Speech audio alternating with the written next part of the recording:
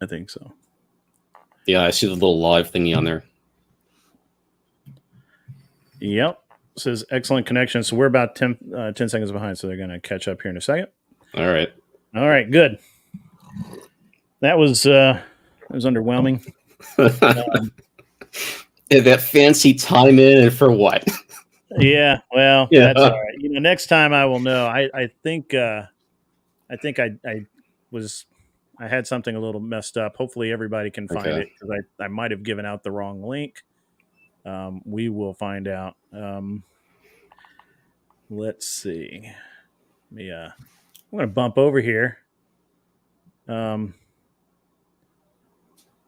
see.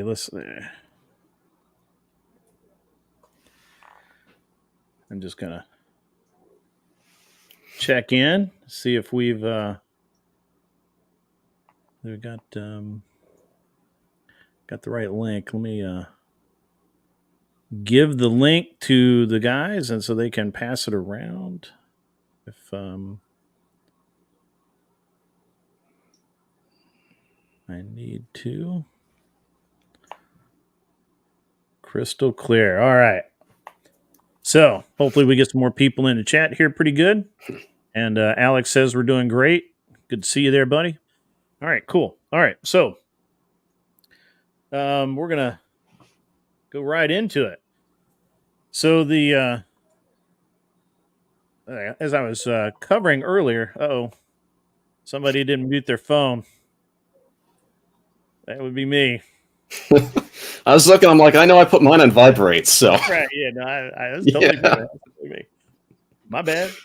All right, so we got some stuff to talk about here, guys. I don't know how many people realize it or know about it or have seen this, but there's a really good, interesting thing going on that I don't know how serious this is. I honestly think the press is blowing this out of proportion, but I love it anyway, and I think it's awesome. And so what we're going to do here is I got this cool tweet for you guys, and it's from this guy, and his name, he goes by Chicago One Ray, and here's the tweet coming up anytime now. There we go.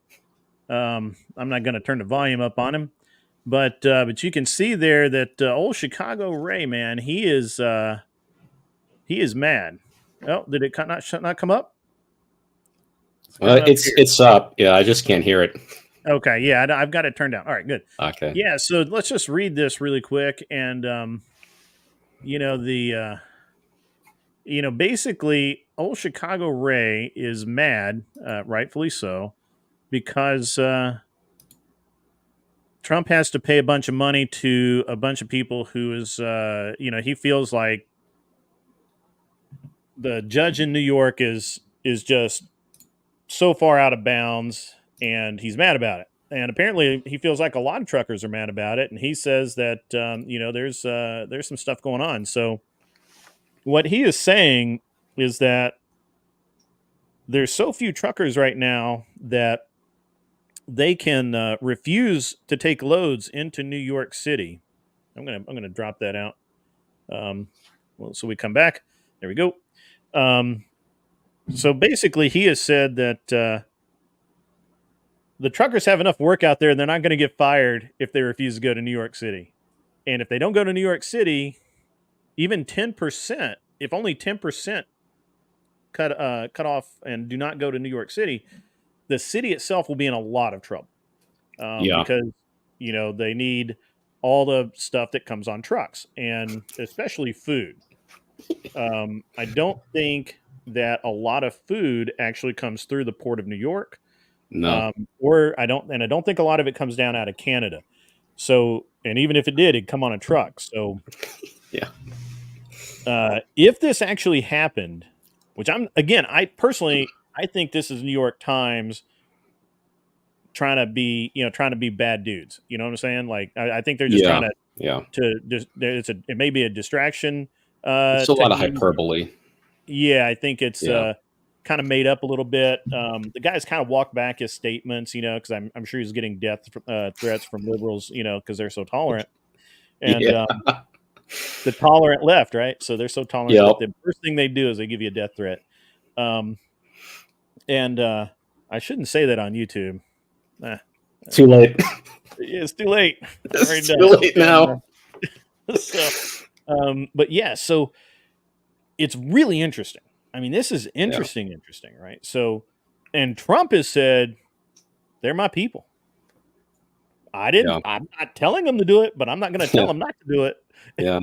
Yeah. You know, and uh, and it's really interesting because I think that it goes to show that there's a lot of people out there that are really fed up. I think Trump's just a sign. Realistically, I mean, I agree with it. I don't think that I would go out of my way to do it myself. I don't think that it's something that, you know, may have any actual ramifications. But what I do agree with is I do think that people are sick of it. I think they're absolutely tired to death of people that live by the sweat of our brow talking Yeah. to everyone like they're complete morons.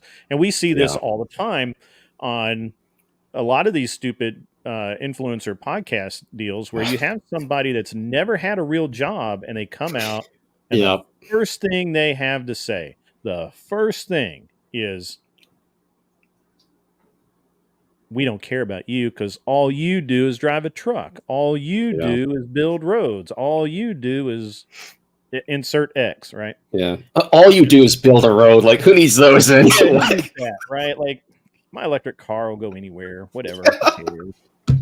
All you do is pump Yeah. gas. My car's electric. I don't need you. Yeah. Right? I mean, Yeah. that's where it's at, man. That's how it is. Yeah. Just hubris everywhere. No, it's really bad, man. Um, it's really bad, right? Like it's terrible Yeah.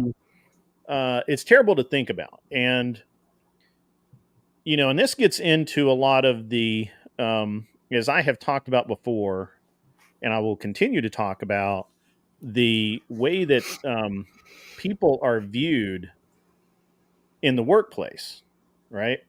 Yeah. Like, um, are we actually coming?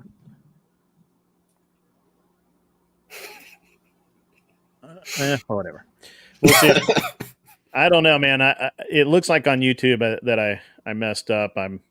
Okay. But we'll see. We'll see if it's really. Um, we'll see how it is.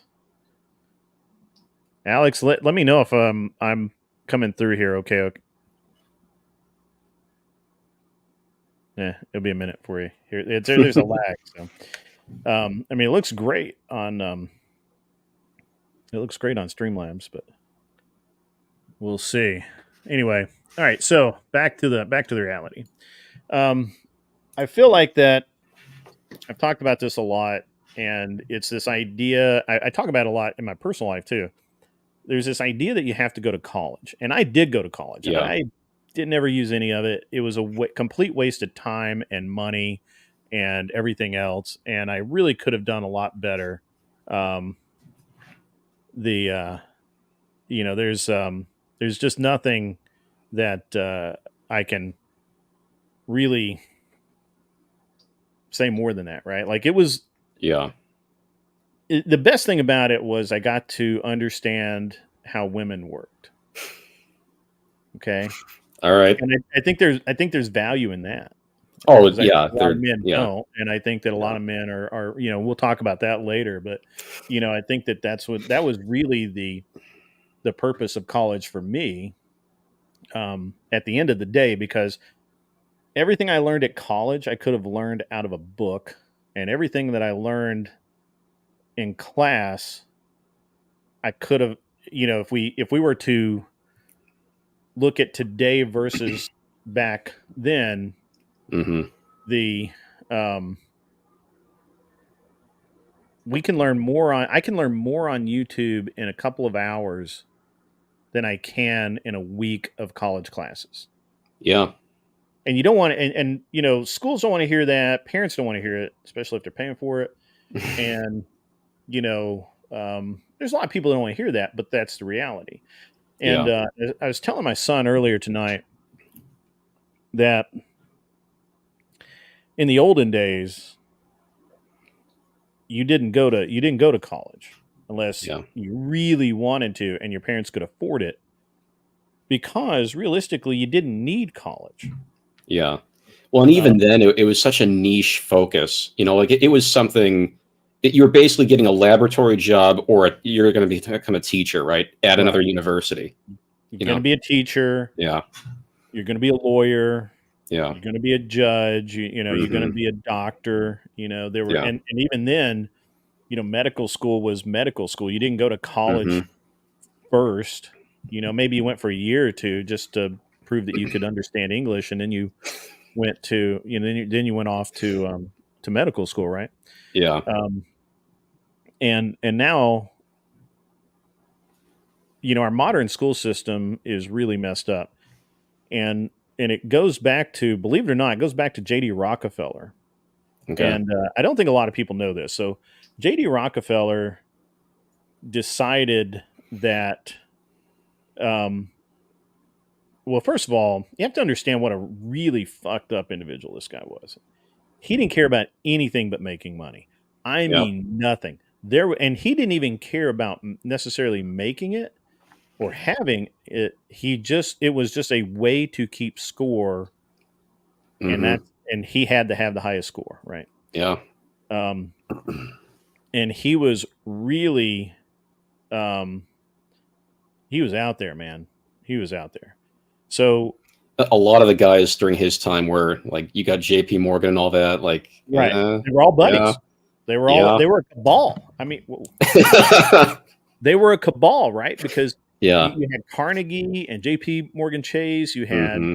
You had all these guys, you know, and Vanderbilt. Yep. You had these robber barons, right? They called themselves the robber Hmm. barons, which Yeah. is that's baller. I'm gonna be honest with you. That's pretty bad. When you can call yourself a robber baron, I mean, Well, you're there, that's kind of like today in politics, right? I mean, these guys are so powerful and everything's already so out in the open. They're just like, hey, screw it, right? Like, let's right? go. Yeah. Yeah, no, you're right. So Rockefeller did a lot of really evil things. He's the one that Yeah. convinced the world that oil came from dead dinosaurs. Okay. That this is why you can't believe science. You can't believe science because somebody has paid for that result. Yeah. And Yeah. if you do the science yourself and you're really honest, okay, believe it.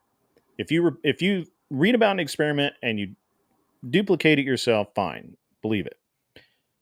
But if you don't believe it, because Hmm. what Rockefeller did is genius. He paid a bunch of scientists, geologists, and all these other people to hypothesize where oil came from. And he paid them a huge amount of money. And they had this whole conference. I think it was in Paris. We can look at it. I mean, I'm sure it's on But Wikipedia. probably. Yeah. They had this big thing in Paris. They all get together and they all come up with the conclusion that oil comes from biomaterial that's degraded into this petroleum substance under heat and pressure, um, and that's where oil comes from. Zero evidence, zero. And yet, until like the 1990, I mean, I bet it's still in textbooks today that oil comes from dead dinosaurs. Probably. I think now they've gotten away from dinosaurs and they say plankton, but when I went They to probably school, said like biomaterial in general, right? It's a nice big broad umbrella. Yeah. yeah, because people started realizing that when they started finding dinosaurs in the ice, that maybe that didn't actually happen the way they said it Yeah. happened. Yeah. Right? So, but he paid for that. And the reason he paid for that is because if it comes from dead dinosaurs, at some point it's going to run out, and it's a finite material because there are only so many dead bodies. Right? I Yeah. mean, that's just the way Yeah. of it. Yeah. Like It doesn't matter how many there are. There's only Well, I so many. mean, there was that franchise in the '90s. Maybe we can make more. You know? Right, yeah, right. Yeah. But then we got to wait another 10,000 years or whatever they hypothesis that this happened. But Okay. it's crazy that they did this. But he did it, and he did it because he was going to sell Standard Oil. Right. He Yeah. owned Standard Oil, which is like huge. He became the first billionaire based on selling Standard Oil. Mm-hmm. And he was able to do that because he created. I mean, this guy, I'm telling you, man, I admire Rockefeller. Yeah. Yeah. That motherfucker got it done. He's got a building named after him too, right?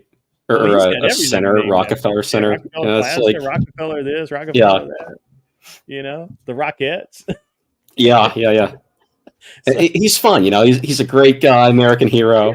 all American hero. So Yeah, he wanted to sell Standard Oil. He needed to create a demand for it. He needed to create scarcity value.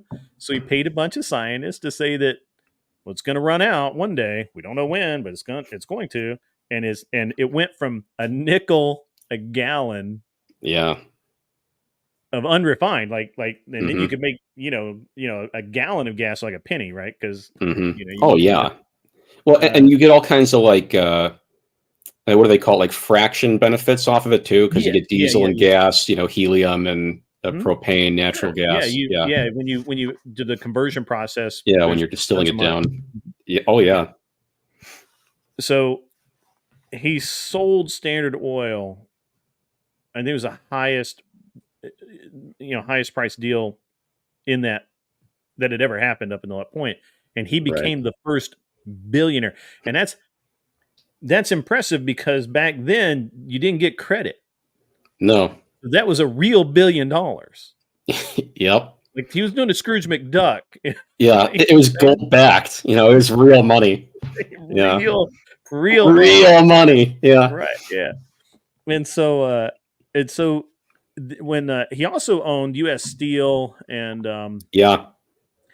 some other things, and what he really knew that he needed good workers. Hmm. And so he so what he did is he once again he goes to the experts and experts. He goes to the experts and he says, "Hey, who has the best training model in the world?" Well, it was the Prussians. The Prussian army had the greatest training model in the world to produce not mindless drones, but it discouraged free thinking Yeah, and it encouraged people to be hard workers. And yeah, that's what you need in a factory worker. And so Carnegie, JP Morgan, Rockefeller, and the rest of their cronies, they all got together and they founded the original Department of Education. It was not the United States government.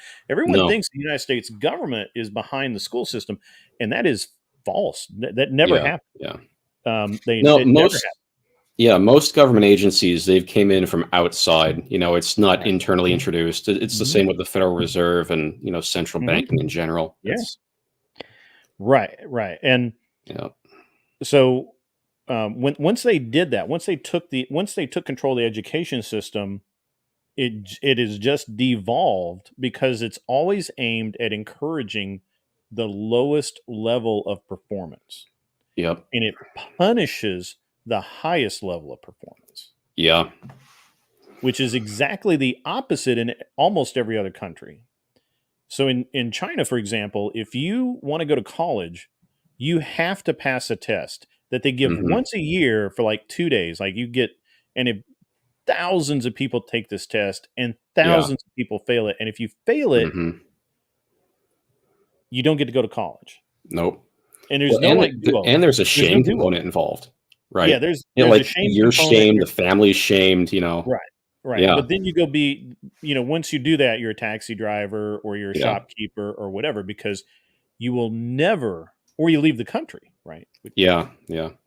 But you will never ever go to college, and you get one shot. I Yep. think there might be like you get one kind of practice test and then one, but once you've done it for real, it you are Yeah. done. There's no getting into Yeah. college. Nope. And it seems harsh, but is it? I mean, it rewards the high performers, the guys that excel, the people that really get it done. And it punishes those who do not get it done. And Yeah. so, when I'm looking at it, from my point of view, I think that's the best thing ever. I think we should be doing it. And I always thought we did that with like ACTs and SATs, but Nope. those really they're standardized Yeah. and they're just minimum level of performance, and you get through. Hmm. So, Yeah. and it really we punish high performers, and we just always have, we always will. And once again, that always leads us back to this idea that with the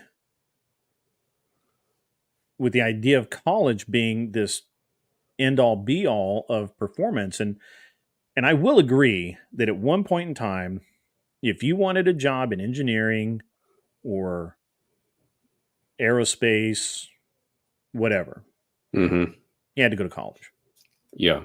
I disagree now. I think that you're better off going to a technical school, technical college, taking courses that are kind of this, that move you in that same direction, Yeah. and you will save so much time. Now, I'm Hmm. gonna throw this up because I think this is really interesting. Because all week I've been hearing from like every social media feed that I have, which aren't that many to be honest, but which means that if I'm hearing about it, it's friggin' everywhere, right? Yeah.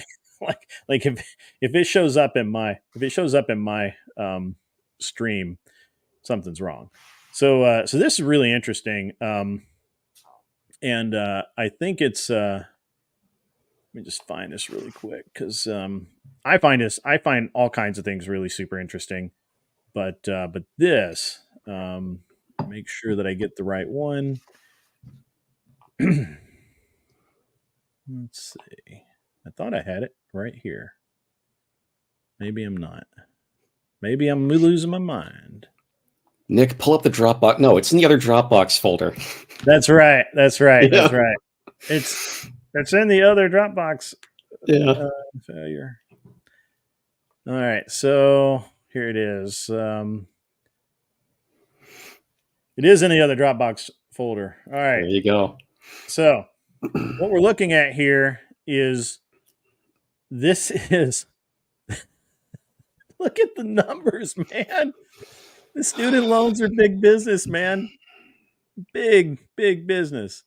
And this is what's happened is, for people that don't know, for people that are like, I don't know what's going on, is what's happened is that it used to be in this country that you would get a Pell Grant, Hmm. or you would get a federally backed student loan that was backed by the government that your local bank issued, and you got a Yeah. really good interest rate, but it wasn't that much. Like it was very, you basically could only buy books with those loans, Yeah. Yeah. and then I want to say it was like 2004, maybe somewhere along in there. It's Um, somewhere around there. Yeah. yeah, so that what they did is that the federal government did away with most of their grant program. So instead of giving out grants, what they did is they decided to back student loans. Now, there's a couple interesting things about federally backed student loans. Number one is you have to pay them back. You can never take a Yep. BK on them. There's no way out. They're getting their money. Yeah. The other thing is that there's very specific circumstances where you don't pay interest, but when you do pay interest, that interest is high. It's very, Hmm. very high. And when you pay that interest, it's going to be it's going to hurt. Yeah. It's Interest really gonna, always hurts. it's going to hurt. I mean, it's going to hurt really bad. Yeah. And so and what we're seeing here, what we're looking at is the amount of student loans that people are writing. Well, and that's just part of the story. So I'm going to go ahead and kill this off screen. Everybody's looked at that long enough, probably. And and so let me just I'll read this. I'm going to try and put it up. The average student loan interest rate among all student loans, federal and private, between 2021 and 2022 and 2022 and 2023, and all federal student loan interest rates rose an average of 36.33% from about 6.7 to I think it's in the nines That sounds right about now. right. And undergraduate loans rose 13.9% faster than the interest rates for graduates and professional students. And that's an interesting comment, or an interesting little factoid there, because interest is a huge deal when it comes to the loan programs. Mm-hmm. You can't you really can't dis- you really can't discover, or you really can't get away from paying it.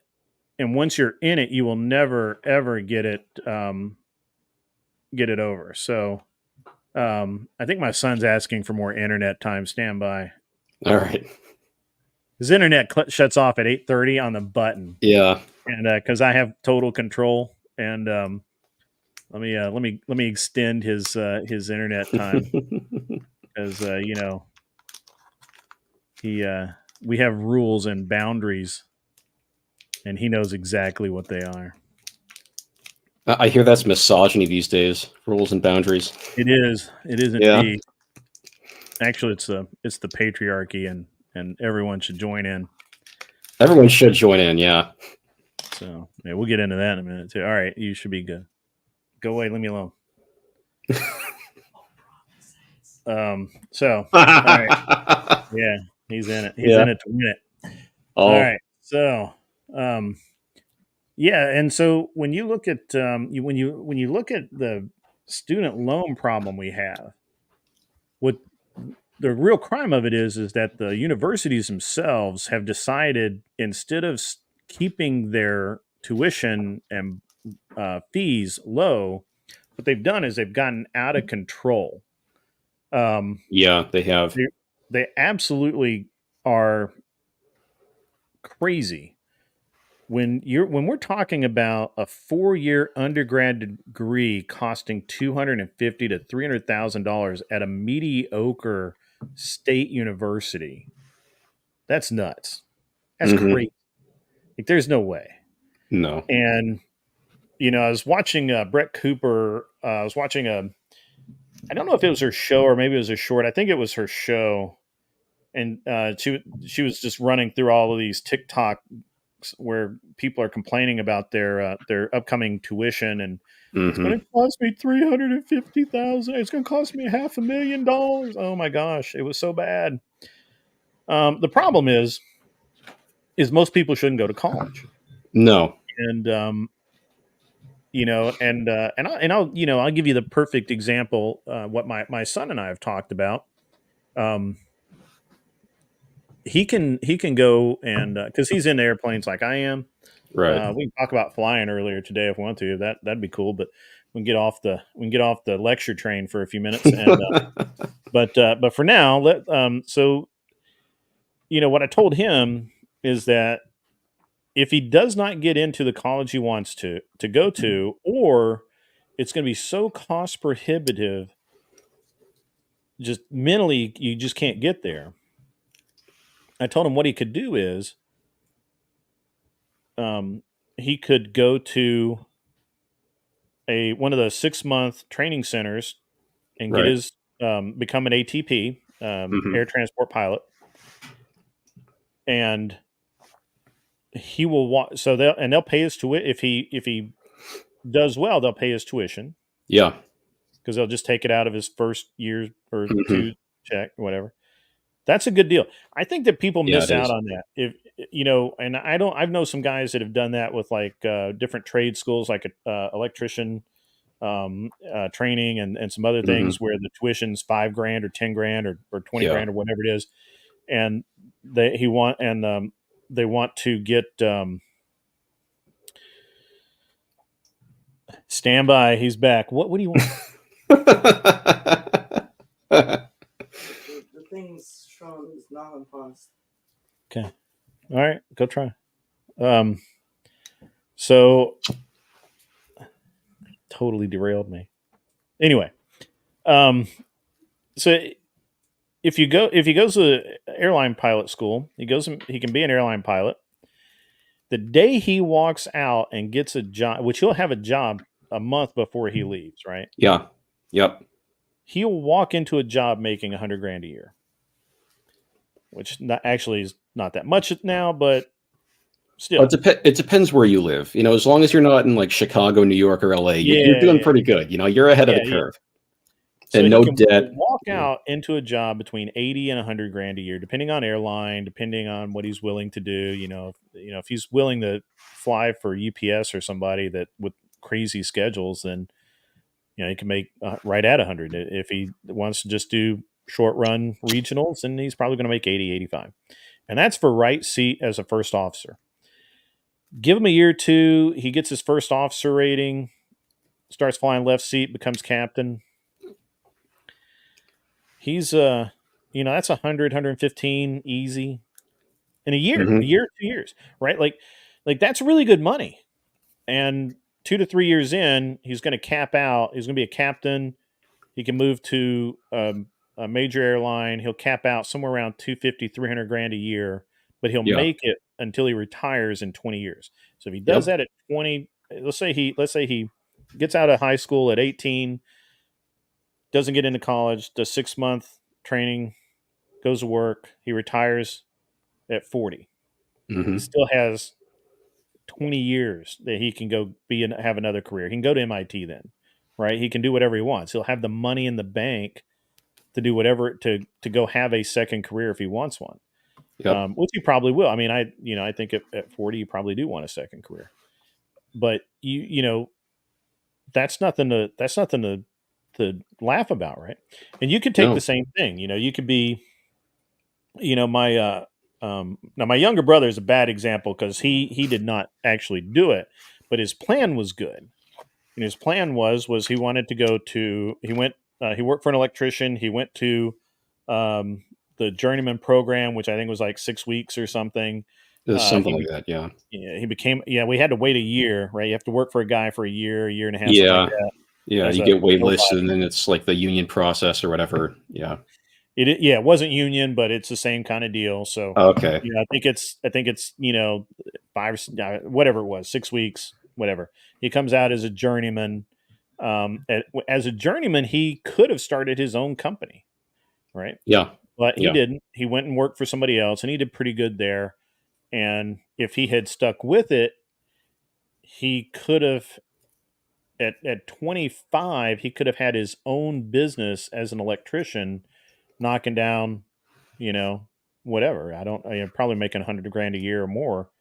I think it's about 120 or so if you're just starting out your own business. Yeah, At least in my area. Yeah. sure. And I believe that. That's probably true here too. It's that they're covered up. There's not enough electricians, Hmm. you know. You're Tradesmen in general, like there's a lot of like small fab shops around me. They do yeah. like die production, right, for small run auto Mhm. parts.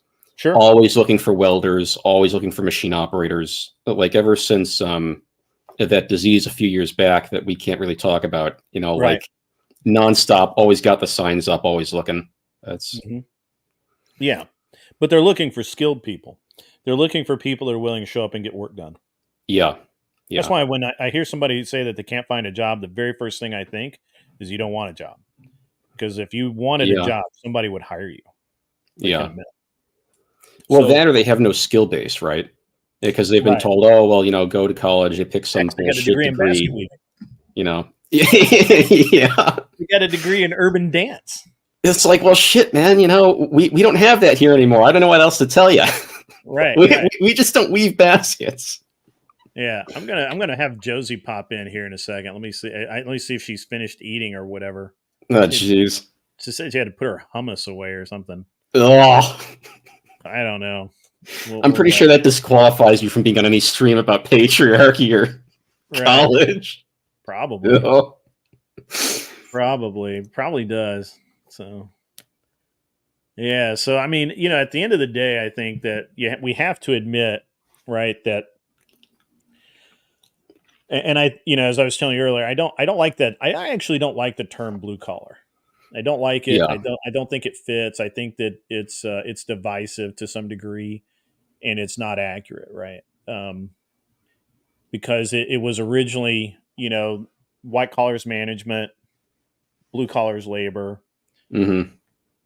But the reality is today, as I told you earlier, I think that most white collars barely qualify as clerks. They're not management. They're not middle management. So at the end of the day, I think that it's not accurate, and I think it's bad word usage now. Mm-hmm. And so it's more accurate just to say tradesmen, which I like, tradesmen, and office like management or something. Office dwellers. Okay. If you live in an office, if you work in an office, you're an office dweller. Yeah, you're an office dweller. And it's gotten so bad now that they'll make up managerial positions just because, so in any given department you'll have like a handful of managers. That's just, it's like the movie Office Space, just level after level. I love that. It's like, I don't even show up anymore, and they just pay me. They ask the guy, like, oh, well, what don't you like about it? It's like, well, Bob, let me tell you. I love that movie. So long before that movie came out, the whole reason I went to college, well, initially I wanted to do environmental science and technology. Right. And that was full of morons. Like the entire department. Well, actually, that's not true. So the hard sciences were good.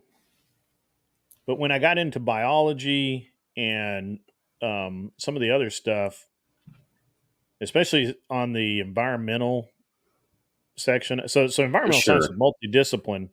Right, right. You had physics, you had chemistry, you had biology, you had agriculture, you had runoff. I mean, there was a lot of it wasn't like you were just in the science department. You were in all the. Right. I had classes in all the departments. And the real problem was the biology department, and I joke about it now, but the reality is that the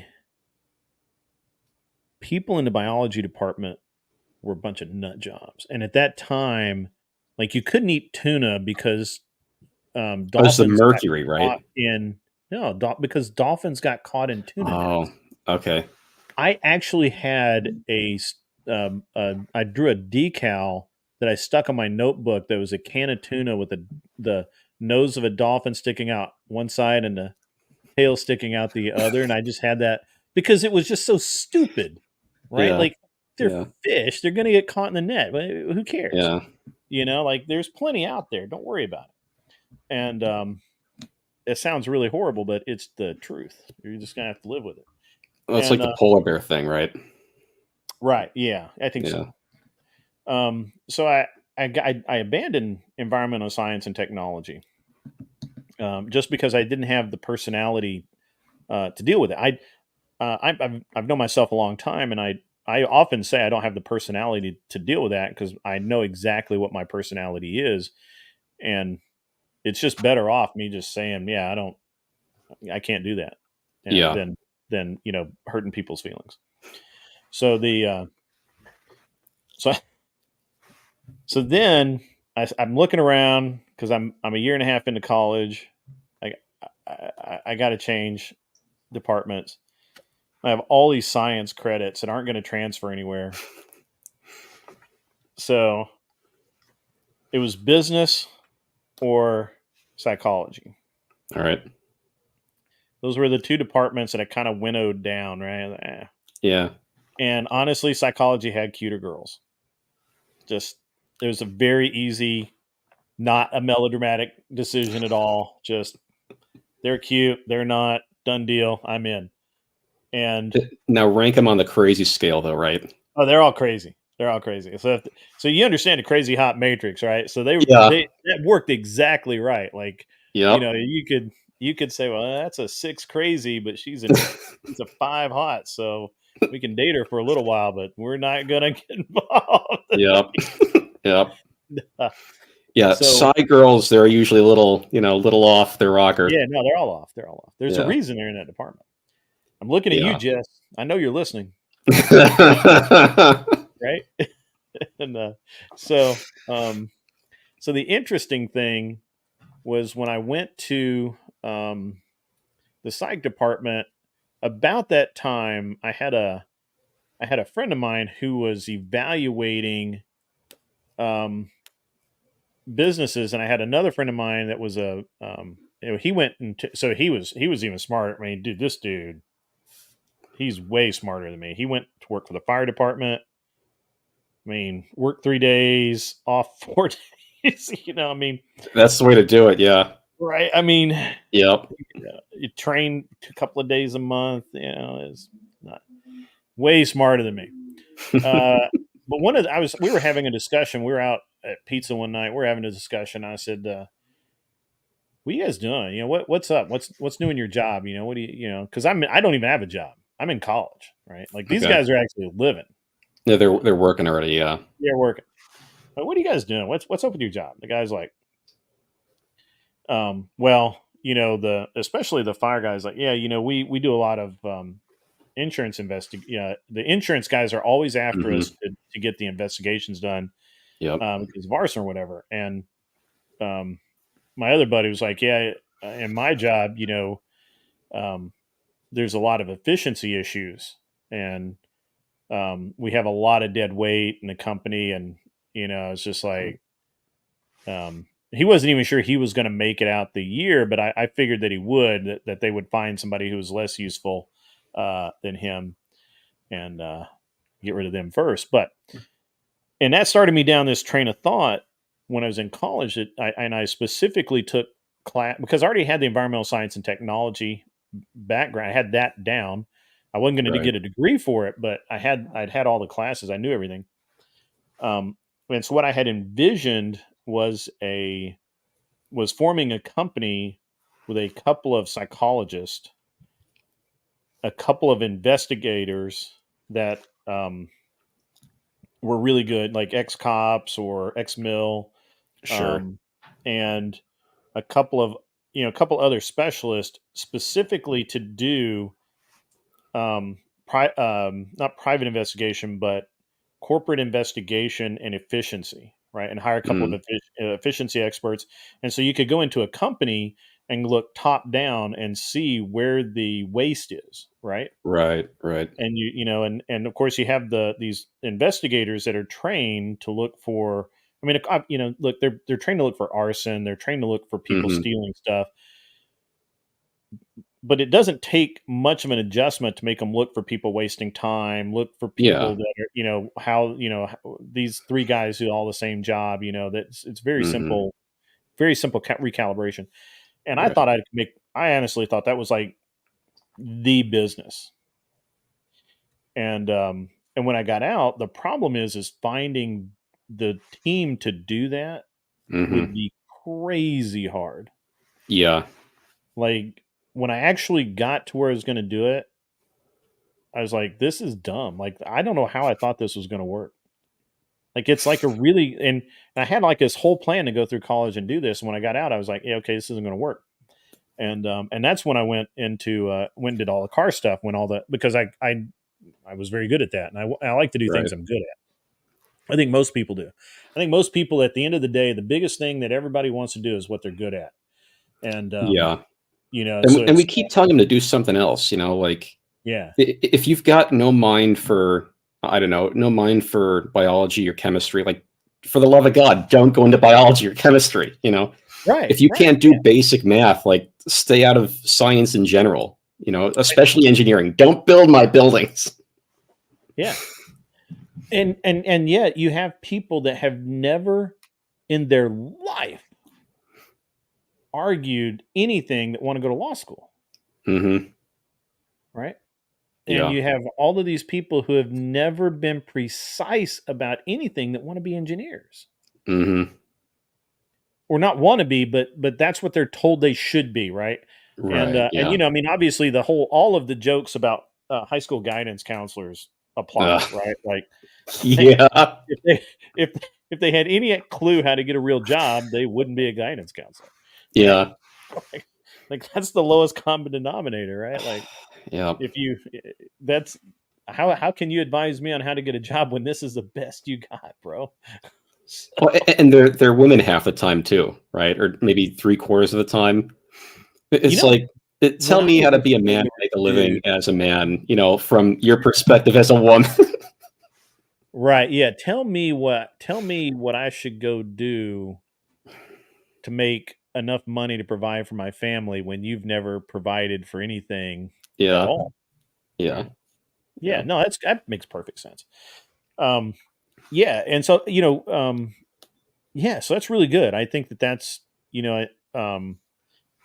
I think that this distinction between white collar and blue collar is fading. Because honestly, let's think about it. Like even a truck driver. Think of it, and I'm just kind of picking on truck drivers because we had that example at the start of the show. Sure. Yeah. But even a truck driver these days has to know stuff, right? Like it's not, you don't just go out and climb in. I mean, okay, yeah, you can still get a job where all you do is go out, climb in the truck, drive 50 miles, drop off the crap that's on the truck, come back, do it again tomorrow. Yeah, okay, fair enough. You can find those jobs. But the guys that are doing over the road, the guys that are making $100,000, $200,000, $300,000 a year, those guys are their own business. Mm-hmm. They probably understand more about scheduling and cost per mile and just all of these things than somebody that does it for $400,000 a year in a corporate environment, right? Like, Yeah. these guys are pros. I mean, they're like, you couldn't do better than a lot of these guys. Mm-hmm. And it's the same thing with, the same thing with machinery operators, right? Like the guy out there on a machine, and I don't know what you do, but the guy out there operating machinery, that's a $500,000 to $1 million piece of equipment they're rolling around on. Yeah. Like, and that's got some serious power under your ass, I'll tell you that. Right. And yeah. And if you make a mistake, you're not, it's not, if you make a mistake, it's not like you never see it. It's just a warehouse in Brazil doesn't get 500 or whatever thing. Yeah. And it's just a mark on a paper. It's just a tick and you go to lunch. Mm-hmm. You mess up in a dozer, man. And boy, well, I mean, yeah, like you're wiping out a building or you're, busting a pipe open or something, Yeah. And for your sake, you hope it's just water, right? And you hope it's not natural gas or something. Right. Or you flip it on its side and you just pray that there's something big enough to flip it back over. Right. Because you may not, you may be the dozer might be the biggest piece of equipment on the site. Yeah. And if you flip it over on its side, which happens. Oh, it happens. if you flip that thing over on its side, it could be a week. It could be a week that thing is down. Yep. It could be 2 weeks. It's because at the end of the day, you got to get a piece of equipment out there big enough to flip it over, and that, and the ground has to be. Yep, it can all take some doing. Yeah, it takes the ground. I mean, I understand this stuff, and not just from watching Gold Rush. I know what you guys are saying. No, there's some ice road truckers in there too. How dare you? I've never watched that show. I've never watched it. I should get the reruns. I've seen an episode or two. It's okay. It's okay. Yeah, I don't watch enough TV, man. But yeah, so I get, I've watched people screw up. Right? Yeah. I've even been sitting there going, that looks like that's going to go badly, and like 20 minutes later, there it goes. There it goes. I've seen some pretty cool stuff. I actually watched one the bucket truck. They don't call it a bucket truck. It's not really an excavator. Oh, it's I like don't one of the know. 6x with the thing on the back. Yeah, and this guy spun around, and he had actually moved back, and he wasn't really. I think he was really like concentrating on not falling off into this like river thing, Okay. and I'm watching it, and so traffic stopped, right? So I got nothing Yeah. to do but watch this thing unfold, Yeah. Yeah. and I'm sitting there watching it, and I thought these guys must be way smarter than I am because I don't see how he's going to have enough room to get up that hill and turn without taking out part of that bridge. I got to see how this happens. And so he's sitting there digging out, right? And so there's Yeah. water down there, right? He can't go forward. I mean, I guess he could. I don't know the limits of the equipment. I would not think that something that heavy is going to be able to go forward. So you Well, can if only go it's back up the hill. So they were yeah, digging out around these yeah. pilings. They're digging Okay. digging out around these pilings. Apparently, I think a piece of the bridge had fallen, and All so they right. had to fix it. I don't know. Yeah. I'm not an expert on bridges, thankfully, and I'm just telling you, this is what I'm seeing. Right, I'm seeing this thing and this is like it's not even that deep. So but he's backing up and he's backing up and he's backing up, and I'm like, well, these guys really must be good at their job because I just don't see how he's not going to just destroy this bridge, Yeah. right? Yeah. And sure enough, so here's a bridge, right? Mm-hmm. He's over here backing up. Oh, He jeez. backs up and he turns this way. He turns this way. Apparently he didn't realize there's still 12 feet of equipment that counterweight or whatever that Yeah, this is, counterweighted. bam, right into the like a bunch of it, right? Like Yeah. it's gone. And I'm like, huh, that's neat. You know? It was part of the plan. I'm sure it was. And so everybody's yelling and screaming, and the guy that was supposed to be watching was tired. He might have left, because I would have left. I'd have gotten in the truck and driven away. I'd have been like, "See ya." It wasn't me, boss. It was No, that other guy. I'm gonna go I get wasn't even there. I called in sick. I was at lunch. Yeah. I hadn't clocked back in yet. But the memories are flooding back, man. The memories are flooding back. But those guys have to be aware of that stuff, right? Because again, things happen, and the interesting thing is most of the time in an office, nobody dies. Right? No. There's usually not property damage. Well, I don't know, man. You get a paper cut that's bad enough. Those manila envelopes are wicked, let me tell you. Yeah. Oh, so my buddy Alex is a heavy equipment operator. He says he loves it. Yeah. And yes, my the best I ever did, man. Is I got my forklift license to operate a forklift in a warehouse. All right. That's the best I ever got, man. That's all I did, and I did that in college like 30 years ago. So whatever that's good for. Oh shit. I think that's even expired now. I don't even think that's still good. Yeah, I would think not.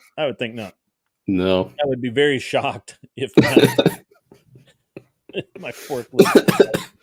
Not that I can find it because I haven't used it in a very long time. I mean, I used a forklift. I was an undocumented forklift operator. The best kind. The best kind. That's the right. Best kind. I can get. I can maybe get some government assistance. Yeah, come to Chicago. We'll hook you up, I'm sure. Oh, have you seen these people in Chicago going absolutely nuts? Yeah. Yeah. So I guess what's happening is the immigrants, the undocumented immigrants, migrants. Yeah. They are for some stupid reason the politicians in Chicago are allowing or not allowing, they're basically kicking the kids in those schools out for the migrants to come in and go to school. Yep. And there's no money. Nope. And they're literally telling the people who actually live there that have been going to school all year, right? And or maybe 2 years. I don't know, maybe 3 years. It's a neighborhood school. I'm sure that they've been there their whole school life. Yeah. They're telling them to stay home. Yeah. Can you imagine as a parent that your tax dollars go to pay for this school? Yeah. And But your kids can't go there. Your kids Yeah. literally told, "Don't come here. Don't come Yeah. here. Can't have you." Yeah. Well, it's the running joke in Illinois, like the whole state funds Chicago and Springfield. Because Chicago, like you look at a map and you'd say, oh, Chicago can't be that big, right? You look at a map, it's almost all the way from the Wisconsin border, clear down to the Indiana border along the coast, and then all the way out past Midway, encompassing O'Hare. Like Chicago, like the city of Chicago is massive, right? Huge. Can't fund itself because obviously, right? And then on top of that, none of the public schools can perform. True. None of them. Yeah. Even though we're dumping something like, I don't know, like $20,000 a kid probably at this rate. No, the latest was something like the lowest in the lowest expense school district. Chicago's spending $5,600 per kid. The lowest in the highest funded school in the area, they're spending $50,000 per kid. Oh God. And you want to what? There's test scores. Don't get me started with the test scores. Not one kid. Nope. Was able to do math on grade level.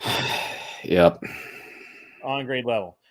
Now, on average, they're like 2 grades behind, right, for math, and it's like 4 for reading. Like reading is just abysmal. Yeah, I'm sure it is. Like, yeah, it's pretty terrible, man. I mean, that's you lost control of your politicians. That's what happened. Sorry, my buddy. I won't get into that because we're on YouTube. Right, yeah. Yeah. My buddy Alex says, I didn't have an option. I came to America at 17 with no school or college. I didn't even speak English. Well, hey, man, awesome for making something of yourself. See, that's what it's really all about, right? I mean, that's, look, I have no problem with someone who comes here the right way. Mm-hmm. Look, my wife came here. My wife's an immigrant, right? My wife came here on a student visa, and she worked really hard even before I met her to become a citizen of the U.S. And actually, we almost kind of screwed that up, but whatever. Way to go.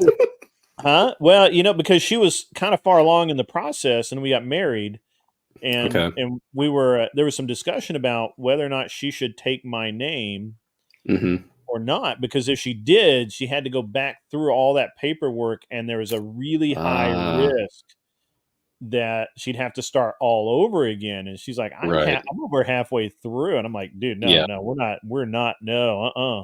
Yeah. So we've left that alone. Like the name you can change after the fact. That's not a big deal. Yeah. And it's not part of their culture, right? Isn't it? No. No. Okay. So, well, I mean, for her, she's here now, right? So it's part of the culture. Yeah. Yeah. It's not part of the culture. So, it doesn't matter, but so that the school thing is really interesting. I cannot get over the Chicago and New York schools, because they're supposed to, that what's interesting is for decades everyone has said the schools in New York and Chicago and San Francisco and LA, they're all the best, and we can prove scientifically that they are not the best. That's not true. Yeah. That kind of science anybody can do and figure it out for themselves. So at the end of the day, I think that it's it's one of those it's one of the things. It's going to have to get so bad, and it is, that even the people who just kind of went along with it because they were getting something out of it, even those guys are going to be done. They're just going to be done. Well, And I don't know. There's an odd bell curve, I think, Mhm. Sure. where even if they have kids, as long as they're getting enough out that they can put their children through private school or like private tutors, right? They still won't care. I think the time when they do start to care is when they're not getting enough back out on their end for that Mhm. to not be possible, or that route is just outlawed completely. Like Germany, there was a story in the news maybe 6 months ago that some political asylum residents in the U.S. had their status revoked, and they were from Germany. And the whole reason they came over was because they believed in homeschooling. They didn't believe in the German public educational school system or educational system, and they were granted political asylum or something like that. And they homeschool all their kids. And the Biden DOJ was like, "Yeah, no, we don't like these people anymore. That they can go back." Right? I think the parents owned their own business, that they were doing, making good money. I think they even had employees. But like those are the people we're kicking out. It's like, all right, but I mean, that's definitely the way it's been, but the way it's going now, it really seems like that um, the people that were just being quiet or sitting on the sidelines because they kind of got what they needed and didn't really, they just didn't want to rock the boat. I think mm, now the problem is the corruption's gotten too much. So, an yeah. interesting fact about that. So, every few years, I think it's every 7 years, maybe every 3 years, China does a survey that's anonymous. And Oh, yeah, yeah. they basically ask what is the citizens' highest level of concern. What are the, like, I think it's 4 or 5 things that you were most concerned about. And for the Hmm. past like 15 or 20 years, it's been corruption in the Yeah, government. yep. And China, for a little while they kind of didn't really do anything about it, but man, they have gone after it hard, Mm, so hard, and it is crazy, man. Like, my so long ago, like 10 years, 15 years ago, my wife actually had well, not a coworker. She had a source that worked with her company. It was a contractor that worked with her company. The guy was in China. He was Chinese, born in China, raised in Texas. I think he had dual citizenship somehow, which technically you're not really supposed to have, but somehow I think he had it. And he had gone to school in China, hmm and so he had schoolmates there and he had friends there. So, and he created a network, and he basically acted as kind of a corporate representative for various companies. And the company that she was working for had contracted with him to buy a database of stuff I can't talk about.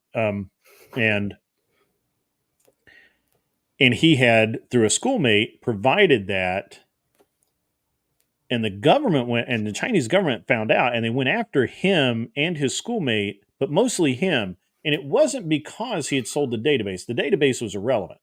It wasn't particularly secretive or anything like that. hmm That wasn't the problem. The real problem was that he had only paid the Chinese guy, his friend, he had paid him like $5,000 US for it. Yep. He charged the company $80,000, hmm and he kept all of this money. Yep. And they put him in jail in China for 7 years, and they Yep. fined him. They took all the money back, and they fined hmm him $10,000. Yeah. And in this country, if somebody did that in this country, they wouldn't even make it to court. They just plead out for a $20,000 fine and done. hmm Would Yeah. never spend a day in jail. This dude spent 7 years in jail in China, bro. Yeah. Like, I'm like, no, Well, it's no. it's like what? It's not even cultural enforcement. It's just the power system enforcing its power. You know, like if you don't set examples every now and then, people forget who the higher ups are. You know, that they stop greasing the wheels. Well, again, when the average citizen on the street, when their highest concern is corruption, there Yeah. can be no sign of corruption at any Hmm. level. Yeah. And the U.S. is just now kind of getting there. Hmm. We just now seem to start caring about it. And what's interesting is our politicians for the last 80 years. 80? Yeah, I'll go with 80. 80 is a good Okay. number. The last 80 years, their whole strategy has been to not tell the American citizen anything that will scare them at all. And so what they, unless it's to their benefit, right? Okay. Like Yeah, they I would can go with never, that. yeah, they would never tell you about anything in any way except that the government here controls enough of the news process to never allow you to hear anything they don't want you to hear in the way they want you to hear it. And I Yeah. used to not think that. I used to think that that was tinfoil hat stuff and all of that. But what we're really seeing with the amount of control, look at what happened with Twitter. You were talking about earlier about executives with just titles that had nothing to do. Oh Twitter yeah. was like crazy with that stuff. Like there were people that had worked at Twitter with $100,000 a year salaries that had never even been to their office ever No. the entire time they worked there, and nobody cared. No. And so that's a culture within a culture of our society that is unfortunately part of the political class, and we have actually two problems there. One, we do not have professional politicians. We have lifetime politicians, but we do not have professional politicians. Professional politicians understand what's good for the people, and they work in that direction, and they know when to quit. Hmm. What we have are lifelong politicians. Once they're in. They're like ticks. You're not getting them off. They just got to keep sucking that blood, and that's it. And unfortunately, the problem with the information age that we have right now is that, and this is going to go tie in so good with this Fannie Willis thing. The problem with the information age that we have right now is that you can't hide anything now. Nope. There's a camera somewhere. Yeah. There's two excellent examples of this. First is Tay-Tay, Taylor Swift. I'm risking Swifty justice here. Oh, screw them. I can take like 15 of them with one hand tied behind my back. I'm not worried. I'm not really worried about Swifty justice, but I'm risking it. I want my audience to know I am risking it for you, because the Swifties will threaten your life, which absolutely doesn't.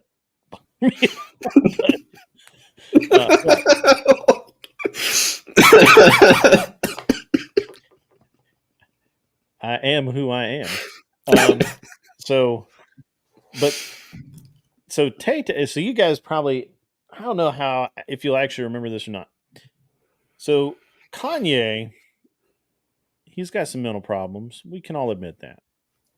Kanye released a song, and on it he said that he made Taylor Swift famous, and she probably owes him sex or something like that. I don't know. Yeah. And he did that because, and he discussed it with her first, and he thought, man, this is kind of controversial. It's gonna be great. It's great for everybody. It's gonna be this cool thing. Well, the Tay through her publicist said, "Oh, we never had a conversation about that. He never asked me that." The problem is that when Kanye had the conversation with Tay, it was on video, brother, live. Yep. Like it was, and he released the tape, or his wife Yeah, did. he did. Yeah. Yeah, I think his wife released the video, and Tay's still pissed about it. Come at me, Swifties. I got you, bro. I got you. Like, get wrecked. What do you want? Right? Yeah, and so the thing is that you shouldn't in this day and age, honesty is really the best policy. Besides, it takes a lot of effort to lie. I would just rather give you the unvarnished hard truth. I would rather hurt your feelings and make you feel like a dumbass than lie to you. Right? Like it's too much effort on my part to lie. Yeah. I just don't care enough. Like Well, the real problem is that I just don't care enough to lie. Right? You got to look from the devil's advocacy side, though, right? Like, not everyone's in your position where their life is impressive. Some people, they just have nothing. So but even when my life wasn't impressive, it takes effort to lie. Like why? Why am I going to lie to you? Like, I don't like, if I don't like somebody, I'm just like, yeah, I don't like you. Yeah. I just don't like you. I'm sorry. I mean, I wish I did, but I don't. You're weird. Sometimes I don't even wish I did. Yeah, I mean, it's like, I can't do anything about it, man. It just is what it is. And I just never, I've always been that way. Even when I was the dirt poor kid, it just wasn't worth the effort to lie, because then I have to remember it, and then I have to think about it, and then I got to create another lie to cover that lie. It sounds like a lot of work. A lot. Like that's, and for you, come on. For somebody I don't even like. I don't even like you. Why would I? Yeah. Why would I lie to you? Yeah. It would require thought. And I'm just not into that. but it's just really good, right? Like I just don't understand it. All these people lie. So the next one we got to get the next one again. And look, girls, I am not picking on women. It just happens. It's just so easy.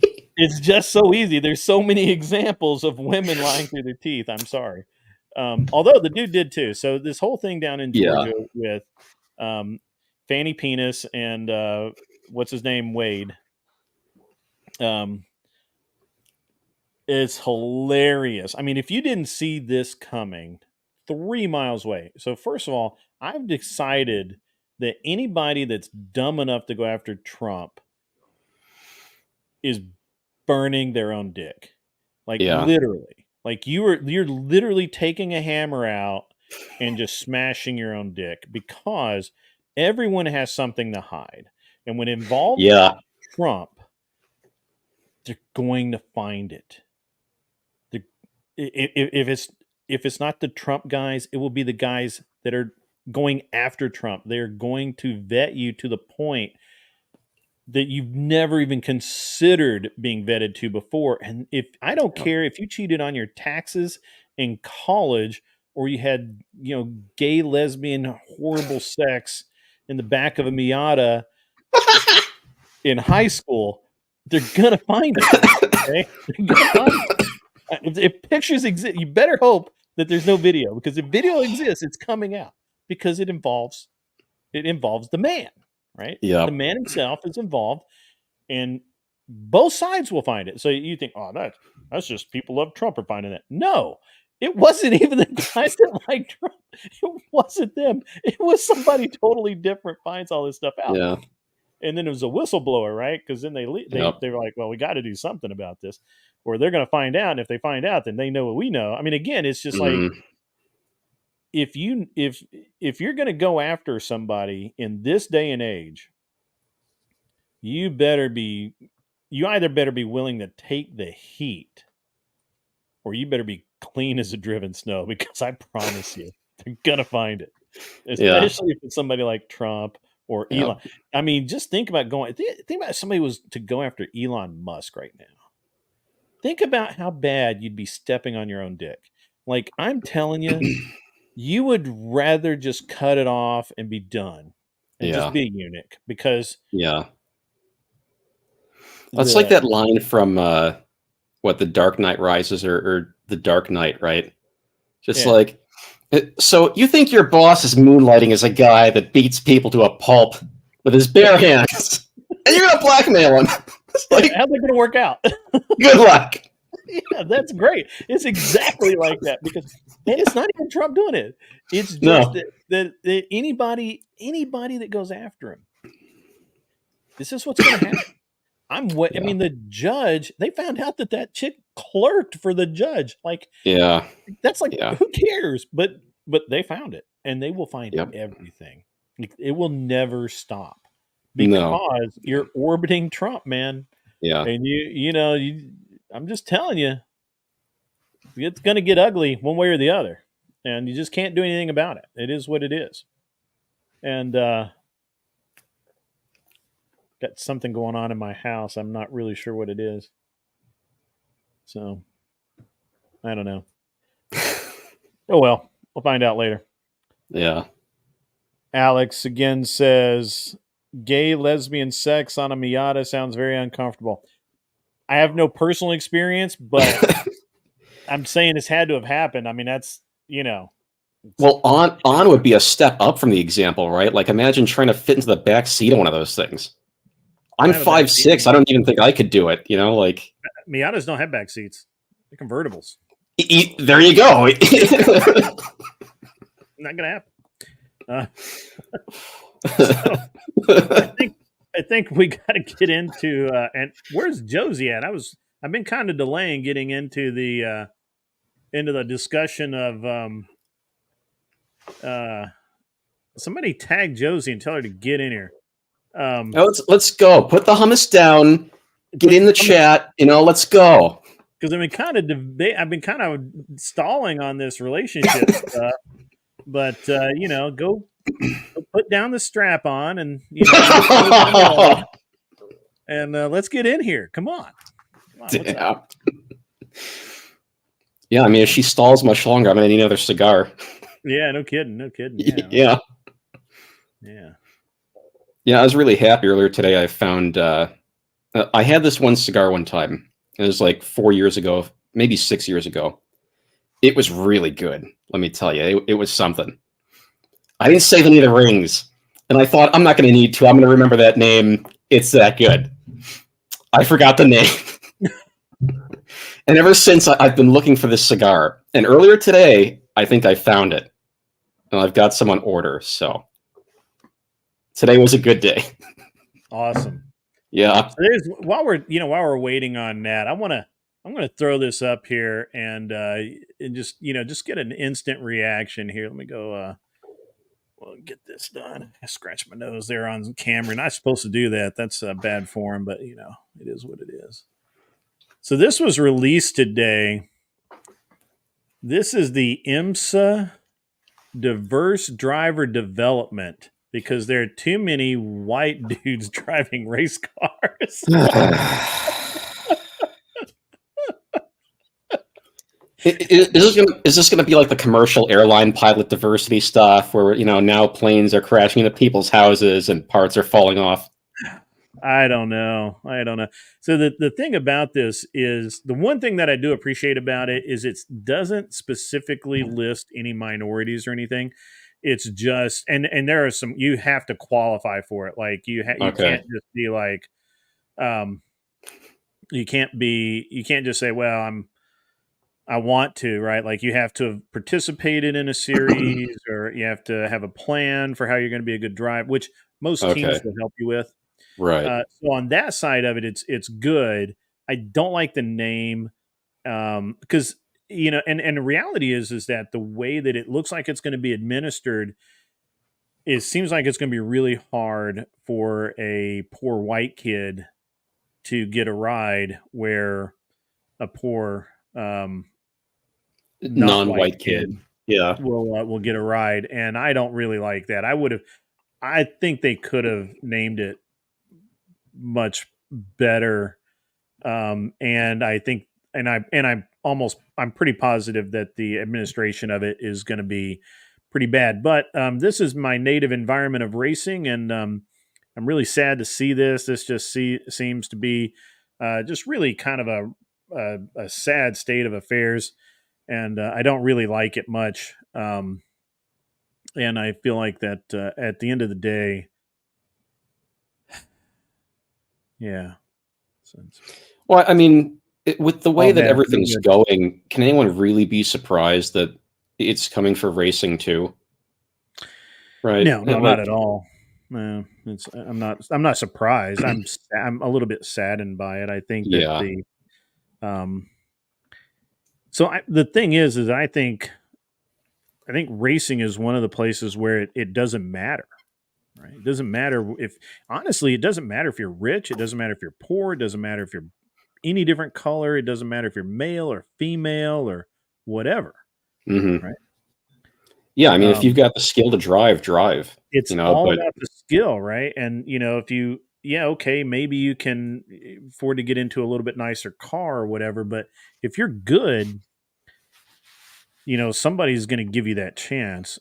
But the real reality is that racing is so drivers are easy to find. Money is not. And in racing, the thing that you have to be in racing is you have to be a good businessman. If you're not a good businessman, you're not going anywhere. You mhm, just if you don't understand how to make money, um, and understand how to work with other teams, with other companies, with all of it. If you don't understand business, I don't care how good a driver you are. I mhm. don't care if you're white, yellow, red, green, blue, black. It doesn't matter. Doesn't matter. Not even a little bit. But the guy that can understand how to do B2B deals, the guy that can understand how to do promotions, the guy that can understand how to um, effectively bring in money to a team, he'll always be able to drive. Mhm. And that's just the truth of it. And I feel a little like this is very disingenuous. And virtue signaling. Basically, I consider it virtue signaling. Yeah. Yeah. They just did a good job of it, in my opinion, in that it doesn't say, well, you have to be, you know, Mhm. black or Hispanic, or Sure. you don't have But to I be a mean, minority. they don't even have to anymore, right? We've seen enough of this that everyone kind of knows, at least within reason, probably Yeah, where it's going. sure. Yeah. Yeah, no, I agree. I mean, I'm not saying that's not what's going to happen. I'm just saying Sure. it Yeah. is. All right, Yeah, come they had on. good marketing. What are you doing? What are you doing? Where you at?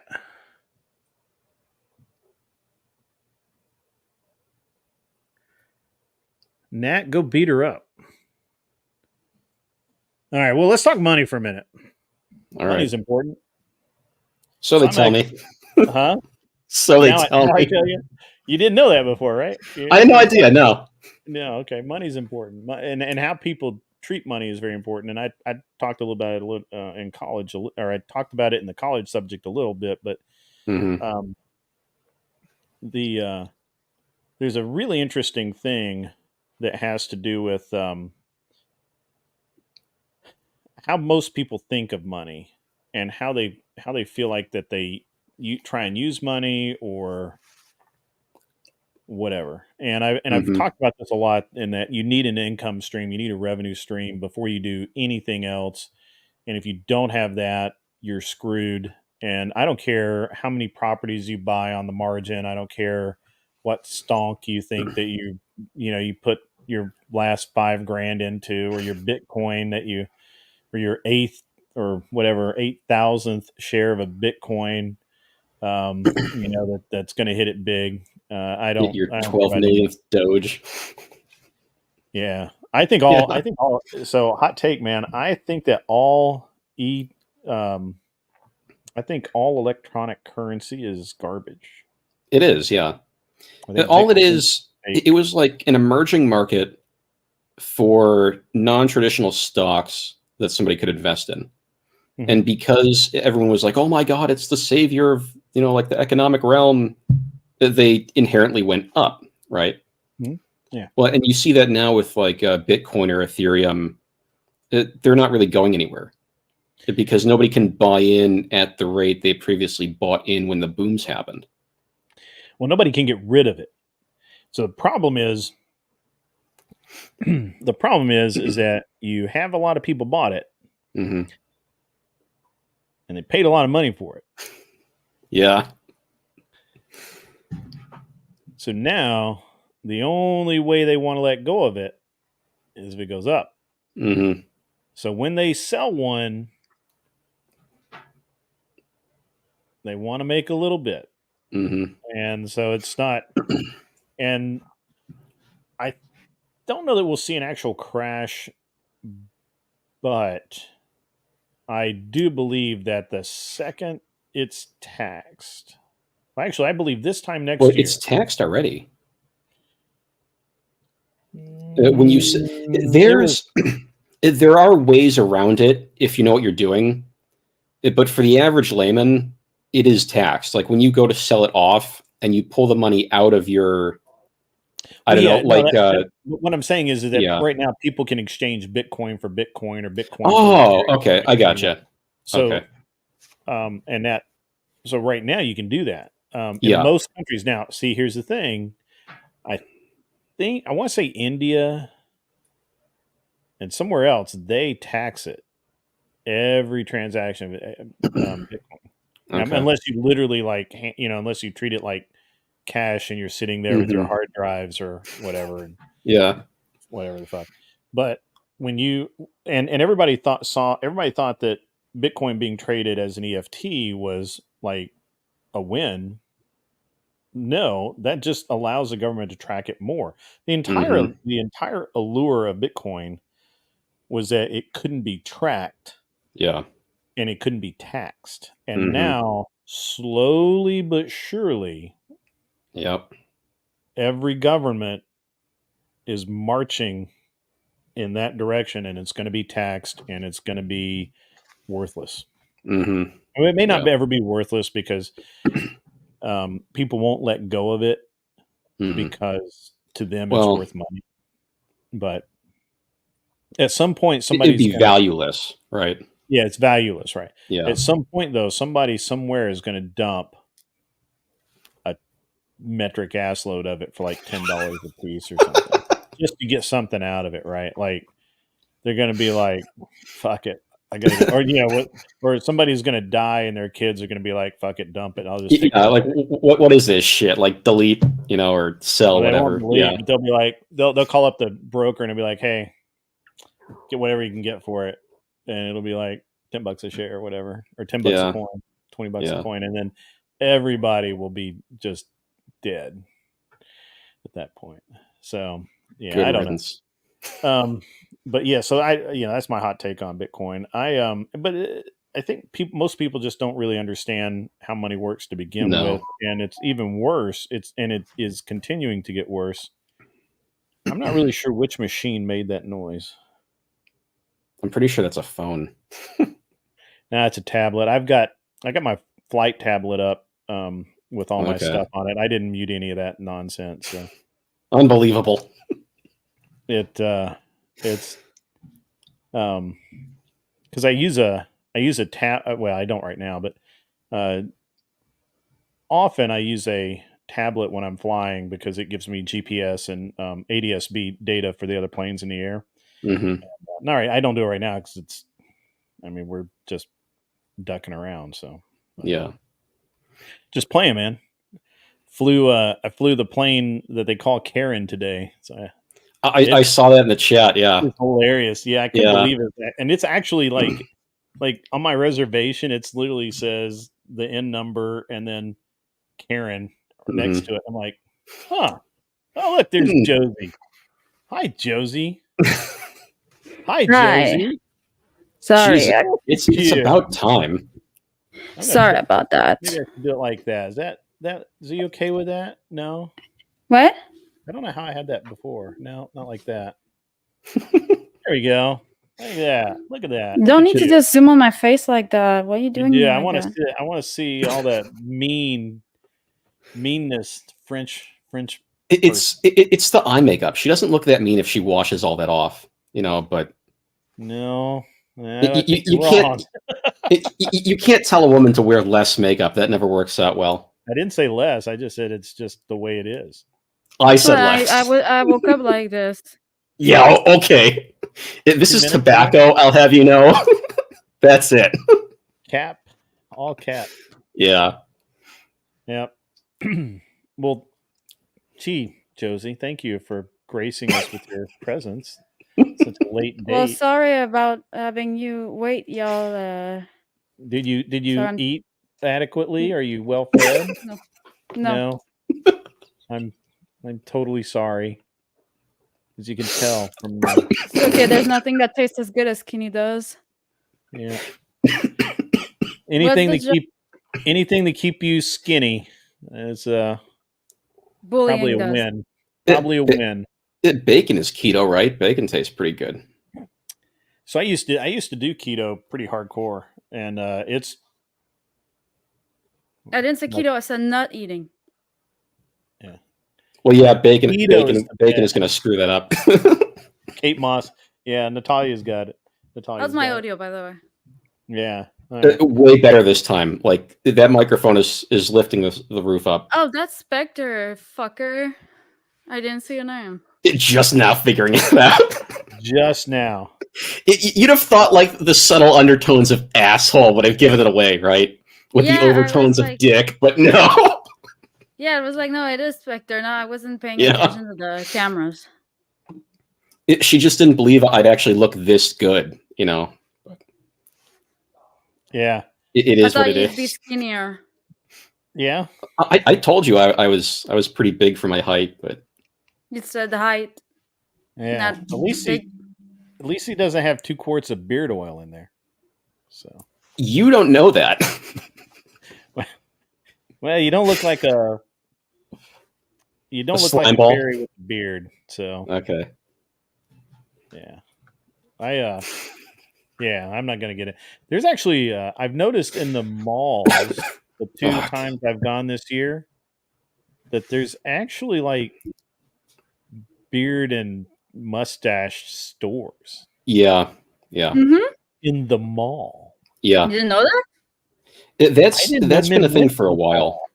Yeah. I don't go to the mall. I get dragged to the mall.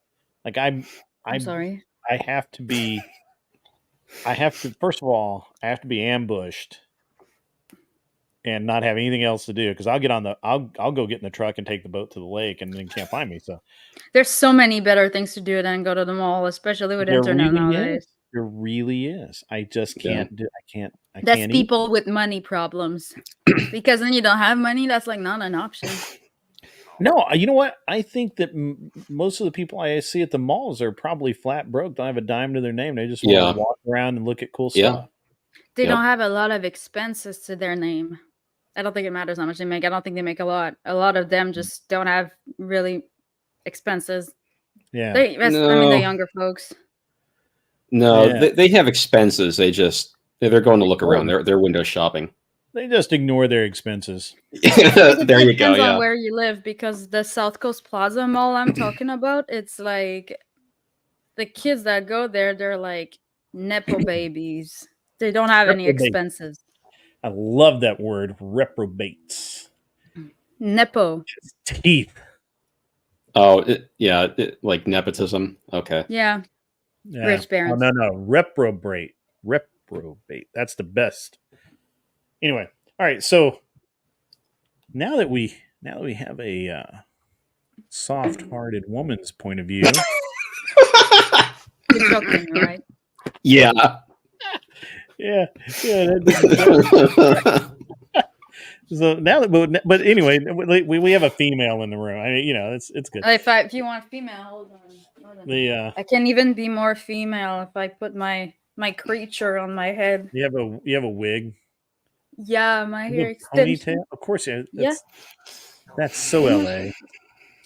Female shit, bro. Yeah. Okay. All right. Yeah, So, thanks inspiration from Kiko, let's- actually. Yikes. Let's talk simp. Here. Let's talk Yeah. simp. Simp for my ouch. Ah, So sorry, I simp didn't do it right. That hurts. Ah, versus fuck. cuck versus Don't say cuck. dude. Cock. No. So we Are you have on dude. YouTube? Sorry. All right. Are you on YouTube? Yeah, we're on YouTube. Yeah. Probably Twitch Yeah, too. I can't don't actually. do- I haven't don't say actually it on verified Twitch. that it goes to Twitch. It's supposed to, Don't but I say don't that go on there. Twitch. We I need might a be new lucky if webcam. it's even going to YouTube. I'm not even sure it's going to Oh, YouTube. I don't really Rick care. Paul. Yeah. She's got a green screen. I just got rosin paper. Hey man, I don't even have it. I've got the ghetto green screen. That's like Section 8 green screen. I don't Oh, even have man. a green screen. This is my actual. I'm rich. wall. Yeah. That's a I'm metal. rich. That's a metal Look at that. thing. I got a piano. Yeah. I've got operational security going on back there. YouTube doesn't like what's going on behind me. So Oh. you guys get rosin paper. You know what this is, That's right? very engineer. I did. I don't know. I did this myself. So Beautiful. all right. So let's talk. Let's talk. Let's talk this simp stuff. let's do it. Yeah, because I notice a lot of times the people on whatever and other on. various podcasts, they have this like they want to talk about anytime a man does something nice for a female, he's a simp, right? Yep. And there seems to be this whole Josie, what are you doing? Did Did you just get DoorDash or something? What? Yeah, my boyfriend needs his inhaler. Fuck off. Yeah, okay. Go. So French. I'm pretty sure you can't do that on YouTube. Do not do that on YouTube, Grid.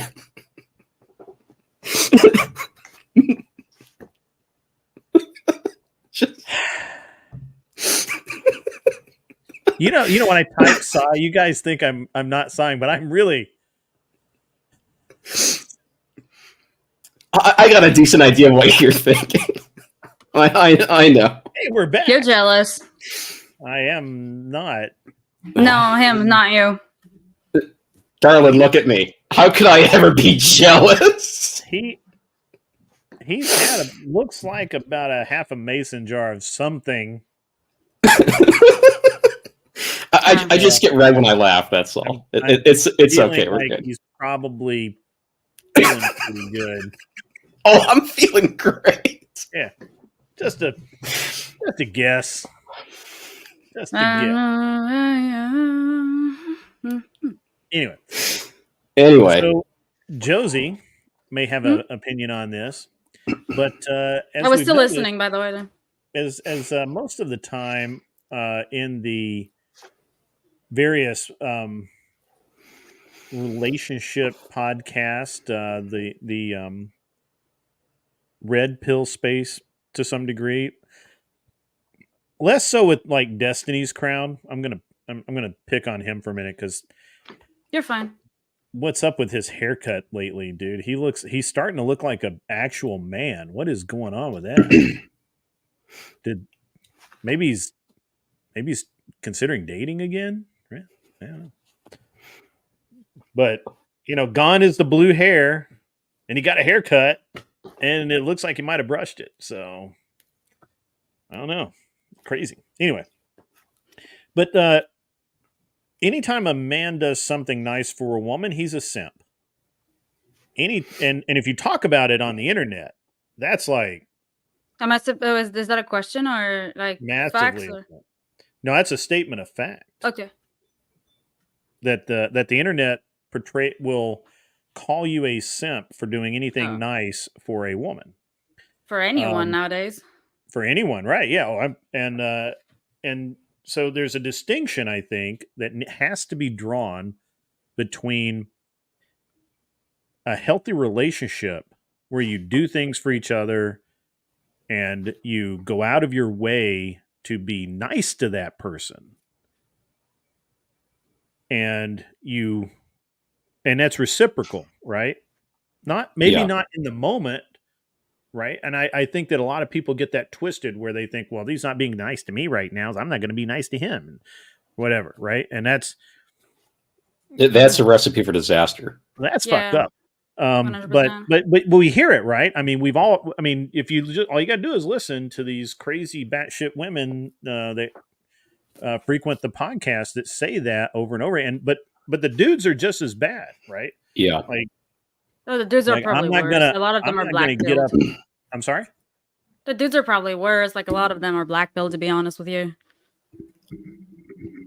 I don't even want to describe it. I just think they're just trash. I mean, just be Yeah. honest with you. I've gotten to the point now where I can hear it coming, because the Mhm. guy will say something like, "I'm not getting out of bed in the middle of the night to go to the store to get my wife or girlfriend, whatever." We'll just use girlfriend, right? Because not everybody Sure. has. Yeah. I'm not gonna get up out of bed to go get my girlfriend, whatever. I'm not gonna. She's gonna have to get it herself, or there's Amazon, get delivery. Yeah. There's all of this nonsense, or if I'm going to go out with my boys, I'm not going to go out and go out of my way to let my girlfriend know where I'm at. She can just, I'll text her later, right? And Mhm. actually, Mhm. people do that. I think that people do that with their friends, and that annoys the crap out of me. I really, at some point, you know, somebody needs an ass whipping, right? If you're that disrespectful of other people's time and effort Mhm. that they're reaching out to you and you just don't bother to get back in touch, you need an ass whipping. And Yeah. and you know, and on the other side of that, you have especially, it seems like the past few weeks, coming through whatever, and some of the other podcasts, it seems like you have a growing number of women, young women, that for whatever reason, man, they really want to cuck, right? Like they Or they really say they do. expect, yeah, they Yeah. say they do, Yeah. right? Or they You have, don't know what they want. or they're in that kind of relationship now. But do they, do they really What do actually you understand what that is? I'm sorry. What do you mean when you say, like, they have, like, a cook? Can you, like, describe it a little more so that we don't, get Well, confused in terms of to me, a cuck is someone who watches his girlfriend date or have sex with other men, right? Okay.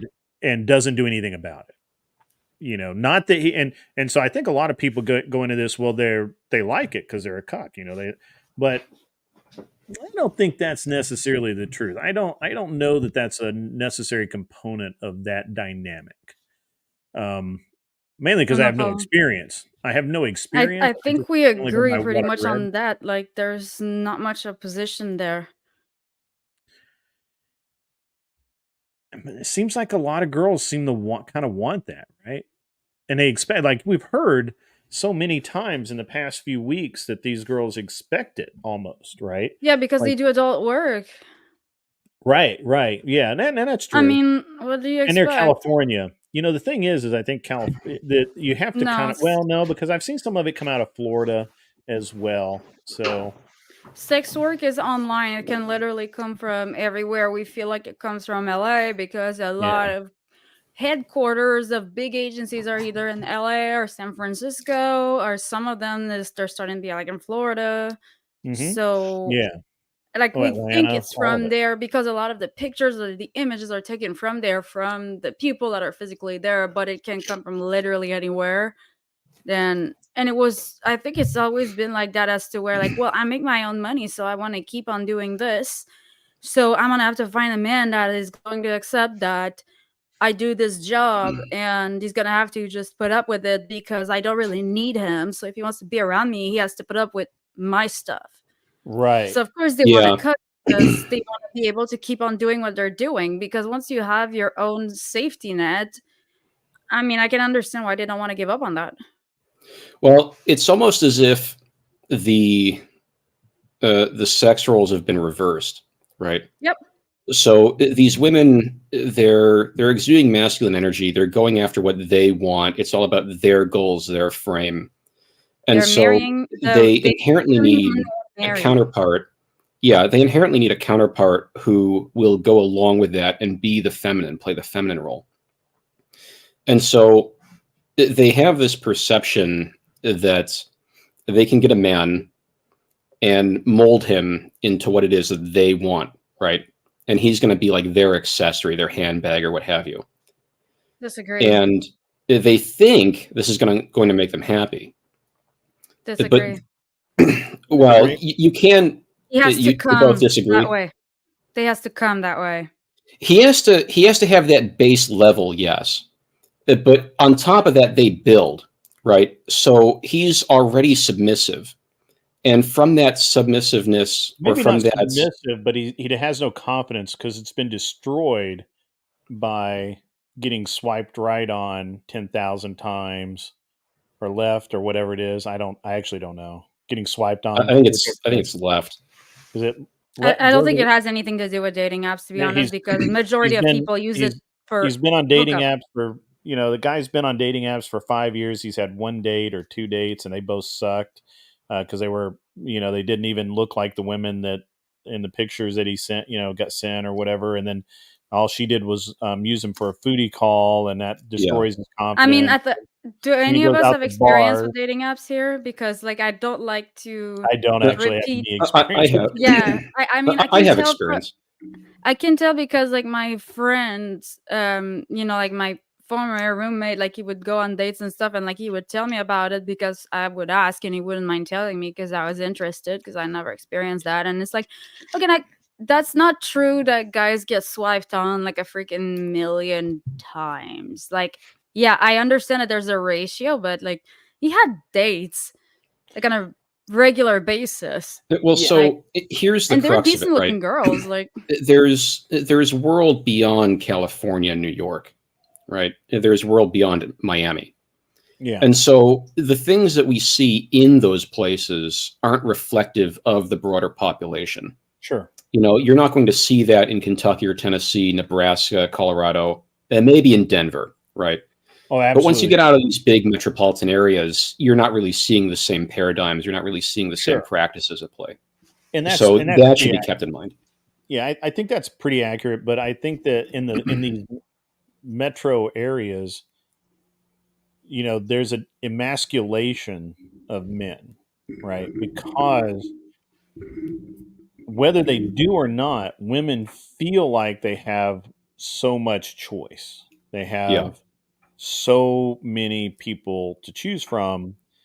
And so when a dude actually gets a date, and I'm not saying like a normal dude, I'm not talking like somebody like me that has confidence and all of that. I'm talking about just your normal guy that's had a handful of dates and half of those went wrong, or maybe he had a girlfriend for a year. So he never actually really learned how to date because he met her in high school when he could really screw up. They get out of high school, she breaks up with him. He goes mostly through college without a girlfriend, and he gets out, gets to the middle end of college, got out of college, and he's trying to date, but he doesn't have the experience, and he's just consistently emasculated. Mm-hmm. And so it's easy, I think, for women to push on that dude to fit what they want, right? Yeah. And what was interesting, I heard this the other night on the Whatever podcast before I jumped off, and the woman was talking about, and I forget which girl it was. I don't think it matters. I'll But remember. she was talking about how it was that black girl with the long hair, the one that is just absolutely. Yeah. I think she's from New York, and she's absolutely she's from the East. No, she's from LA. Yeah, she's from LA, Is she? and she's absolutely convinced that no man that she would date would be faithful to her. And she is just absolutely comfortable with the idea of him having side chicks as long as she is the main chick, or she could be a side chick, if it came down to it. And when I heard that, I was like, holy crap, that's terrible. Why would you do that? And Because you then hope for the best, prepare for the worst, and it's always when you plan that shit doesn't happen. She's probably just superstitious, like me. I part of that is probably selection think she bias. wants something she knows she can't have, and the only way Yeah, she that's the can other get it, part. Mm-hmm. I think the only way she can get it is to be able to put up with it. She really wants the guy that rolls around in a Bentley, that has $1 million apartment with a view and an infinity pool, and and all this. Not, or actually, I guess that in Hollywood that's probably $4 million, but More. Yeah, or more. And 10 mil easy. she so she wants all of that, but she realizes that the reality of her getting it, and I tried to actually, I think the point was, or at least attempted to be made, that that's wrong. Like, you can't, there's never going to be anything satisfactory. And I mean, she wasn't a bad looking girl. She could have gone to anywhere She in was the gorgeous. country. Okay, I'll go with that. I didn't particularly I think thought she so. was absolutely stunning, honestly, but that's me. Yeah. Okay. I'm a I'll straight go with chick. it. I'll go with it. But that's so she could go anywhere in the country and act like a normal human, treat a guy like a guy, not accept him cheating on her, not simping for him, and have a real relationship. And that's the problem, right? I mean, that is this these reality, and what's really really screwed up is that there are people that do not live in these places that think that way because that's what they see on all of the social media, on in all of the TV shows and movies and everything else that they're watching. All of the information that they take in is this false narrative of, to get a good dude, you're gonna have to put up with this. Yeah, I Mm-hmm. mean, we even, and I pick on Justin Wall, or is it Justin Waller?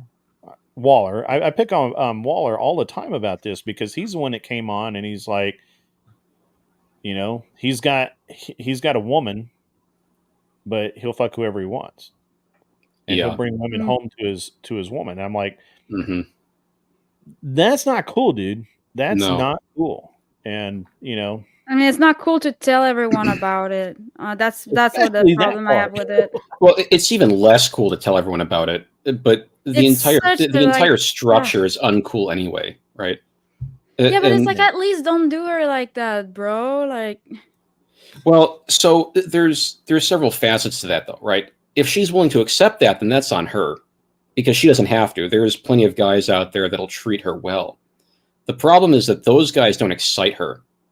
And yeah, because they they're don't excite broke. her, They're broke well, as sure, fuck. but love doesn't require money, right? Doesn't Western require society, money. Yeah, sure. Western society. Well, okay. So if you look at the European You history, sound like a right, simp. that most of European history, the majority of the population was in serfdom. I don't know what that means. Well, there you go. Dumb it So, down.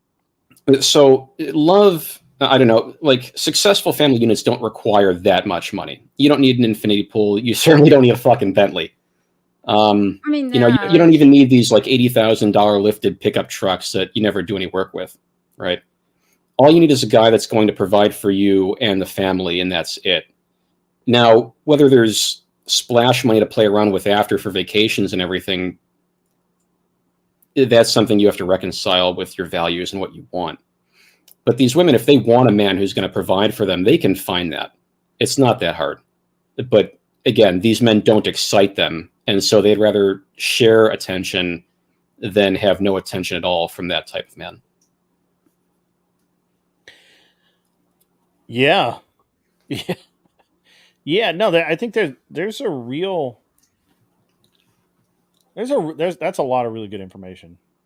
I I want to put this. You know what? Fuck it. So At the end of the day, though, men and women need to treat each other in a certain way when they are in a relationship, and when they're not in a relationship, and when they want to be. I mean, there's steps to this, there are degrees, and for most couples, it's a lifelong dance learning how to act with each other. Yeah. Right? Like, you are not going to know. You're going to screw up. You are going to make mistakes. You're going to get pissed at each other. I said, I aggravated somebody. I think it was Josie. Was it you? I don't know who I don't aggravated, know. but you. Me You have to learn aggravated? how to. You have to learn how to argue with each other, right? You have to learn how to not hurt each other to the point where one wants to leave. If you're going to have a successful relationship, you need to know where those limits are, and you need to Yep. respect Yeah, those. that wouldn't be me because I would agree with that. Yeah, I don't know. I don't know who I was talking about. It was I kind of triggered somebody because they were like, it's Was it Jess? I think that was Jess. no, I don't think it was Jess. No, I doubt it was Jess. It's hard to trigger Jess. Yeah, I've tried. I mean, you sure that I'll was triggered? I don't know who was triggered, but anyways, the point is that at the end of the day, I was basically saying that, um, you know, our interpersonal relationships are really important. They can't be just pigeonholed into all of the things that red pill, blue pill, green pill, black pill, whatever. You Mm-hmm. can't do that. But what's worse is when we, as humans, we forget the basic niceties because somebody else has said something, that's simp-like behavior, or it's you're a simp if you do this, or you're a degenerate if you do that, right? Good. And You need to be a little bit more specific I because I, I know you I don't want will to be name specific. people, I but I will know you be don't want to name people or give examples, but it's No, hard I'm not to. gonna. Yeah, no, I can give examples without naming Okay. people. So, like when I will use myself. I will get. I personally will get up in the middle of the night and go do. Like I get up at 3 a.m. to take my wife to the airport. She could Uber, right? And she Yeah. could. No, she can't. That's Right. why she's married. Exactly. Right. Yeah. Like, she. I pick her up from the airport. She could Uber, and there are people out there who would say that my time is important, get an Uber, or drive yourself to the airport, leave the car at the airport for a couple of days, drive it home. And you know what? That's okay for me. It's okay for me to do it that way, and I would do that. I would not make my wife get up and drive me to the airport at 3:30 in the morning. Right. If when I have to go to the airport, I'm a man. I drive myself. I park my car. I get on the plane. I fly out. I come back. I drive myself home. Yep. I can do that. My wife can't do that. Nope. And she can't do that because I won't let that happen as a man. Yeah. And that's not being a simp. That's the difference. Right. That's the difference. It's under your frame, not hers. Which is the difference between a simp and not a simp, is that you make the Right. rules. Yeah. Well, it's not even the difference between a simp and not a simp. It's between like the conventional traditional man and what the red pill or blue pill spaces tell men they should be, right? Or tells males they should be. Right. Can you have specific examples? Well, I was going to elaborate, so let me do that, and then you can ask whatever you're going to ask. Don't summarize, like just give us like actual from talking what I observe, right? Young men, my age cohort and younger, they've never really had any firm examples of what a traditional man is. And so they've never learned any of this stuff, especially the kind of concepts that Grid's talking about. Where, yeah, I mean, your wife could drive herself. Yeah, she could take an Uber, but no, she's not going to. Like, for me, if I'm with a woman, I'm with a woman. If she's not worthy of my time, if she's not worthy of me getting up at 3 a.m. and driving her to the airport, driving her back, picking her up, why am I with her, right? I'm wasting my time. I'm bringing myself down. And a lot of this stuff you're not even going to get from the red pill community because they're not about that. The majority of it is like player behavior, right? Oh, get your money, you know, run around, do what you want. Eventually, maybe, yeah, you know, find a good girl and like tie her down, maybe, right? And that's feeding into the problem. You know, a lot of these guys I take deep issue with because they'll complain about whores, they'll complain about sluts, they'll complain about this like this hypergamous behavior, but they're feeding into it. It's like, well, you're going to the club, you're splashing all this cash around, and that's great for you. You know, you're profitable, you're successful, great. God bless. Are they though? But well, I mean, if they're throwing cash around, they have to have cash from somewhere. So for argument's sake, who is throwing cash around? well, these red pill types, right? You know, like These Waller. red pill types. Can you name some? So these guys like Waller, you know, they portray themselves as throwing cash around. What's the other guy? Waller's definitely one for sure. Yeah. So what's the guy that used to be big a few years ago? Entrepreneurs in Cars or something like that. He's a lot older now. The darker skinned guy in the suit that was like he's kind of heavy set that was on whatever a few episodes ago. He lives in Japan. I don't know, Japan, Korea, somewhere. Yeah, he bangs a bitch. I don't recall. But you can see these types, right? Like you look at them and you know, you can tell. On whatever much anymore. Well, no, not anymore. No, they're more fresh and fit guys. Okay, but you know that crowd, and that crowd, those red pill guys. Now I forget where I was going with that because Josie's got to be pedantic. Well, I mean, you got to be precise. Like if you're going to like throw stuff like that out there, like sorry, I'm just so sick and tired of people throwing those red pill guys out there. Like who are you talking about? I like that. I like that, Jess. Josie, I like it that you're doing that. However, yes, Marquette, Jess, I see that. I'm sorry. There's a lag. Yeah. I like what you're saying that you want to be precise. I'm talking in a global aspect. I'm not trying to single out one individual and say this guy's a jackass for doing this. What the fuck, Jess? I'm talking about what we hear or what I hear in various podcasts, including whatever, about how usually it's by women who don't identify the guy, right? Who talk about how, you know, how they want a man to treat them or how they expect to be treated by a man or how they have been treated by a man and that's what they like. And you can always tell the type they're going after. Yeah, and you know, from my point of view, and I am heavily biased. From my point of view, most of the time, I think they're lying through their fucking teeth. Okay, they don't even know. Yeah, I think they have. I don't know that they've ever even met a red pill dude. I think they watched Andrew Tate twice, and that they're drawing all their conclusions, and they're making up these stories about men that they've never even talked to.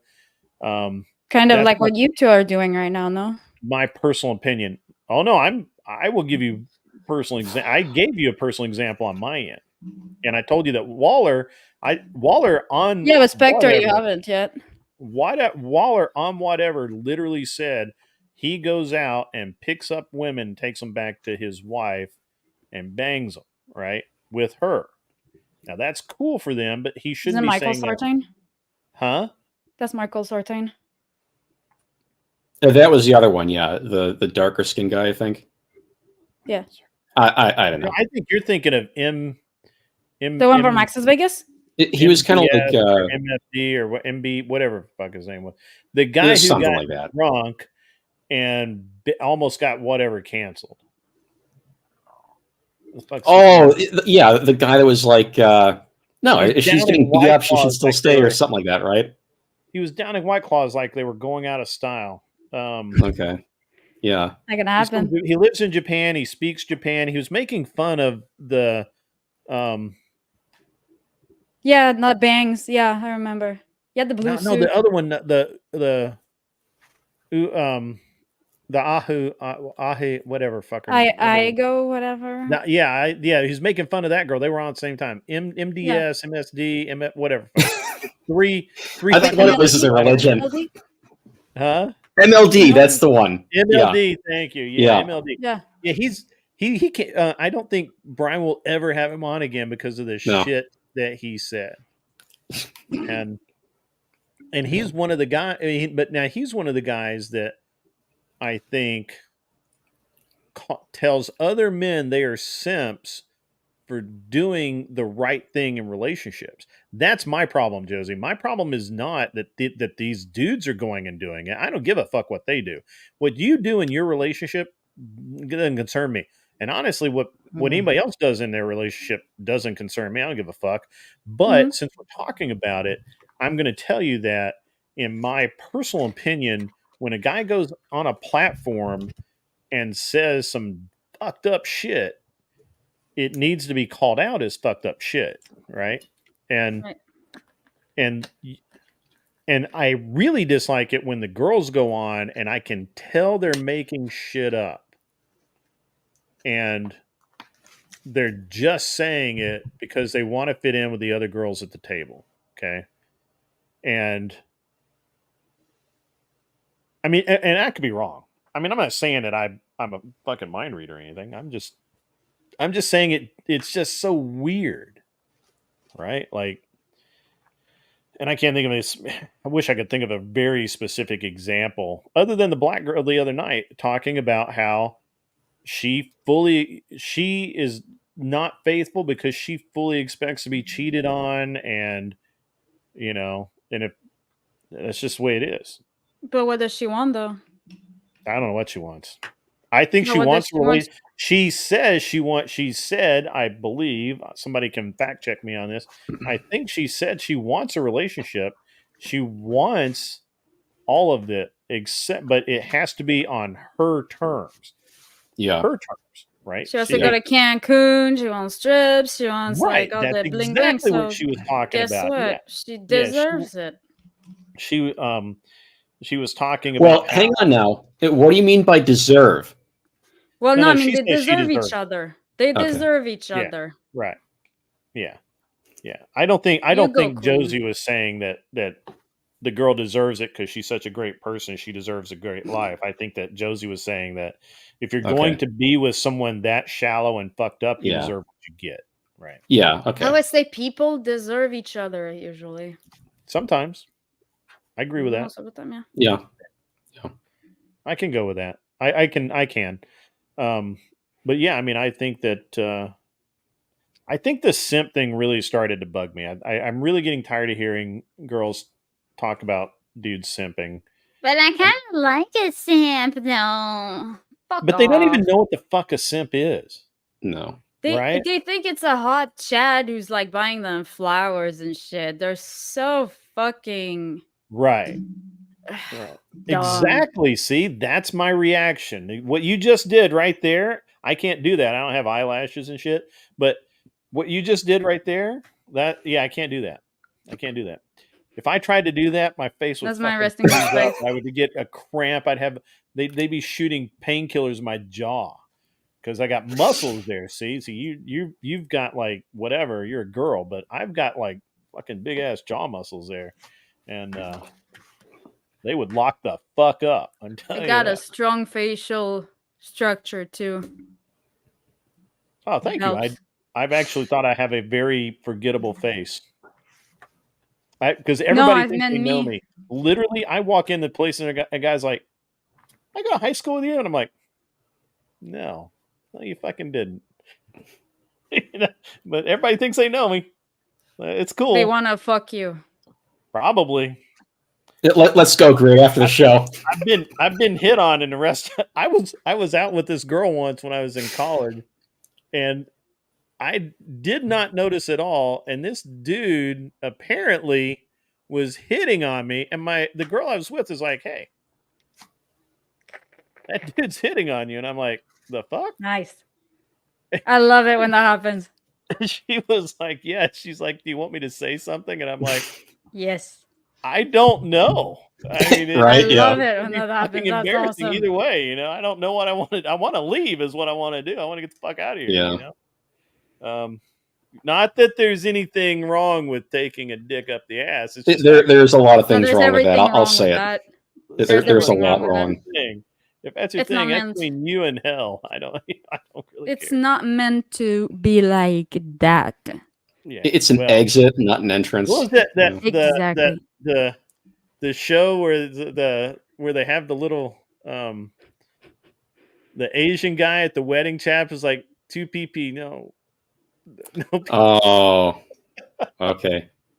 Oh, that was an Adam Sandler movie, right? It was. It was. That It was I know Anal what is you're pretty talking about. gay. They're both firefighters and whatnot. Yeah, I I said can't think anal of the is name, pretty but fucking gay. anal is gay. Can confirm. Brian, anal is gay. Brian's You're not into watching that? this. You're Brian gay. doesn't even know it. Brian's like, amateur. Fuck out of here. Yeah, with Brian, you never know. But I did Just start in on case. time. Just in case. I I mean, you can watch it after. Where's flannel on? Like there's a woman here. Not I mean, flannel. you're Not most of the way flannel. there. I have my Like, Grant, what the 511. fuck? Got my 511 on. Got my Mid-South shooters. Yeah. Supply. I represent. Yeah. You got one of those faces. You're okay. I got to tone it down a little bit. Yeah. Okay. Yeah. Yeah. Well, so on the other side of that wall Mm-hmm. is a small hallway. This entranceway to the house, and then there's another tiny hall, and then there's a 3-year-old sleeping there. Okay. So if he wakes up, we'll all know. So he'll be pissed. A 3-year-old? Yeah, I have a 3-year-old. No, but I mean, he wakes up. Like, he still wakes He up? doesn't wake up. That would be terrible. That would be awful. That's just gonna ruin the night. That would not go well. He could make made drama mean for kids. No, we don't do that. No. That's why I don't have kids. He goes to bed like a good boy, like he's supposed to, just like the other one does. So, it's we're not going to talk about the other one with the internet. Yeah. Yeah. He came down and asked politely. He didn't even interrupt me, really. I just had to embarrass him while he was standing there. Of course, yeah. It's mandatory. Yeah. Aww. It's a rite of passage. He's got to be a man one day, and Yeah. he ain't gonna get there. He ain't gonna get there without help. Nope. Yeah. So, yeah, I think that's the simp thing really, really bugs me. I think that, and I really think that people need to understand that when you are in a relationship when you are a couple, you need to act like a couple.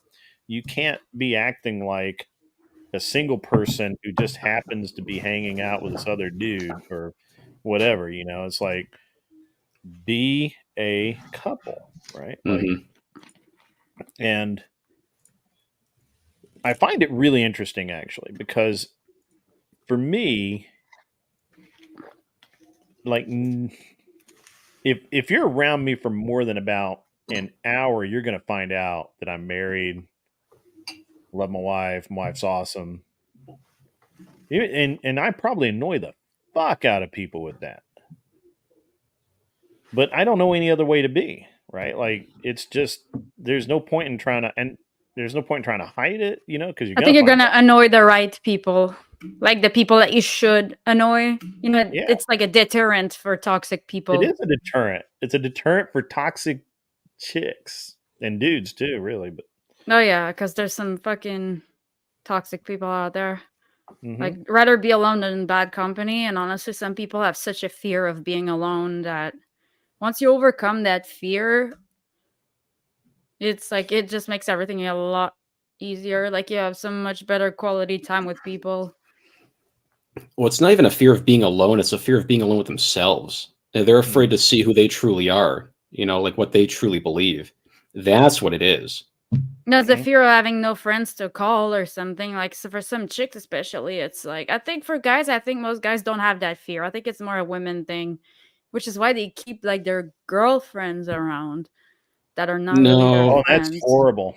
I mean, there's a lot of young men today that prattle on like women. I don't think men are exempt from that anymore. however, I do think that when men are together, men are more likely to want to see their buddy succeed in a Yeah. relationship. Where I think that most women are backstabbing, lying, Yep. absolute terrible people when it comes to their friends being in a relationship. Because I actually heard the bet, and I don't know who told me this, but they were fucking right. Women don't have friends; women have competition Hmm. I told you that. or I don't competitors. want Was it to- you that told me that? That was fucking awesome. I will never forget that. I had always kind of expressed it sort of similar, but that is very concise. Um, I don't have any female friends. Like I know female people. I talk to them, acquaintances, but I don't have any female friends. I don't go to lunch with females. I don't. It was weird because somebody the other day was like, "Could you do something?" And I was like, "No, I can't because I'm married. You're not my wife." I was totally joking about that, by the way. Like I Oh, was was that you? Oh, it was. I was weirded out. And yeah, women's friend. I didn't Alex. mean to jump on your plane from the ground while you're flying. That was a joke. Yep. I don't do that. I don't do that. It's too high. I think that, and my wife has a friend who's probably still in San Francisco, and at one point in time, this girl was absolutely gorgeous. I mean, ridiculously pretty. I personally think she's had some plastic surgery, which for me shuts it down. The last time I saw her, I just didn't think she looked that good personally. But I could be wrong. Probably am. She probably is actually more pretty than she was. I just didn't think so. And we were playing golf once. My wife was there, and actually, I think Belinda was pregnant at that point with Aiden, so it's been 13 years ago. And she was kind of concerned that we were riding in the same golf car together. And that has always stuck with me as like really the proper way for a woman to act around her friend's husband, right? And that has stuck with. I've never forgotten that because we were. I don't know how we were going to end up in the same golf car after a hole or something. Like the other one had been taken down by the other player, and my wife was in that one, and she didn't want to get out because she was pregnant. She didn't want to. She wasn't getting out, right? Yeah. And so they just went down, and so we got in the golf cart and we drove down. But before we got in, she's like, She was going to walk down to the next hole rather than ride as a single woman in the cart, in a golf cart with a married man. Right. That's good. I like that. That's legit, right? Yeah. Yeah. I think we confused. Josie. Yeah, no, I thought that you were talking about like her, not like the friend being okay with you riding in the cart with her and like your wife being mad about it. No. So my wife didn't care. She's yeah, that's pregnant. what I thought. I was like, I mean, maybe she was pregnant, like maybe. Yeah, pregnant women are crazy, so she didn't care. But my wife's friend, so we have two golf cars. It started out, my wife and I were in one. My wife's friend and her friend that I was playing golf with were in the other one. We got out. He hit his ball, and he just happened to get in the cart to go down. I was still looking for mine. I found it. I took my stroke. I go back to get in the golf cart, and I see that for whatever reason the other guy had already taken. I mean, I guess he was in a hurry. He'd already taken the golf cart down. Chinese men can be rude. I'm just put that out there. They can be rude. But my wife's friend was at the golf cart, and she was going to walk down to where the other golf cart was, to the next hole, and let me drive the cart down, rather than ride with me as a single woman with a married man. Now, that's based. I'm telling you. Yeah, that is. I've never forgotten that. I've never forgotten that because, first of all, no American woman would have done that. I'm just telling you. There might be a few, but you'd be pressed to find one. Yes, might, but Jess is weird. Jess needs she needs her pipes cleaned, and she'll probably get some thinking. Wait, what? Thinking working again. I'm being funny. Are you though, Grid? Are you? I mean, no, getting the pipes cleaned as a woman, that's a bit on the inappropriate talk, sir. I don't have the meme right now of the coming out. These pipes are clean. Grid, Josie's right. You're at the Gen X. You're married. You shouldn't be talking like this. That's what I'm here for. I'll clean the pipes out. Yeah. Yeah. Not on live. Haha, I don't care. Yeah. Yeah. There's a lot of really interesting things I think that we used to do or accept as normal in relationships that are no longer done. And and other cultures still do them. So it's our culture is the one eroding. Our culture is the one that every single day is just getting worse and worse and worse and worse. And it's really bad, man. It's just so terrible to see. I feel bad. So and the whole reason I got into the whole whatever thing was because my son is 13. He's pretty close to dating age. And I was like, I really want to understand what the dating. Originally, I just was like, I just really kind of want to see what dating and, I haven't dated in almost 20 years. I just kind of want to see what he's getting himself into. And wow, holy balls. That is just fucked up shit, man. That is crazy town. And that started this whole little deal. So yeah. So Josie, what's new and exciting in your strange world? My strange world? Mm-hmm. Well, you live in California.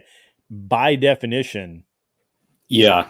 Strange world. No one remembers your name when you're strange. Sorry. That is a decent song.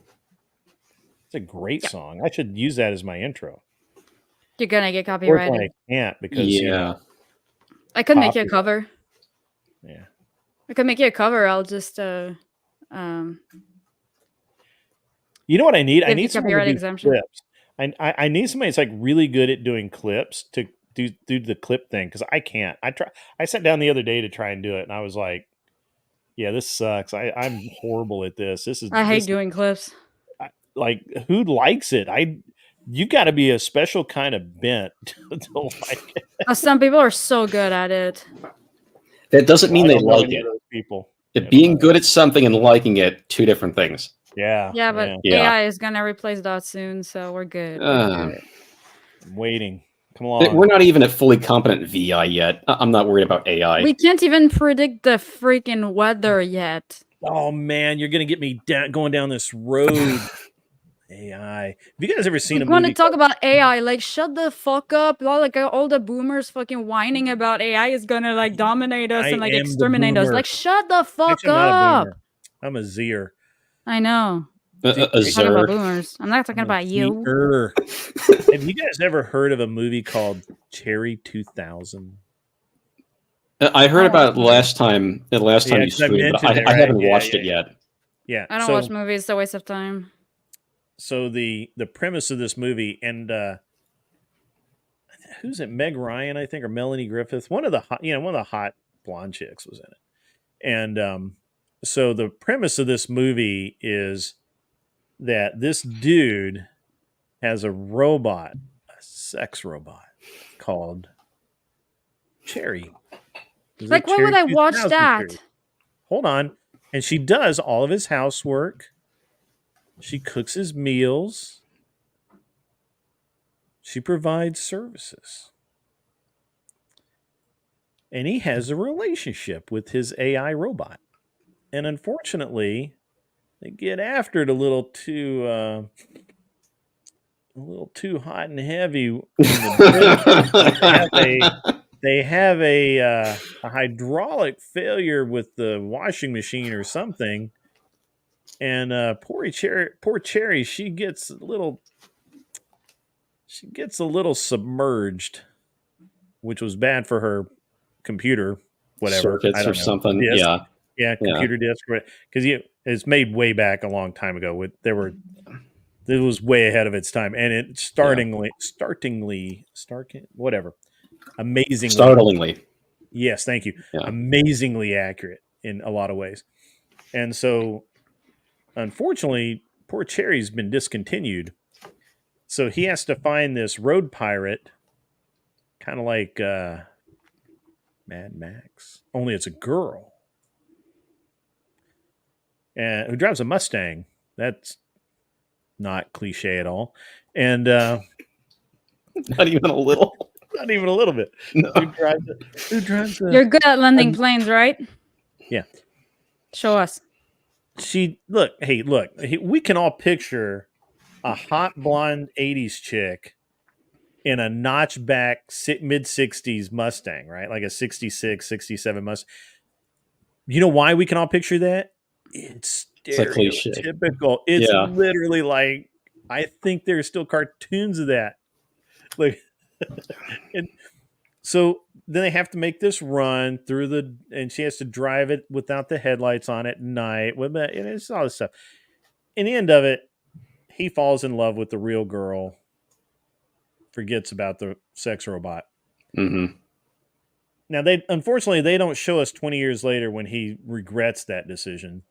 But the I mean, come on, it's a road pirate. It's a chick that drives a Mustang, man. I mean, yeah, that's a disqualifier right out of the gate. Yeah. And so it's a great movie, and it what's really funny is that all of the girls that will not give the guys who are making the AI work, they won't give them the time of day right now. Those guys are literally inventing the things that are going to put them out of work. Like, yeah, there will be no Yeah, more because they're fucking OnlyFans. creepy. Like, I work with those guys. They're fucking annoying. Sorry, like. Right. And you know what? They can't fucking function in society. Like, why would they go with them? It's like, fix yourself, dumbass. Well, sure, but that gets into nature. Why would I feel inertia, bad? right? Like, if no one's giving them the chance to integrate into society, how can you blame them for not integrating into the thing they're not being allowed to integrate into?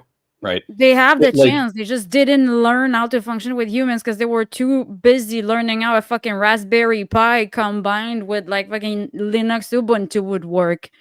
Well, You no, know, you've it's like, got you that made your backwards. choices. So You made your yeah, they choices. were a little weird in junior high. They were a little weird in high school, right? So But was then I. they got yeah, but you're a woman, you don't Feel count. weird. But then they got ostracized, right? Hate And to tell you. now there's You no were- road back for them. So, Josie, let me throw this out there. If you were a dude, you'd be single and alone. Oh yeah, I know that. See? You see? This is I mean, I'm on the spectrum. Like, hello. I don't know a lot of guys on the spectrum that are killing it on Tinder. Like, come on. But the thing is that these guys have they're creating AI. They're creating their own girlfriends. And what's gonna happen is there's not gonna be a need for OF girls. There's The not gonna guys be a that are need- good at creating stuff, they have multiple girlfriends. I hate to break it to you. Sure. It's the little bitches that do the work for them. I don't know if I'm the just guys telling you, programming VI sex dolls have that many women. Oh, they do. oh, I'm They sure must they be do. trying. I know one uh, of them is doing They got to fine. be freaks. I'm just telling you, they got to Yeah. be just. They I got don't to know be how they out would there, do man. if they didn't have money. I don't know how they would do if they didn't have money. The mechanical engineers who are building the frames, okay, I'll give you that. The They're guys on also good. the notepads doing the code, no. I Look, bet my kingdom on it. look, The all one I'm telling fixing you the is codes. The one fixing the codes and doing so well. all I'm telling you is that there are dudes out there taking 3D scans of porn star pussy That's pretty awesome, I think. and turning it into an AI robot. And those dudes are going to rule the world. I'll just put that out there. Just Really? no, they're not going to rule the world, but they may. They'll be behind the very scenes hard calling the for real shots. women. Until another nerd somewhere hacks it.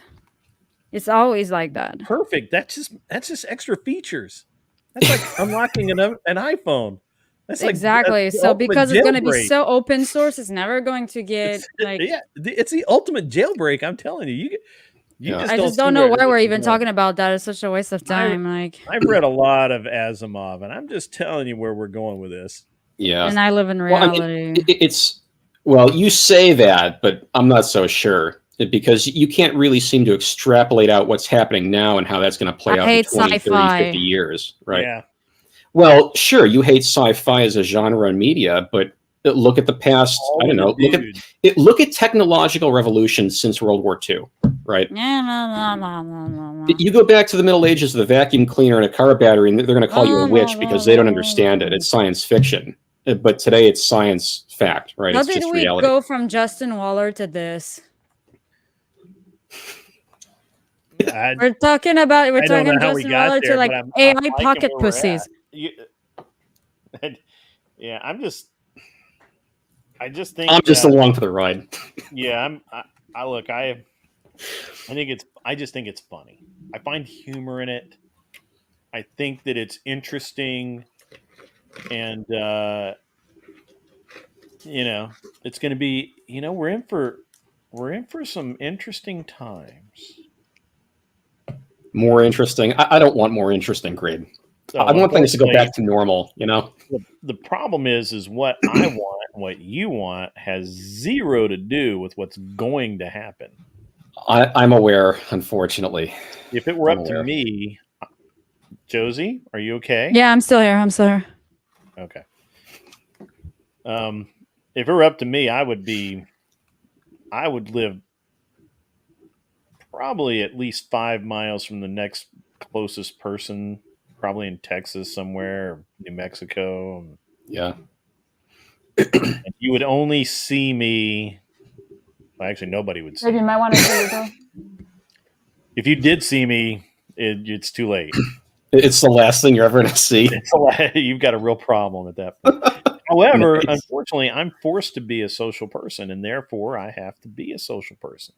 And that's actually an interesting thing too, because I think I mentioned this when on the race team, we were required to have what's called an open paddock, and that means that we couldn't put up anything around the cars to prevent the spectators from just walking up to the car. Like, okay, you just walk right over. No big deal. And let's sit there and look at it while we're working on it. And now there were some cases where we could kind of close them off, but realistically, they wanted the fans to be able to literally walk up to the cars. Right. And I don't know if I've mentioned this, but I hate people. I don't like people. I don't like being around people. Talking to people is okay in limited doses like this. I can do a couple, 3 hours. That's fine. Right. But actually having to be around people for any length of time, not a fan. Not what I like. So think of that person and that personality surrounded by, I don't know, 6,000 people all wandering around, touching my stuff. It's cool. So I used to tell, but the thing is that was part of the series, and I signed up for it, and so I had to do it. So I Yeah. went out of my way to be the best at it. And I told every single one of my crew guys that if I have to be nice, You have to be nice too. they have to be nice too, and actually needed. Yep. If they didn't outdo me, there was a serious problem. And so Hmm. we would have people come over, and we'd offer to let them sit in the car if the cars weren't up on jacks, if the guys weren't underneath them, if if we weren't tearing the engine out or something, if it was just normal, a normal session, Mm-hmm.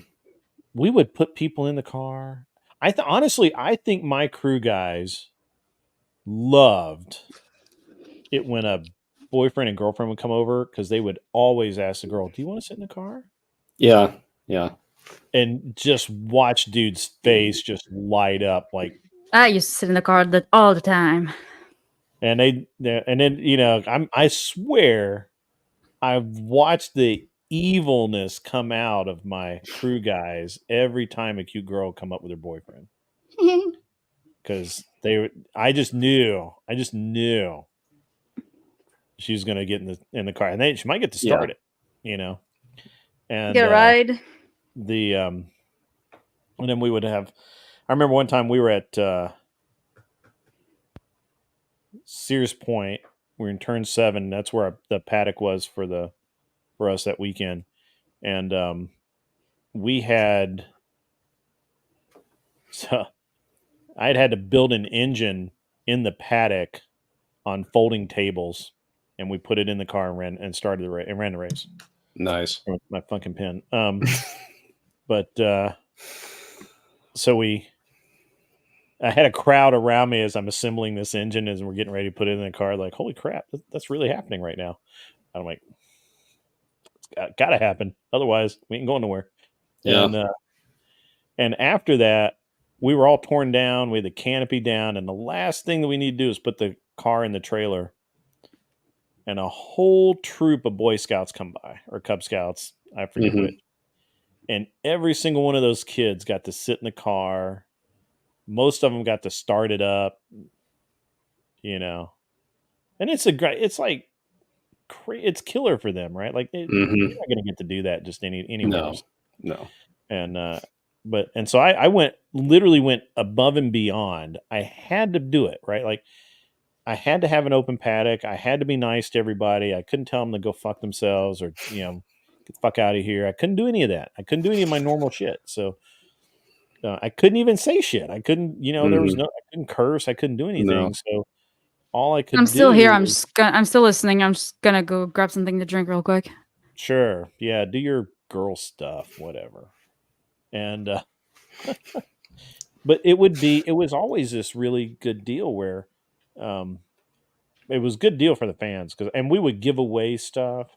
I would get Mazda to give me bags of lanyards and T-shirts and whatever stuff. Right. Bags of it, and I would just give them.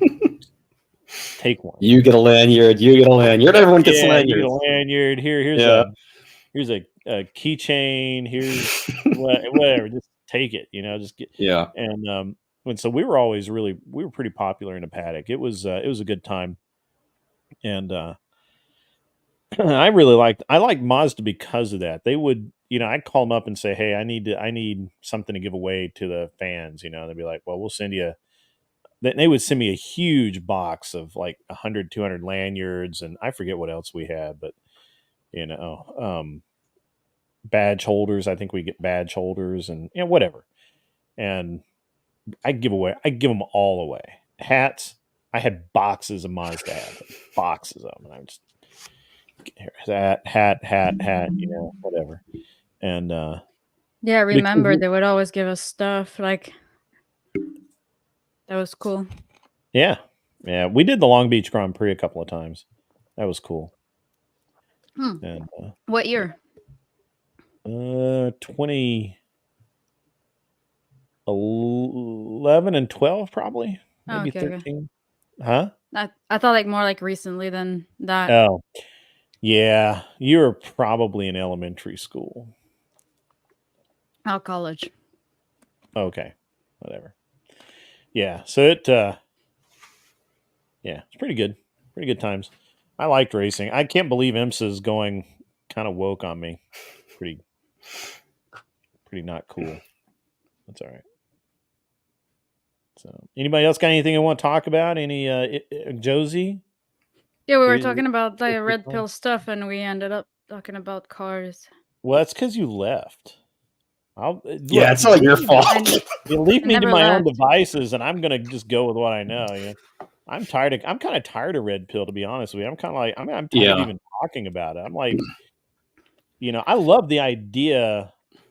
I love the original idea of red pill as a men's advocacy movement, Mhm. teaching young men to be young men and just, you know, just stand up and be dudes. You know, just Yeah.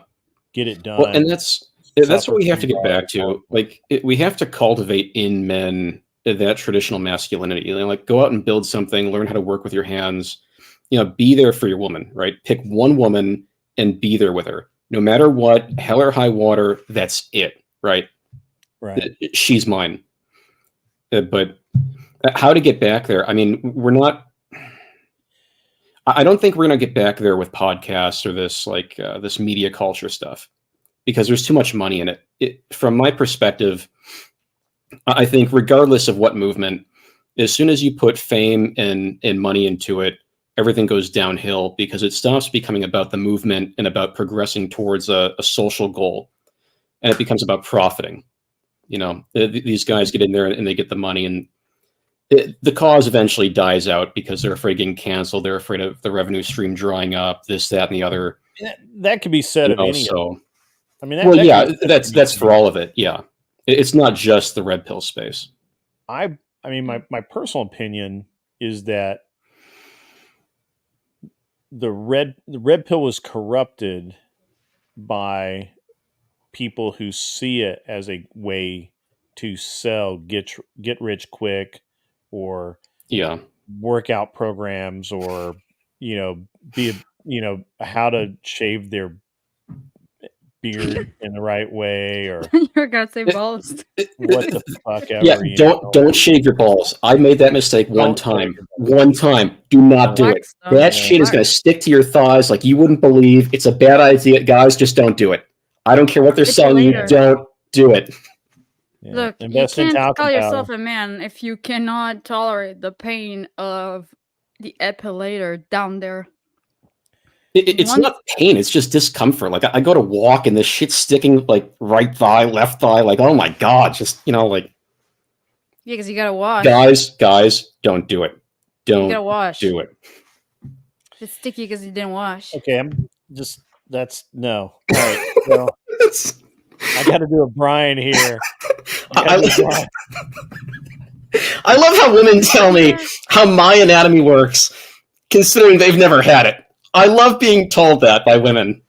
Please, regale me with more of your insights on being a man. I'm just gonna leave it there. Yeah, just drop that one. Drop it like it's hot. Yeah, I kind of going back to the whole red pill thing, because I mean, why not? I mean, I'm just gonna. I mean, I still think that there's a usefulness for red pill, but like, yeah, saying is that everything kind of gets corrupted. It does, but it does because everybody's looking for the next great thing. Everybody's looking for the next coolness, the new hotness, the whatever, the best bang for the best bang for the game. Trending. And it's and the reality is it's actually a really small subset. So what I really dislike about a lot of this is how few people are really that are really in this space. Not necessarily red pill, could be blue pill, whatever. But how few people are in that space, and yet how much influence they wield over everybody else. And I'm gonna, like the perfect example is fresh and fit and whatever. Mhm. Those girls are horrible, but they represent a very small cross section of girls out there, right? Like most girls do not think that way. Like you can No. still find girls here in my hometown that are relatively normal. Now, can you find a bunch of hookers? Yes, you can. Can you find girls that have bought into the idea that they don't need no man and all they really need a man for is to get a bag and then bail out on him? Yes, you can find that girl. They're absolutely out there. But it's a very small cross section. And I think that holds true for most of America. But again, it doesn't matter if 90% of the girls out there are based, are cool, are You mean the single not, ones? huh? Yeah, The ones, it's because about the ones that are chill, they go out of stock really fast. Out of stock. That's funny. They When we're sell not in out. a grocery store. Yes, we God are. almighty. I'm a misogynist, remember? she's a little Right. fresh. She's not so much. Man, she's bruised. Expiration date on clearance. Ooh. On clearance. Fuck on punch. Oh no, that's a really dude. We got to do that on another night, man. Got to do that another time. No, What's they that? Because yeah, you know, well, we like were all debating. of this, you know, the whole idea that women are, you know, 30-year-old women aren't worth having or whatever that is. No. You know, that's man, that's oof. That's a rough one right there. Speaking of age, the old triggered debate on the pod the other day. Yeah. That was the 18-year-old, the 40-year-old that everybody was arguing about. It's nobody brought up. So I couldn't But hear it don't because y'all? Don't, I had kind of moved away, and so you and I were trying to PM about it, or we were talking about it, I guess, in chat, and I guess I didn't really hear. I need to move my mic. I guess I really didn't hear the whole argument or the whole conversation. I just knew about what I could read in the chat, and what my I think you and I were kind of on the same page, but we were just saying different things. I think I because didn't you thought I meant that it was pretty, that I was saying that the 40-year-old was bad for going for the 18, Yeah, and see, what I I was couldn't saying hear what was the girls were saying, so I didn't have your perspective on it. I just could see what was going on in chat because I was listening to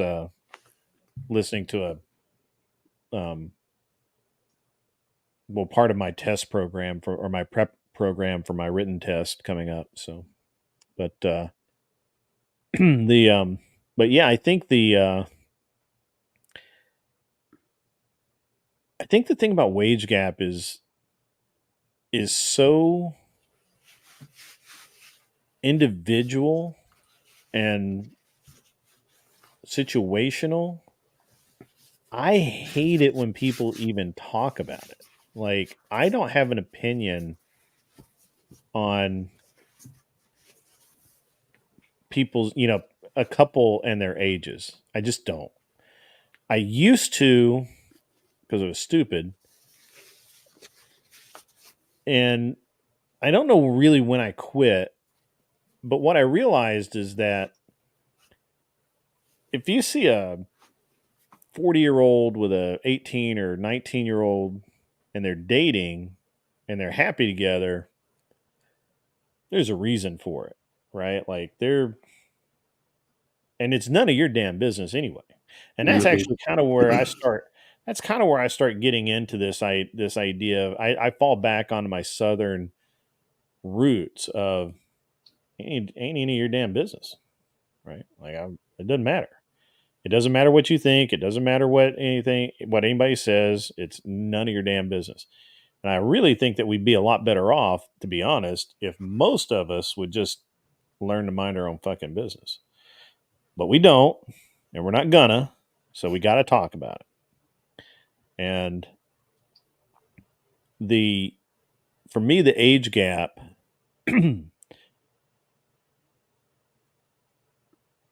I've seen both sides. I've seen where it was predatory. I've seen where it wasn't. I understand May December affairs. You know, some of them I will never agree with. I really dislike seeing teacher student, Oh, I right? mean, Yeah. Yeah. I always hate to see that because Mhm. I don't. It's just so hard to. It's so but there's hard a to huge, find. there's the lack of professional. It's very unprofessional too. It's unprofessional. It's a situation. You know, it's just you don't know if it's infatuation or Mhm. pressure or Yeah, like to what I degree mean, does a most kid get schools have into it, like or like, is he just yeah. most on to the schools have next super strict semester? Right. policies. Like, Yeah. So I don't know that I could ever again, I don't know that I would care enough to say anything, but in the back of my head I'd be like, I don't know. mhm. Wouldn't want to be the wouldn't want to be the 12th member on a jury. Just saying. Let's Yeah. just say that if there is a power there, if there is a um situation, if like the whole scenario, if the man is um in the position of superiority, Yeah, it's like as power. a, You know, it's yeah, in the position of power yeah. versus the other person has something to gain out of being closer to that person or falling on his good side. I think that's when it can become very toxic. But I think if we say, oh, 18 versus 40, okay, well, let's look at the whole case scenario, because let's say you watch two people walk and interact with each other, it usually when there's something toxic going on or inappropriate, like there's just a bad, like they're kind of off. Like an healthy relationship, like a younger woman with an older guy, like you usually don't even know there's an age gap most of the time. Like you just can't really tell. You just think one of them either looks really young or looks older or whatever. Mhm. And but I think, yeah, when there is a position where like teacher versus student, yeah, it's toxic because you're violating like rule number 1 when you got hired as a teacher. Like, come on. I mean, maybe, but power dynamics are always there. Yeah, power It's dynamics, just that thank you. the teacher student thing is more obvious, right? Just like the CEO secretary scenario, you know. So I'm not convinced that the power imbalance changes anything in that specific scenario. I do think that the questionability comes in from no one really knowing whether he's doing it because she happens to have what he wants long term versus her just being like this year's flavor or this semester's flavor, right? And with the professor example. Right. So I dislike that dynamic because you can't understand what the infatuation and leverage that there could be behind the scenes. Right. But just because I don't like it doesn't Hmm. mean that it's morally wrong or it's Right. reprehensible or whatever. Hmm.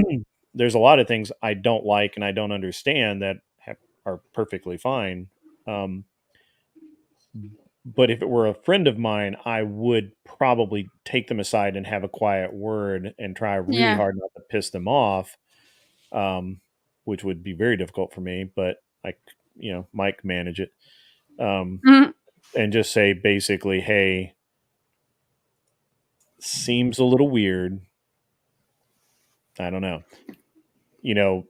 On the other side of that, like there's an age gap between my wife and I, 11 years. Hmm. It's just like it's fine. Like, But I think that I almost feel like if you do not marry like right out of high school or early in your 20s, that you should, that men especially should wait Hmm. until they are in their Yeah. late. And I didn't Nobody intend wants them anyways. right. Yeah, nobody. So what's interesting is I used to tell people, they would laugh, they would think I was laughing about it, but I was really serious about this. Is that when I was in um, my mid to late 20s, there's no way a woman would tolerate the way I spent money. Absolutely no way. Just Not only would they tolerate not, you. not only would they not, they would tolerate me fine, but no way they would tolerate the way I spent money. And not only would they not tolerate it, they would never understand it. And I Okay, proved this. let's Go put ahead. it into perspective. The 18-year-old chick, Mm-hmm. how is there a way that a successful man who has like a head on his shoulder and is like on the right path, he's not a freaking retard, how would he put up with an 18-year-old? Like, it, do you know, like, if peace, if like a woman who brings peace is important, like you want a woman that brings you peace, right? No trouble, no drama. How does an 18-year-old bring peace? Well, so there's a misconception about youth and age. The I mean, misconception come is that on. no. Well, so you asked the question. Let me answer. Right. The misconception is that women, especially, become more sedate or more mature as they get older, and this is not true. Not naturally. That's The actually reason, completely fucking wrong. yeah, the reason men go after 18-year-olds, 19-year-olds is They don't. because while they have been indoctrinated to an extent, they have been conditioned socially. The conditioning Fucking is is not not a taken. relationship. Oh my God, Josie, the conditioning is not taken such root that it cannot be stamped Chill. out, right? And so a man like myself or like Grid, we could take an 18-year-old or a 19-year-old, and we could take those roots out, and she could be what we want because she's not so far gone that she's beyond our time, like the worthwhile of our time to change that. Whereas if I were to date a 30-year-old, for example, I'm 33, she's already been in the system. She's been through college. She's been in the workforce for, 14 years, 16 years. Yeah, I get that. Emotional damage. Yeah, like the emotional baggage, the trauma healing that she's going through, like Definitely the trauma. it's all bullshit I don't have time for, right? How is And you she have bringing time me for the more 18-year-old peace? bullshit? So I don't I understand have what time bullshit you're to. talking about. Let me Go ahead. take a swipe here. I don't know what bullshit you're talking about. Most 18-year-olds I know that I've come in contact with. Now again, I'm going to have a different perspective because I'm not in California. I'm not in a big city. Most of the 18-year-olds I'm talking about go to church or have gone to church most of their lives. They have aspirations Okay, we're not of even talking about the being same type of parents. people then. Right. Yeah. And that's first of all, you got to lay that baseline down, right? Yeah. Yeah. So my at the end of the day though, I consider those to be the majority of people in the US, right? I personally believe that most 18-year-olds are not inherently vapid hose beast, okay? You're I'm joking, right? no. I give you about half. They go to school too. I don't know. I just don't. Now they do say that nothing's stupider than a college freshman. I'll go with that. I certainly took advantage of that when I was in college. I'm not gonna lie. And but here's the thing. That 18-year-old will act completely different around a 45-year-old dude that is Yeah. treating her like an adult Yep. and is not being her dad and not trying to be her dad and not trying to be her, is just being having an actual relationship with her. She's going to act completely different that she ever acted with with her 17-year-old boyfriend from high school. I'm just telling you that to be brutally honest. Now, I hate to use the word trainable because there's some negative connotations there. But what Alex just said in chat, most 18-year-olds, they haven't been brainwashed.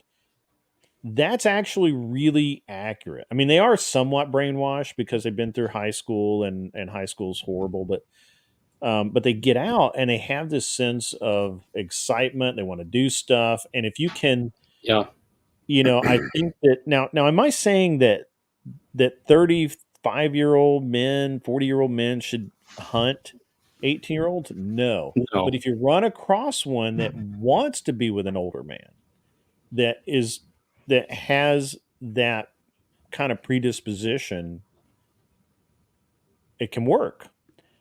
I think an 18-year-old who can retain a man of that caliber is probably a sociopath and will fuck you up. I see. Well, okay, I so 100% disagree. Why do you say that? Because listen, I was 18. It was 10 years ago. I remember clearly. My sister was 18 not that long ago as well. And I worked with 18 years old like very recently. I deal with those people on a daily basis as well. And I think that if you have the brains to act in a way that retains that caliber of man, I mean, there's something that just doesn't add up. Like, an 18-year-old is gonna do some annoying shit. So what is it, do you think, that men seek in women then? I know what they seek in women. I'm telling you what women may seek in men. That's the complete opposite. I think that you're not wrong. I don't think you're wrong. Like the preference. She's selling the dream, and she's going to use them on like every possible way. And like, yeah. See, well, that goes to intent. That's not inherent. Yeah, what does inherent mean? I know you know some. So look, I get it. You know some pretty messed up people, but I'm just telling you, I don't see that. I don't. Alex is right. It's easy to mold a young woman to good manners and to value themselves and not sexualize themselves. Yep. You know, I mean, do you know many 40-year-old who date 18 years old? So I do know. I do actually know some dudes that have done that, and it's that are currently doing that are still like happy and is healthy. And you have to understand, my social circle at the moment's pretty small. It's me, the dog. You know, kind of I've reduced it down, but I did right, and I was out in that world quite a bit in a little bit different situation, and I do have, and I guess I do because I have tenants and stuff, and I hear about all this stuff all the time. They hook up. I don't know that. Well, I'll be right back. 18-year-olds aren't as prone to just hook up, right? No, they are. They are. They are. I don't. You think so? I don't think they are. Yeah. I'm young. I think 20, 21, 22, after they've been in college and corrupted by their girlfriends and they've been free from their parents, I think that's the prime hookup time. But I think 18 is not particularly prime hookup time. The camera's off. I think that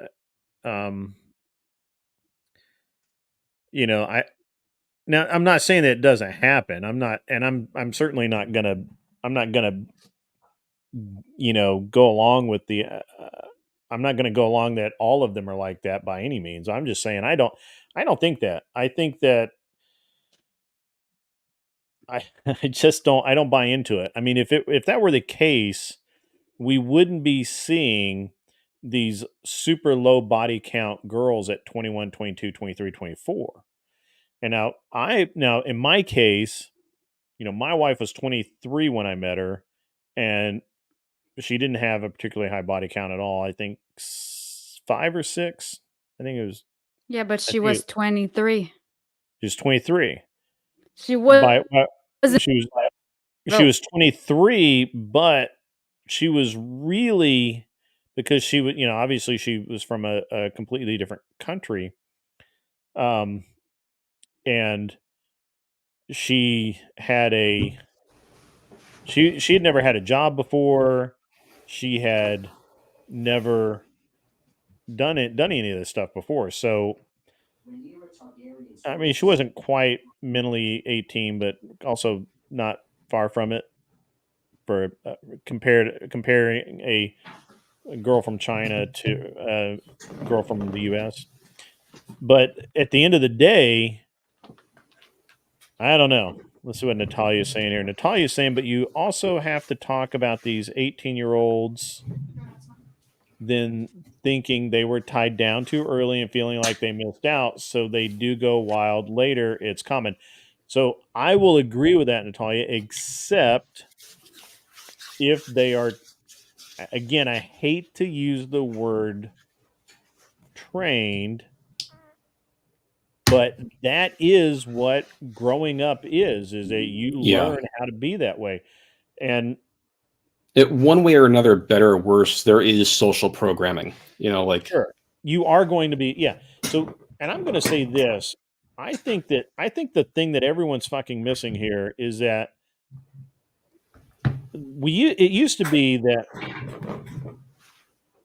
men and women got married and they didn't have kids the first 9 months they were married, right? They didn't, like, when I got married, it was 5 years before we had kids, and there was a reason for that, and that was that, first of all, I didn't feel like we could afford them, not in the way that I wanted to, right?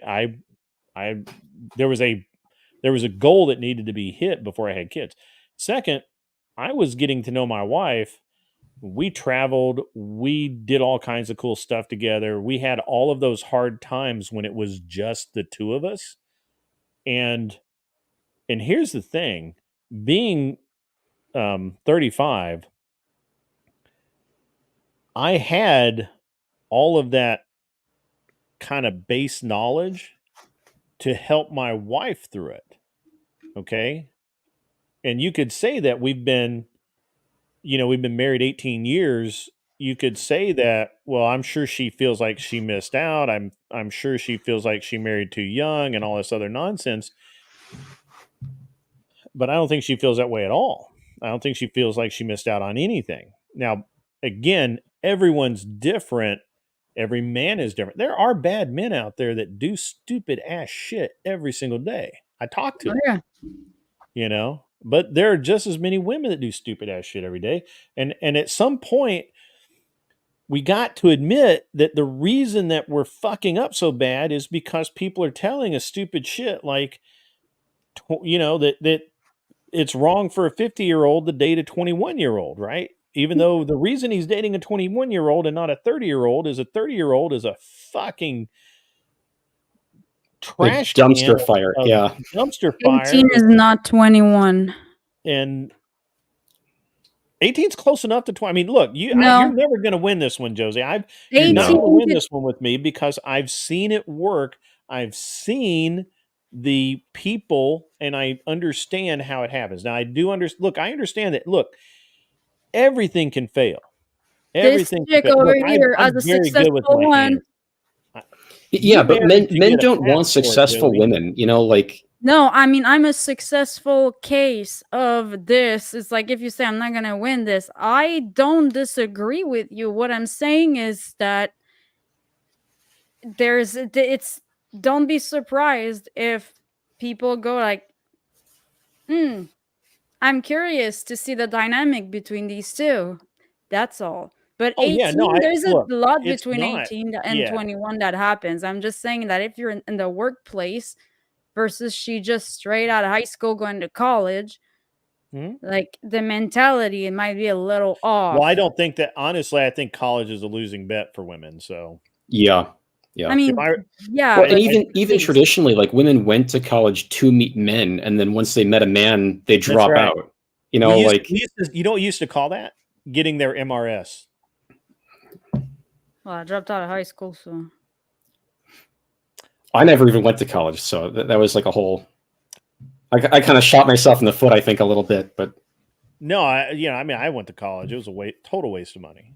Other than the So girls. I'm good without my high school diploma. well, Yeah. that's where I'm coming from. The girls.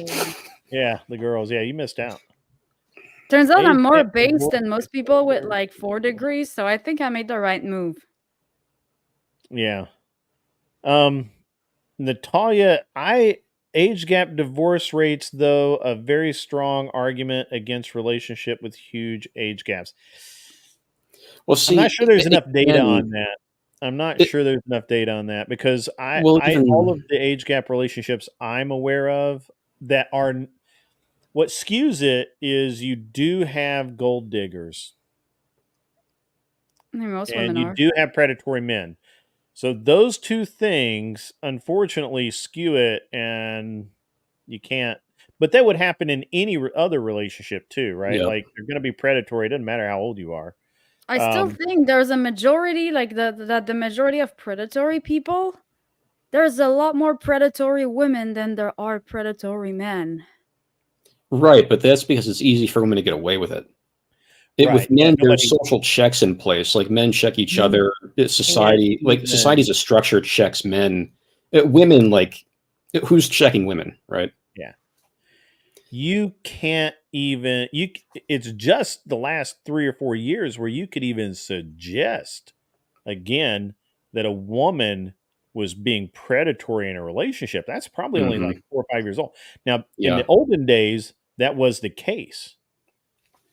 But then we went through this whole feminism reform thing starting in the 60s where you couldn't say that your wife was being a slutty bitch, and that's why, she, that was part of the problem. And yeah. it's There was just a now time also getting the to where cops would laugh at you if you they would would just say, laugh like, at you. They yeah, Yeah. would. she punched And me. Like, and then the Well, judge, and even further back, like that started back in the Victorian era, the pedestaling of women. yeah, but here in the US, it's always been very equal until feminism. And then Yeah, well, that's when it ramped up. feminism But ramped feminism was not a move to correct a problem. Feminism was a methodology to seize or usurp power. Um, and I actually had this discussion. I forget who I was having it with, but women. When you look back and you talk about how 18-year-old women are barely mature, well, okay, but 18-year-old women used to run entire farms, right? Like, used to. I'm talking today. look, again, I get it, but it's not like their brain power has changed. In fact, if mhm, anything, it's better. They should be better at running it. What you yeah, got is you've got a whole society telling them that they can't do shit because they're dumb, or hmm, or better, don't bother doing it. Go check out the new Chanel bag. Go check out yeah. the new movie, the new video, whatever. Anything to distract young women from actually performing at a high level. And that's You're poor. better than housework. You're better than being a You're better mother, than right? housework. You're Yeah, better than like it's learning how beneath to. you, as if future generations aren't worth your dedication. Like, Right. So I was actually talking to my son about this earlier tonight. And what I told him was because we were talking about just random stuff, and one of the things we were talking about is that when you have a in the olden days when people get married, the woman would stay home, and in theory all she did was housework, and that was not a real job or whatever, depending on who you talk to. However, that's not really the case because when she to get married, first of all, to get married, a man had to prove to her family generically that he could support her, or he was going to be able to earn and grow and build enough to support her. So first of all, that hmm, right out of the gate. So and when a man married a woman, she was fully expected to take care of the household. Now, a household was not just the dude, not just washing that dude's socks and taking care of the children, generally you would have a farm, or a ranch, or There's some whatever. kind of estate, yeah. Yeah, not even an estate. I mean, just to survive, you had to be able to do a lot of things. So you would have hands, and generically, the woman of the house made sure those people got fed, clothed, took care of them, called the doctor, made sure there was a doctor available when they needed doctoring. They would sew a lot too. They had a lot.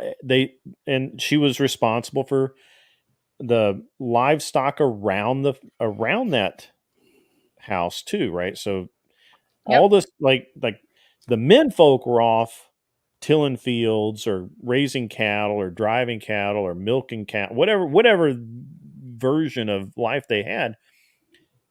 The women were over there raising sheep and chickens and turkey, whatever, and then selling eggs and making harvesting potato things. bags and doing all of those things that make a household successful, taking care of the money. Men typically did have of course, have a head for business. They would bring in the money, but the money literally went from the man's hands to his wife's hands for her to take to the bank, to make sure the bills got paid, to make sure that the account at the general store was paid, to make sure it was a division of responsibility. It was not this idea that a woman was useless except to do housework. That came later, and even then, that's total fallacy. Yeah. Yeah, the idea that there's any work that's useless is erroneous. Like it's. Oh yeah. Yeah. If it needs to be done, it needs to be done. Right. And there's no such thing as useless jobs. And even when you that's not true. Well, that's different. We have managed that in modern society, but even now today, I have a friend of mine, right, and he's a good guy. I don't think they have kids. His wife, I think, is like a judge or something in San Francisco, actually. So she's very high earner, a lot of responsibility, super driven. A lot of stuff going on, right? Like she does. He can't get a job because she can't run any part of the household, right? Because he has to do it all. Mm-hmm. He literally takes care of everything. That's most 18-year-old. Literally. That's what I'm saying. Why the fuck would a 40-year-old want to be with that? I'm talking about, this is like, I think his wife is probably in her 40s or 50s. He's in his late 30s or 40s. Oh, don't get me wrong. Sometimes they don't get better, huh? He can't get a job because when he had a job, nothing got done around the house. None of the bills got paid on time because they were both working, right? Yeah. And as a single person, you have downtime. When you're married, there's never downtime. No. And if there is, you want to go do something together. You're married. Yeah. You don't want to sit down at the kitchen table and pay bills. You want to go fuck. I'm telling you. Right? Can confirm. Huh? Yeah. Can confirm, yeah. That's the last thing on your mind. So he actually quit his job. She's like I said, she's a judge or something. She's pretty powerful. And you know what he does in San Francisco when he as a job? Because I guess he has everything under control. He is a dog walker. What? I'd never considered that a job, but he actually apparently makes good money at it. I guess in what? San Francisco, you kind of have to have a dog walker, right? You can't. Yeah. Dog walker? Well, He's a dog walker. That's kind of one of those things like, yeah, because there's less time everybody's working, you do have to outsource the things that otherwise you'd normally do yourself, right? Yeah. And so you have dog walkers. You have never. When he told me that, I thought he was fucking with me. I was like, come on. What do you really do? You're a porn star? It's okay if you are. I mean, I don't judge. I'm just saying. Well, I do judge, but I would. I won't judge you out loud. I will. Yeah, we know you will, Josie. But however, but yeah, he's a dog walker, and he popped up on my Facebook today. He was talking about how much it sucked to be a dog walker when it's raining in San Francisco.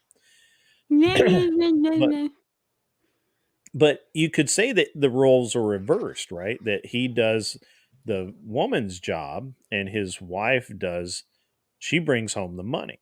Mhm. You could say that, but I would say that it's actually pretty normal in today's society.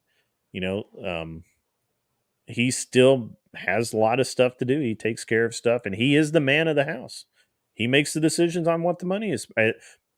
I say that I really only have his side because I've actually never met his wife. Okay. I've never actually met his wife, but I have. He claims to be. He's probably watching this. He's probably going to figure out who it is because there's only a couple of dog walkers on my Facebook. He's probably like, "Hey, fucker, that's me." Yeah. You know? That's totally cool. But yeah, so yeah. I mean, I don't think any less of him. Like when I first heard about it, I was like, weird. But now I'm like, whatever. Josie, what's going on with your life? What are you doing? Huh? Well, you keep vamping out. It's like you're in the light and then you're not. Oh, my screen's moving. Sorry, I have a big ass screen. All I heard was you have a big ass. That's big ass screen. Okay. Micro cancellation. Thanks sorry. for clarifying. Boom. You look better with your hair loose than tied back in like super bitch. Yeah, mode. on camera, I know. Okay. All right. I'm just saying you know, look a camera, little that's more weird. approachable when you don't look like you belong on the set of a Robert Plant video. Is it Robert Plant? Oh, nice. What? Fuck! What is that? Hang on. I'm gonna find it. I gotta find it. I gotta pull a Brian. I gotta look it up now.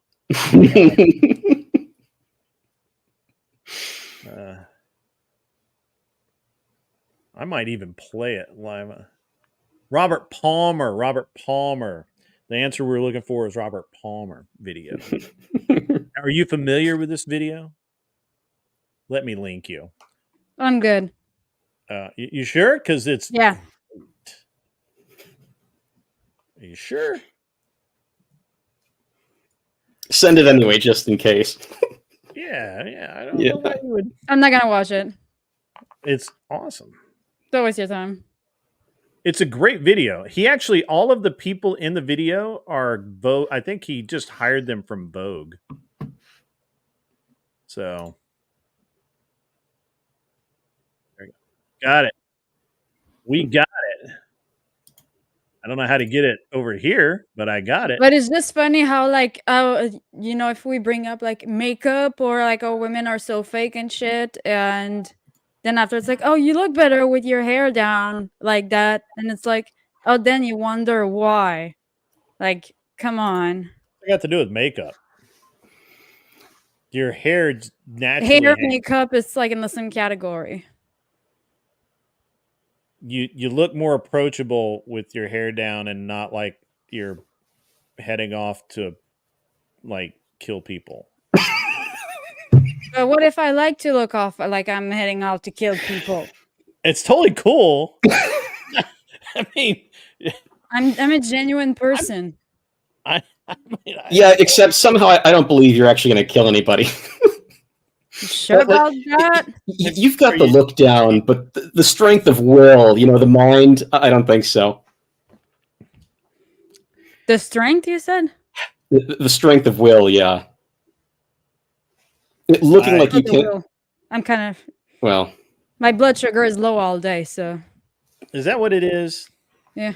Oh. I get more homicidal when my blood sugar is low.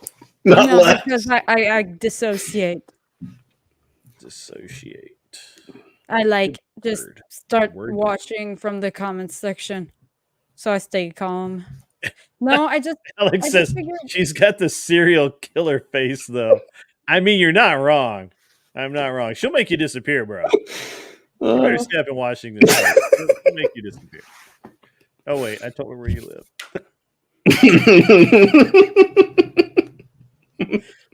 Let's see. Natalia says It's because my face is not symmetrical, so that like every time I'm like tired and like I try to stand straight, it's like my brow just like raises here, and the other one kind of stays down. So I really just like. Swear to God, is that blue steel? Swear to God, where's this? How do I send this to? Yeah, here. The fuck was that? Nobody Imitating the knows. dog. Sounds like a Blender. phone vibrating. I sent you the video in Discord. You're gonna have to go look at it now. And why I put my hair back during the show is Alex because says, "Thank it's you." hot as fuck in that studio. You have no He's idea. like the cutest serial killer face I even ever seen, though. Yeah, guys, back off, Josie. Look, come here and make me. How about that? What? Natalia, darling, you could be here, but you're not. Yeah, Natalia, what the fuck? Just jump in. She wouldn't talk anyway. It'd just be, you know. Don't be a puss. We're not doxing anybody. It's all good. I might be a little bit. Nobody cares anyways. I sent you the video, Josie. You got to look at it. It's great. I can't because my AirPods died and I'm on the speaker and I just got the echo cancellation now. So that's gonna fuck everything up. It's not the music video though. What? Okay. That's gay. Oh wait. Oh, unavailable because the content from UMG who has blocked it from display on this website or application. I got you, bro. I got you. I'm not gonna watch it. I don't know why. Like, I got the real one. There we go. There it is. Looks just like you. Look. It's even in the picture. It looks just like you standing behind him, about to stab him in the neck.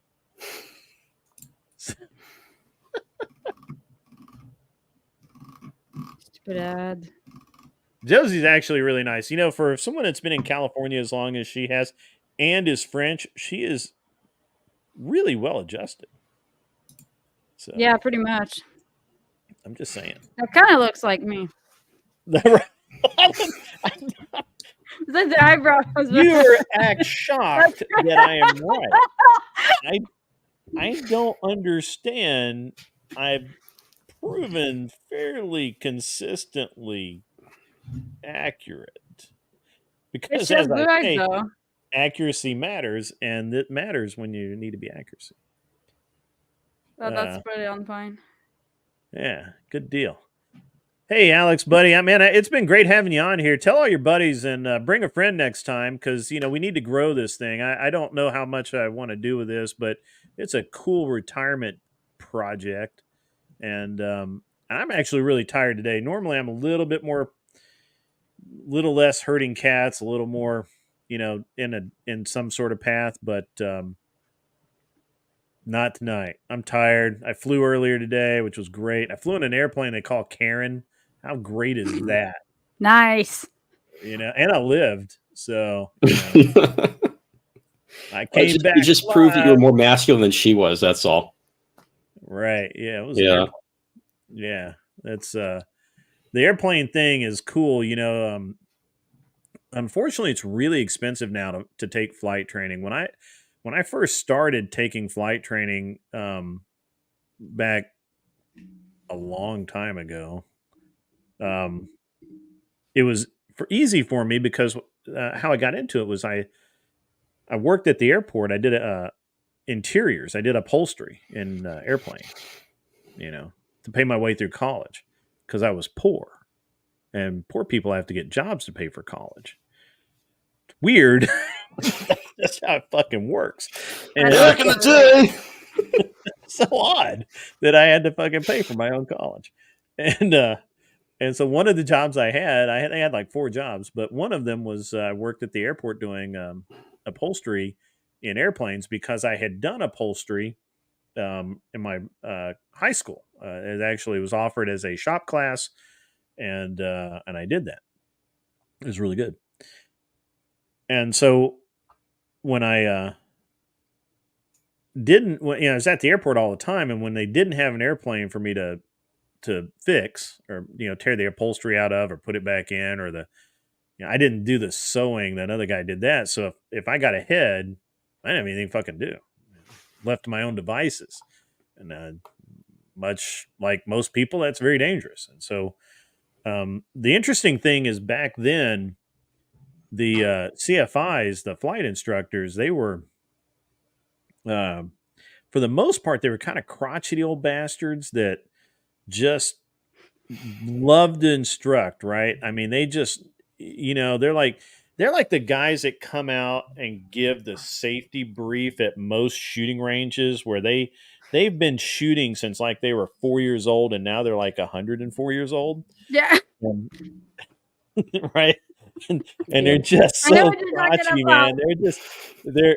You just wonder. That was my driving instructor, by the way. Driving instructors are very similar, and it's just like, you wonder who put the thumb screws on their nuts today, because they are miserable motherfuckers, but they're really good at it, right? Yeah. And they get up, and so and these guys love to instruct, they love to teach, they were just great people that way. But what they didn't love is they didn't like washing airplanes. They didn't like fueling airplanes. They didn't like putting airplanes back in the hangar, and they damn sure didn't like dragging them out of the hangar. And you know what? As a young man, I didn't mind doing any of that shit. I would be like, I will trade you. I will swap labor for flight time, and then of course whatever cash I had actually went into the fuel tank, and I was able to fly. And it's unfortunate that it's not that way now. It's very, very expensive. I mean, the average cost right now, I think, for an hour rental in almost any airplane is like $200, which is a nut punch. I'm just telling you. I'm not even sure if hookers are up to $200 an hour. It depends on the hookers, right? I mean, it seems like you could get a better deal. You're getting into escort territory. Getting into escort territory. All right. So, yeah, I'm not up on all this. I mean, I'm not a pro.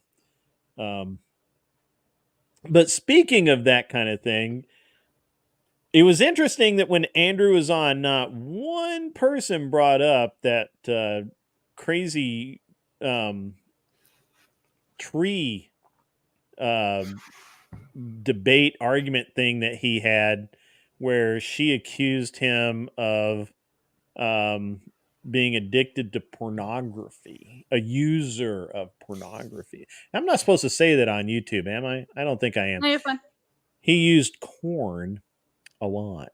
And the whole thing came, and Josie and I talked about this last time. The whole thing came is that he was doing a live, kind of like I am now, and he's like, yeah, let me close my porn tab or something like that. Oh, right. I do that all the time, by the way. Yeah, I mean, I'm watching it right now. Yeah, I'm just going to change. I got to change my porn tab over to I got to hide that. My wife will walk in. I can see it in your glasses. About that all the time, right? And you could and honestly, I watched the video and I thought he was joking. Like, I didn't even think he was like being even anything but funny. Mm-hmm. And she just harped on it. And I wouldn't have lasted that long. I would have, like, the minute she wouldn't let me talk, she just kept screaming. I'd been like, yeah, okay, click, I'm done. Alex says she got her hair down. I'm not scared anymore. You're welcome. I know it's PG friendly, so. Yeah, that's awesome. That's awesome. That's so good. That is so very good. I still got the. You're very intense. You're very white. I'm not even very white. big eye. The Japanese girl's super jealous of you, right? Because you got that whole anime thing going right on. I mean, you were just right. Makeup artists love me. I can't tell if this is a compliment or an insult. It could really go either way. I Hey, mean, man, they pay a I'm just shitload of pointing money out for those. facts. They pay a shitload of money, so I guess it's a compliment. That's actually a thing in Japan. Is the big eye mod? Yeah. It's literally like Beauty filters make the eyes bigger. Yeah. So how many which I filters you look got rolling that right and now? lip fillers, like bigger just eyes curious. and lip fillers. I look ridiculous. How many filters you got rolling right now? I don't know. You don't know? Do I even? I don't know. Is there a filter on this? I'm not sitting in front of your computer. I don't even know if there's a filter like available on StreamYard. I'm dumb. I've got like my $20 webcam going on over here. $20 You could probably wash the camera feed through a program then to StreamYards. I'm sure you can. Yeah. Yeah. It's all software. There's a way to do it. Bitch, I'm raw as fuck. The eyebrow though, LOL, is like telling I'm gonna get killed in the most horrible way. My boyfriend is not dead yet. It'd be great if she could do the Dr. Evil impression. Fucking awesome. That would really sell it. If I don't even know what Dr. Evil is, but I can work on it for you. Yeah, with the eyebrow and everything going, yeah. Nail it. I should go on the whatever podcast as like an unpaid actor, like the vampire that Brian wants to invite on the show. That is really fucking hilarious. What is he doing there? Does you might know? You guys are both in the loop more than I'm going to be, so like. I just thought it was fucking hilarious. I'm like, that is a pasty dude. I'm pretty sure that was Maddie's boyfriend. No, he was on the show. He's like dark haired. Yeah. Yeah, that's right. Yeah, I know Frankie is not. Frankie. I think it's the security guy. I would hire a more brawny security guy. I mean, I'll give you the California, like the guys are going to attack you. They're not particularly beefy, but if I'm paying for security, I want security. You know what I mean? You guys ever see the picture of Jason Momoa walking down the street with his two bodyguards? He knows what I'm talking about, right? And the bodyguards. Alex says, go to the whatever podcast, please, though. You'll be great there. She's been on the whatever podcast, everybody. Yeah. She has. I think she may have made Brian slightly unhappy, though. Yeah. Yeah. I don't know what you did, but obviously you did something. Did you? I don't know. I'm asking you. What'd you do? No, we're fine. Okay.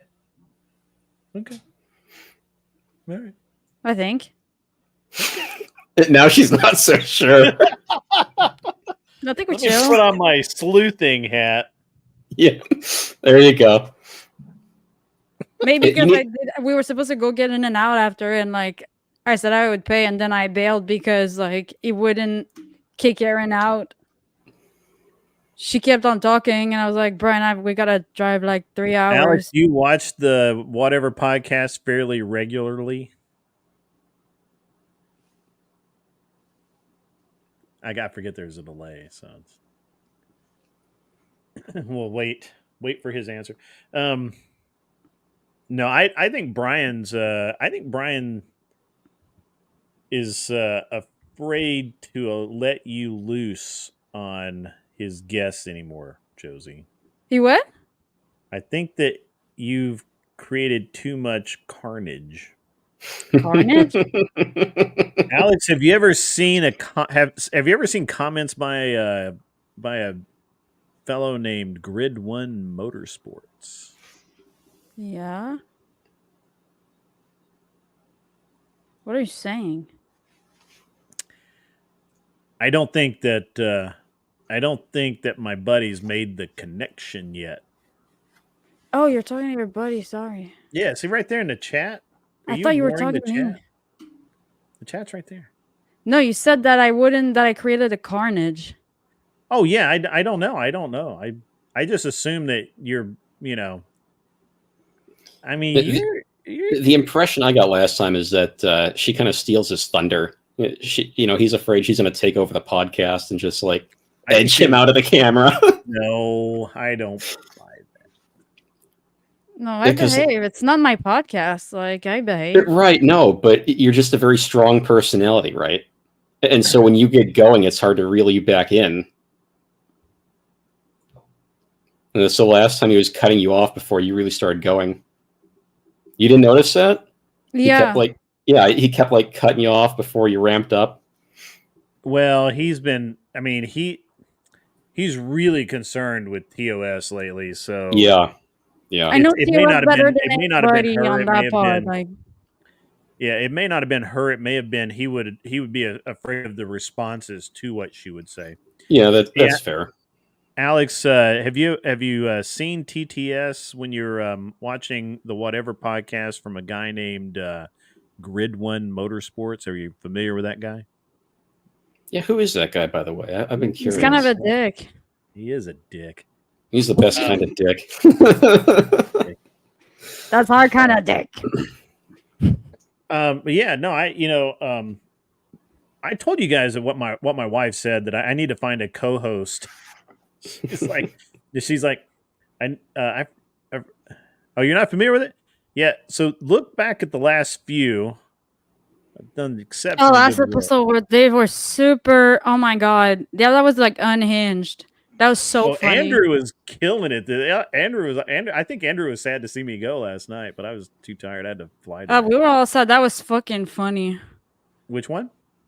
All the super chats you sent, that Oh, was yeah. hilarious. Yeah, they were great. Yeah. So Belinda told me that I need a young, cute, agreeable, nice co-host. My wife. It sounds like I told her, Josie. I'm Josie, like, Victor, how about that's it? you. No. Young and cute, huh? I'll take it. I'll take young and cute. Yeah, Spectre, you're up. Huh? Spectre, you're up. You can borrow my ponytail. Borrow your. Give me a couple of years. I'll have my own. I won't even need yours. My ponytail. That is so weird. Why do you have that? That looks like something I might hit on the side of the road. I was thinking the exact same thing. I'm like, Because what when are you you create doing with that? content, like you can just kind of like pull the hair back. Like after I come back from a bike ride, you know, if I gotta create content or like go out and like get ready really, really quick, sometimes I like don't have time to like get ready. So I just like pull my hair That back is and I so just clip the LA. thing and ponytails Yeah, all done. see, like I'm a guy. If I know I got to do something, I'm ending what I'm doing Go out. beforehand enough time to prepare for the thing I'm doing next. You know, Yeah, so but like, I'm a nice, agreeable woman. So when my man I'm says not. we're going, I'm going. I'm shocked at how California you are. I'm not. It's not California. Oh, I'm not at all. It's not California. my It's wife pretty is mad at California. that stuff. Timu. That's crazy. It's Timu. California is like they would buy like real hair off of Amazon at least.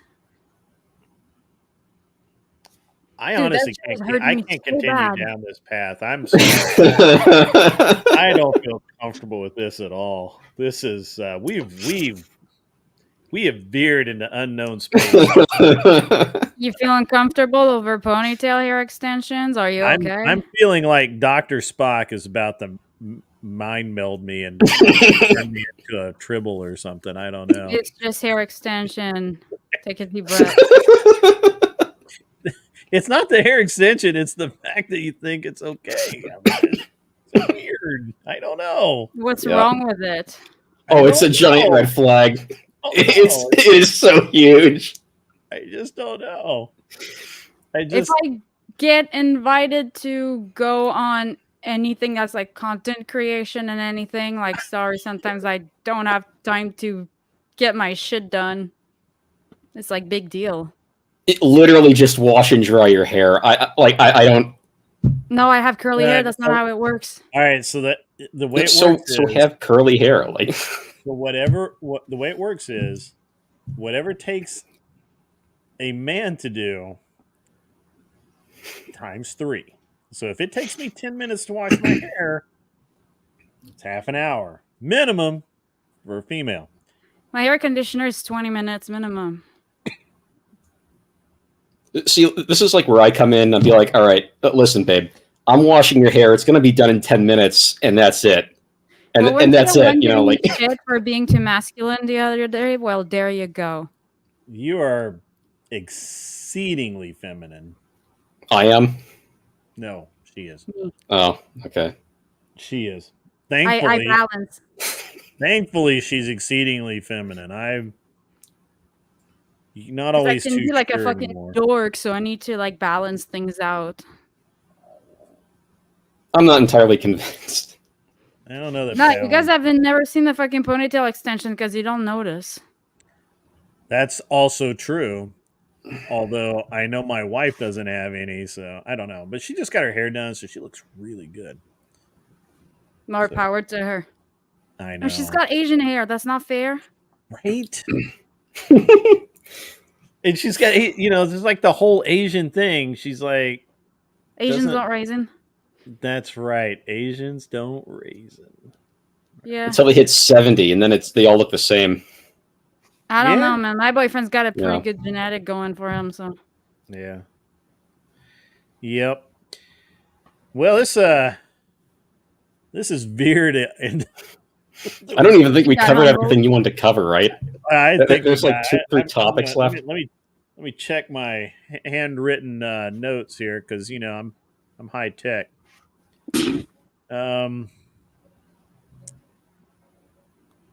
Yeah, okay. Humbling Josie, was that on your list? Actually, we can thank Natalia for this one, because we were talking about it the other day, and I thought that it was fucking a great point. She obviously didn't put it that way. She is much less crass than I am. But I think I said something about how, I go out in the cold and do something because my wife needs me to do it. Right? It's what a man does. And she said that was really good. And I agreed with her. And then I wrote it down that I want to talk about it because we need men to be men and women to be women, and not a lot of confusion therein. Right? Like, it's not chauvinistic to be a man and go get your wife's coat out of the car and bring it in so she doesn't have to walk out to the car and get cold or whatever it is, whatever the thing is that inconveniences your wife. Mm-hmm. If you love her and care for her, which you should because you're married, it's not manly to say, go get yourself. Mm-hmm. First of all, if I did that, I'd literally be scared my mom would come around the corner and beat the snot out of me, right? I think if you tell her that, she would just go get it herself and not make a big deal out of it. But my mom would beat the crap out of me. Yeah, that's always the thing. Okay? I mean, Southern men have a responsibility. We have a flag to carry. We have a torch to bear. Torch to carry, flag to bear, whatever Whatever it is, we got it. Because, yeah, I mean, that's a real thing. My mom would kill me. That's not even a joke. My mom tells me all the time that, and it's we don't know how much of a joke this is, that they love my wife, but they're not so sure about me anymore. So I don't know. Scratch my nose off camera there. But yeah. So, what do you think about that? Do you think that we've dumbed it down or gone so far askew that that we're not really allowing, or we don't allow men to be men and women to be women, and women should be able to be women. They should want to feel pretty. They should want to have nice things without looking slutty, right? We're not talking slut edge here. And what do we think about that? Because this is actually a great group to discuss this. Yeah, I totally agree. Like you can't have traditionally masculine men if you don't have traditionally feminine women. It seems rudimentary to me that we even have to say that. But I guess that we've gone so far down the road in the wrong direction that that's where we are. So I don't think there's much that changed. It's just because we're more online than we used to be. Didn't guys used to tease each other for literally everything? Still do. Still do. Kidding me?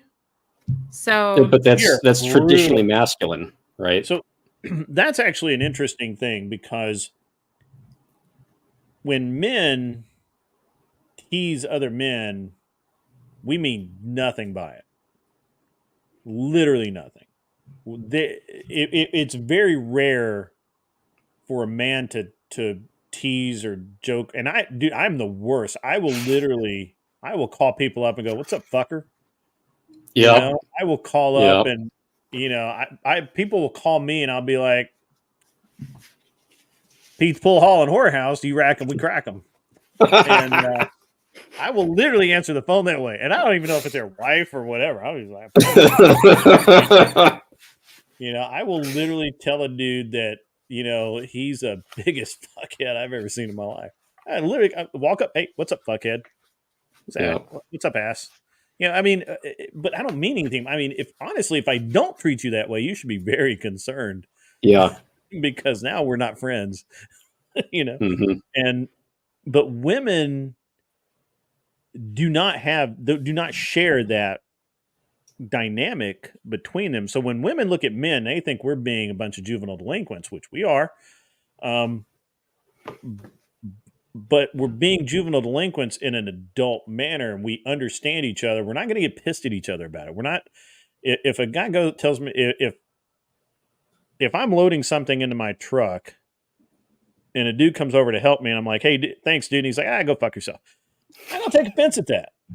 The one who wins is the one who throws the ball back and gets the dude to like not throw it back because it's just like too unhinged. It's like, how many times can you like throw the ball back? Oh, yeah. If you know what you're doing, you can keep going for a while. Yeah. Oh yeah. That shit gets pretty fun too. Let me tell you what. Oh, it just escalates. It just continuously escalates. I've got some good material. I mean, I can go. Oh yeah, you do. How do you think I can roast these girls so thoroughly? Mm-hmm. Oh, you just like humble people in general. Oh, that's nothing. No, that's nothing. To do. Oh no, that's moderate. Yeah. I crack my kid up. My kid will just be sitting there, and something will come out of my mouth, and he will about fall down. Like, as a dad, there's no greater feeling. No, there just isn't. There just isn't. My dad was all in the eye look. Like my dad didn't need to say anything. You just needed to look at his face, and we would just all start laughing. Like, he'd have like those faces like, "You're a girl." I'd be like, "Fucking whore." So my kid's hilarious, anyway, because I'm pretty funny. I keep telling him he's not funny at all. I'm like, "You're trying too hard to be funny. You'll get it one day, but right now you're just trying too hard." And so I get him all the time, and he will literally just about cry laughing. Like, he is like, I think he's hurting sometimes. I think it's it almost makes me feel bad, but then I'm like, well, you got to learn sometime.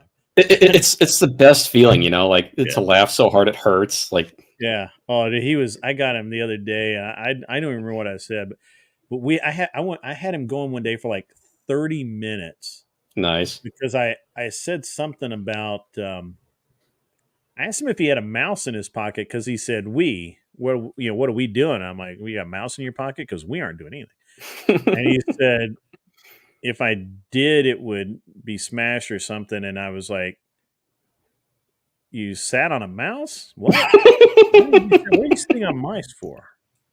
You know, he's like, no. We went for like I had him for like an hour just crying because it was just like, you know, it was fun. And and honestly, it's hard to respect men that can't do that. I mean, Yeah. I started thinking there's something a little wrong with them, to just be frank, because they're not Yeah. socialized properly or whatever. If there's somebody, if I crack a really good joke and they just kind of sit there and cock their head and look at me like I'm from another fucking planet, we aren't going to be friends, bro. Sorry. Well, they look at you like they want to kill you. Nobody looks at me like that. Just me. We are French. That's just your normal look. You're not even looking at me that way. You're just like, that's just the way you look. Yeah.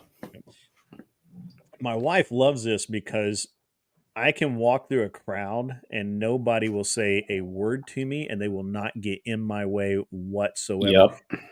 If I talk to somebody, they absolutely nobody, very rarely do people give me any kind of crap, and not a second time. My wife thinks it's hilarious because to her, I'm like this big teddy bear, like funny dude, like I'm just full of shit, but to other people, I just don't have that. I don't have the personality.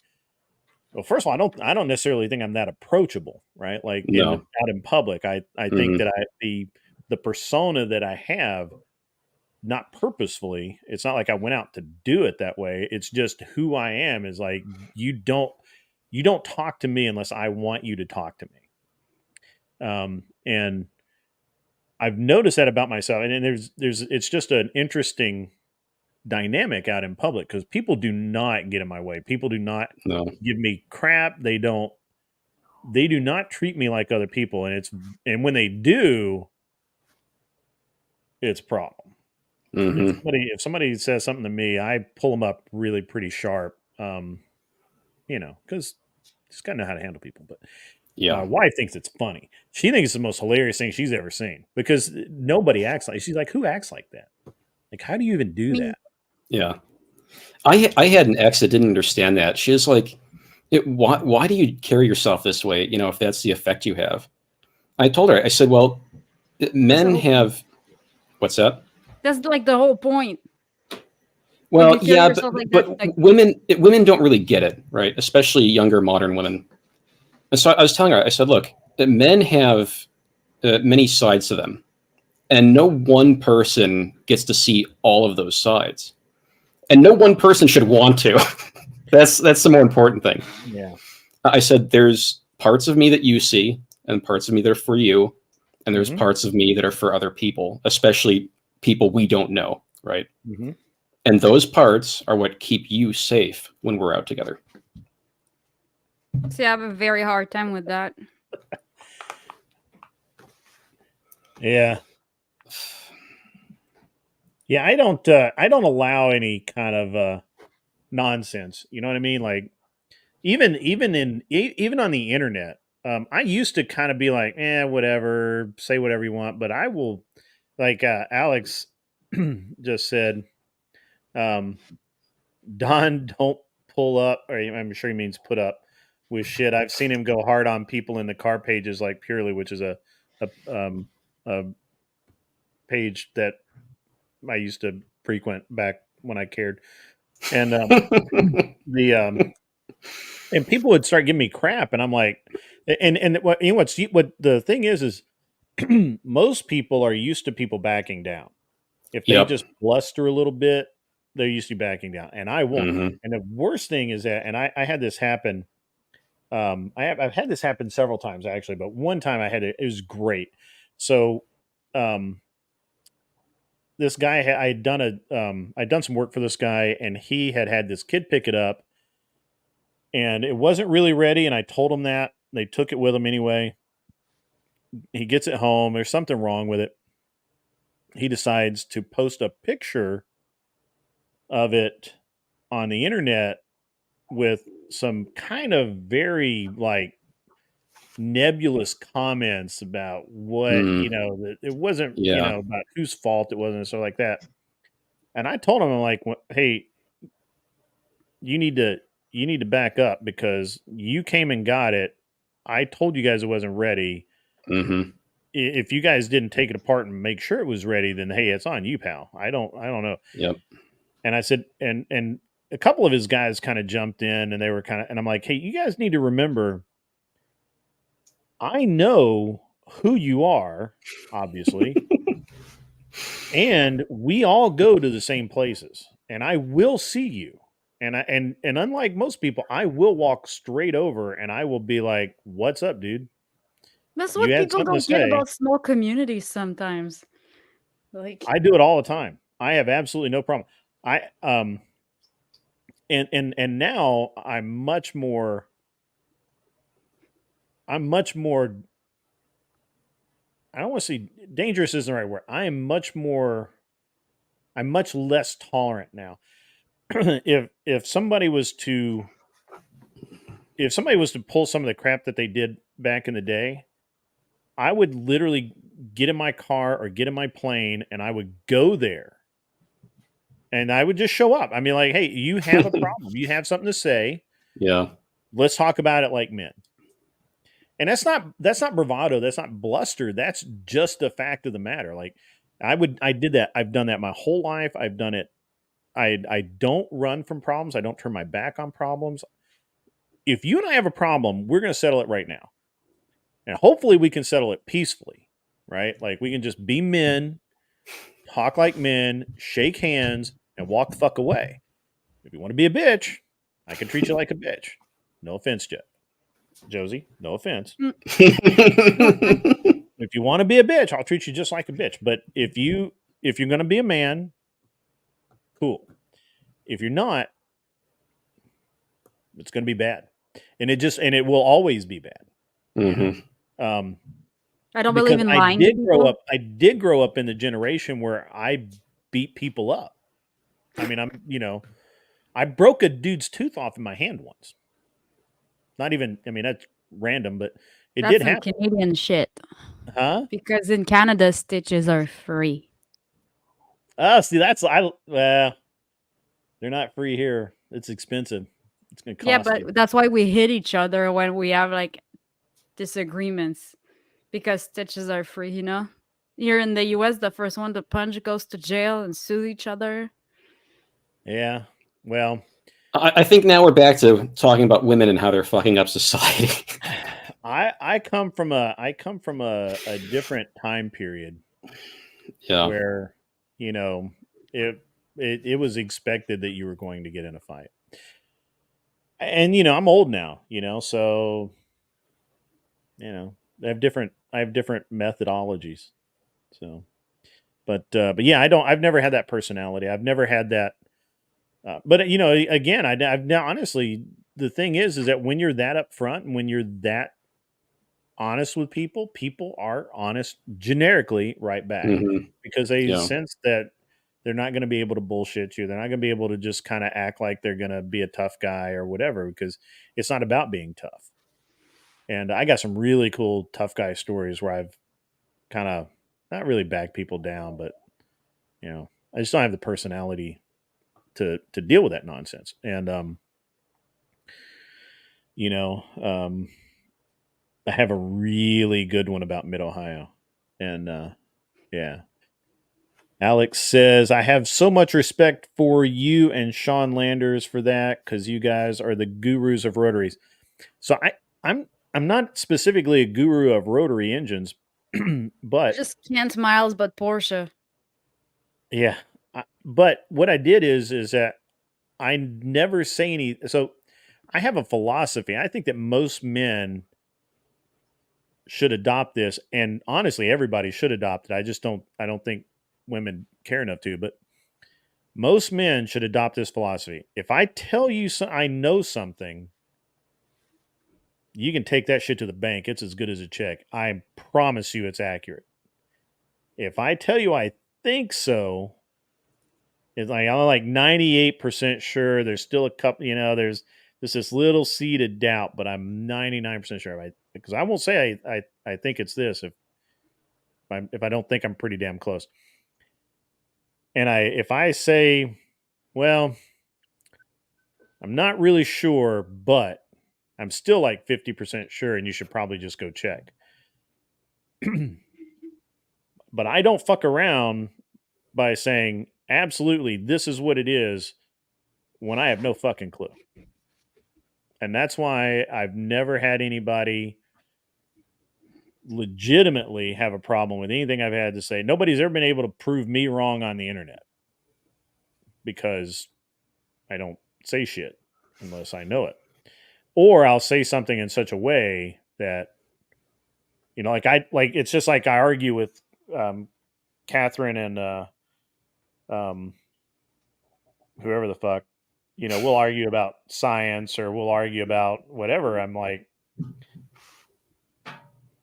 I don't. Then there's always care. Randy that says some stupid shit nobody cares about. I don't care that you have all of these bullshit studies. I can go find bullshit studies too. This is what I think. I told you this is what I think. I didn't say this is the fact of the matter. I'm not trying to debate you on the facts of the matter. I'm literally just arguing because I fucking want to argue. And I don't care. Or just you're sharing a personal opinion. Sharing personal opinion. You're welcome to disagree with my personal opinion. I mean, you're wrong, but you can disagree with it. And and it's always been that way. It's not just sharing opinions versus arguing the facts are like two completely different things. And I think some people think someone are sharing their opinion, assuming that they consider their opinion as facts. Well, a lot of times it's where people have read something somewhere that they took as gospel, and and they don't really consider the source, or maybe the source is like some famous YouTuber or something, like buy this fucking webcam because it's going to be the best thing ever, and you go buy it and it's a piece of shit because they got paid to say that, right? And I'm always very skeptical about that, about most kinds of things. But there are people like me out there that have nothing to gain. I don't, I pay for all my own shit. I don't care. I don't have any sponsors. Self-sponsored. Don't want any sponsors. Nobody has control of my balls but me. So it is what it is. But I don't know kind of how we got way the fuck off of the subject of men being men, but that is part of men being men. I mean, men have to stand on their own 2 feet. And if women cut men off at the knees every time they possibly can, the thing is a man won't, a real man won't tell you, but once or twice not to do that shit. The third time, if he's around for that third time, he's just going to leave you. He's going to be gone. Or he's going to fuck up and he will fuck you up. God's honest truth. I mean, it kind of goes one of two ways. Unfortunately, one of those ends up with him in jail. It's just the way it is. We gotta deal with honesty, right? Like I'm an honest person. It's brutal honesty, right? So, and unfortunately, most women don't realize that until it's too late. And it's hard to hear, but I have watched really good men get with women that were beautiful, smart, intelligent. You would feel like that match made in heaven. But she cuts his legs out from under him every chance she gets. Every time he fucks up, it's a month-long ordeal. He doesn't get, he starts a home improvement project, doesn't get it done because he's got to work, or maybe he picked up some extra hours, whatever. Doesn't get done. She just keeps cutting his legs out from under him.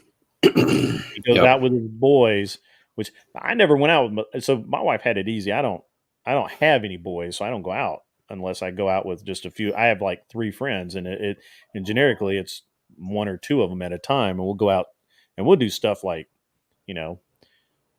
we'll go unalive prairie dogs, for a few hours from long range. We'll do some And I stuff mean, would like she that. really bother anyways? Like, She I don't don't know. I care. feel like, Yeah, yeah, she don't care. personally, like my boyfriend wants to go, and I'm like, yeah, Yeah. like you should Yeah, my go. wife That's doesn't care. fine. I don't care. But there are women that do that. It's not even that they care. It's just they don't want the dude to go. They don't want him to have any fun. They don't want Yeah. him to do anything without, and they will cut his legs out. And what happens is, guy starts out as a really good dude, solid, wants to do the right thing. There's a few Off a single ways, beta in relationship. this can go. One, he turns to drugs, alcohol, all that ruins his life anyway. Maybe takes her down with him, ball of flaming credit. But the other way, and if you haven't seen this, you will. He just gets to the point where he's had enough. And one night or one day, Careful what you're gonna say here. it happens and he ends up in jail. And that's the God's honest truth. And I've seen it a couple of times, and I feel bad but there's nothing you can do to avert that course except take that guy completely out of the situation. And I'm sorry, I'm not inserting myself in that kind of deal. It doesn't work anyway. I was telling Jess a couple days back, like you can't save someone who's not ready to be saved. And that goes for men or women. That's right. If they're not ready to see it, nothing you can do is going to make them see it. Even it if has they to come see from it, the person. Even if they see it, even if they see they're doing wrong, they may only see this one path forward, and you cannot make them see another path. And I've watched it a couple of times, and it's really sad. And I tell people, just get out. I'm the first one to tell a guy to pop silk and get out. Just go away. I just did my buddy, right? Like I'm doing it again. So again, the dude that I was talking about over Valentine's Day, right? He's back. Yeah, how was he doing? With the Soul Sucker 2000, right? And how was he so doing? he's back with a stupid girl, and they're already breaking up again. And I told him, he's like, "Hey, I got to move out. I got to get somewhere." I'm like, "Hey, you know what? And this time you're lucky. My rental house is empty. I'll let you stay in it until the end of the month at the very least. Find you a couple of roommates. The rent isn't super expensive, and I'll rent that to you. And it's a 4-bedroom house. So I said, you are lucky right now, because I have a place local that you can hang out. But I would have sent him back to the lake house or whatever, and I will help a dude out. Normally, the first thing I'm going to tell a dude is get out. There's just no other way forward immediately. Now maybe you can salvage. But why doesn't he get out again? Well, he went back. Why doesn't he get out of the relationship though? Kung Fu grip, pussy. I don't know. But does he have kids? I don't know. You know what? Dude. I wonder if I can steal. No, but does he have kids? Does he have kids or something that keeps him? She has a kid. He's never been married to this chick. He's never been married to this chick. This is the most psycho thing that I have recently experienced in anywhere close to my personal life. Let me see if I can. Some guys are just wired different. Like I got a buddy who's going through something like that now.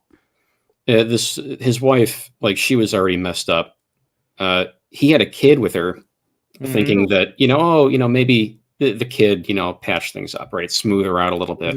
Oh yeah, like it ever does. It made her worse. Now the kid's stuck in it. He's stuck in it.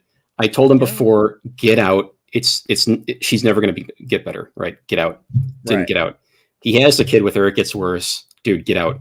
Doesn't get out. Every time he calls me up, I'm like, buddy, I know I told you this before. I'm going to tell you again. It's not going to change. You got to get out. And he's like, oh, I know, but this and that. It's like, I'm here for you, but I don't know what you want from me, man. That's and it's why horrible. I he's have a hard time guy, to keep those people around me. Yeah, he deleted the picture. I wish I had a picture. This is literally the fakest chick that you can even imagine. Like, Yeah. yeah, I don't know if her boobs are fake, but they probably are. She's just so. I mean, when I I can look tell at her, I'm usually. like, when I look at this chick, I'm like, Mm-hmm. So the first time I bailed him out, he had so it was going sideways. She was drinking a lot, all that kind of thing, and then he called me up, and we were just talking about something else, and I just asked him like randomly, like, "Hey man, what? How's the thing going? You seem up and down. You okay?" No, not okay. She's drinking. I came home the other night. There was a car parked out back, and it was he parked around back where he could, I guess you can park at that where his house is. You can park on the back side of it.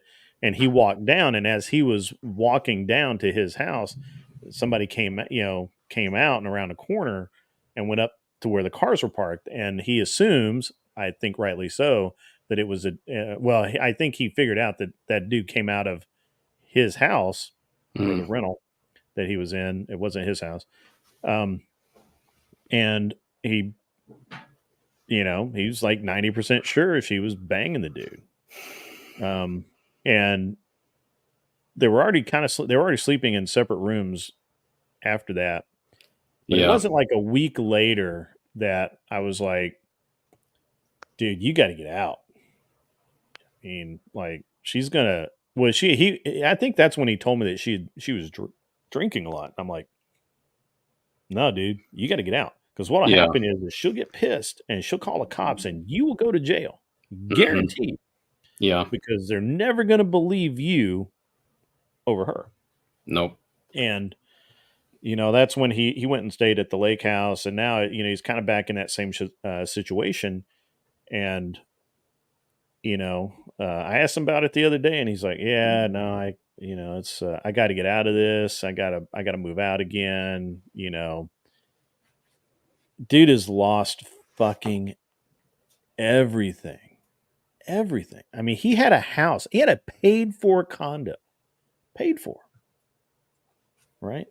And that was a good sense of that, and he needed that because he can get he's just the way his brain works. He can get kind of temporary about things, and like he'll have a great job, and then he'll just be like, "Well, I want to go try this for a while," and then he fucks up for 6 months and doesn't really make any money. I mean, he makes money, but not much. And so, not having a mortgage and not having rent saved his ass, dude, so many times.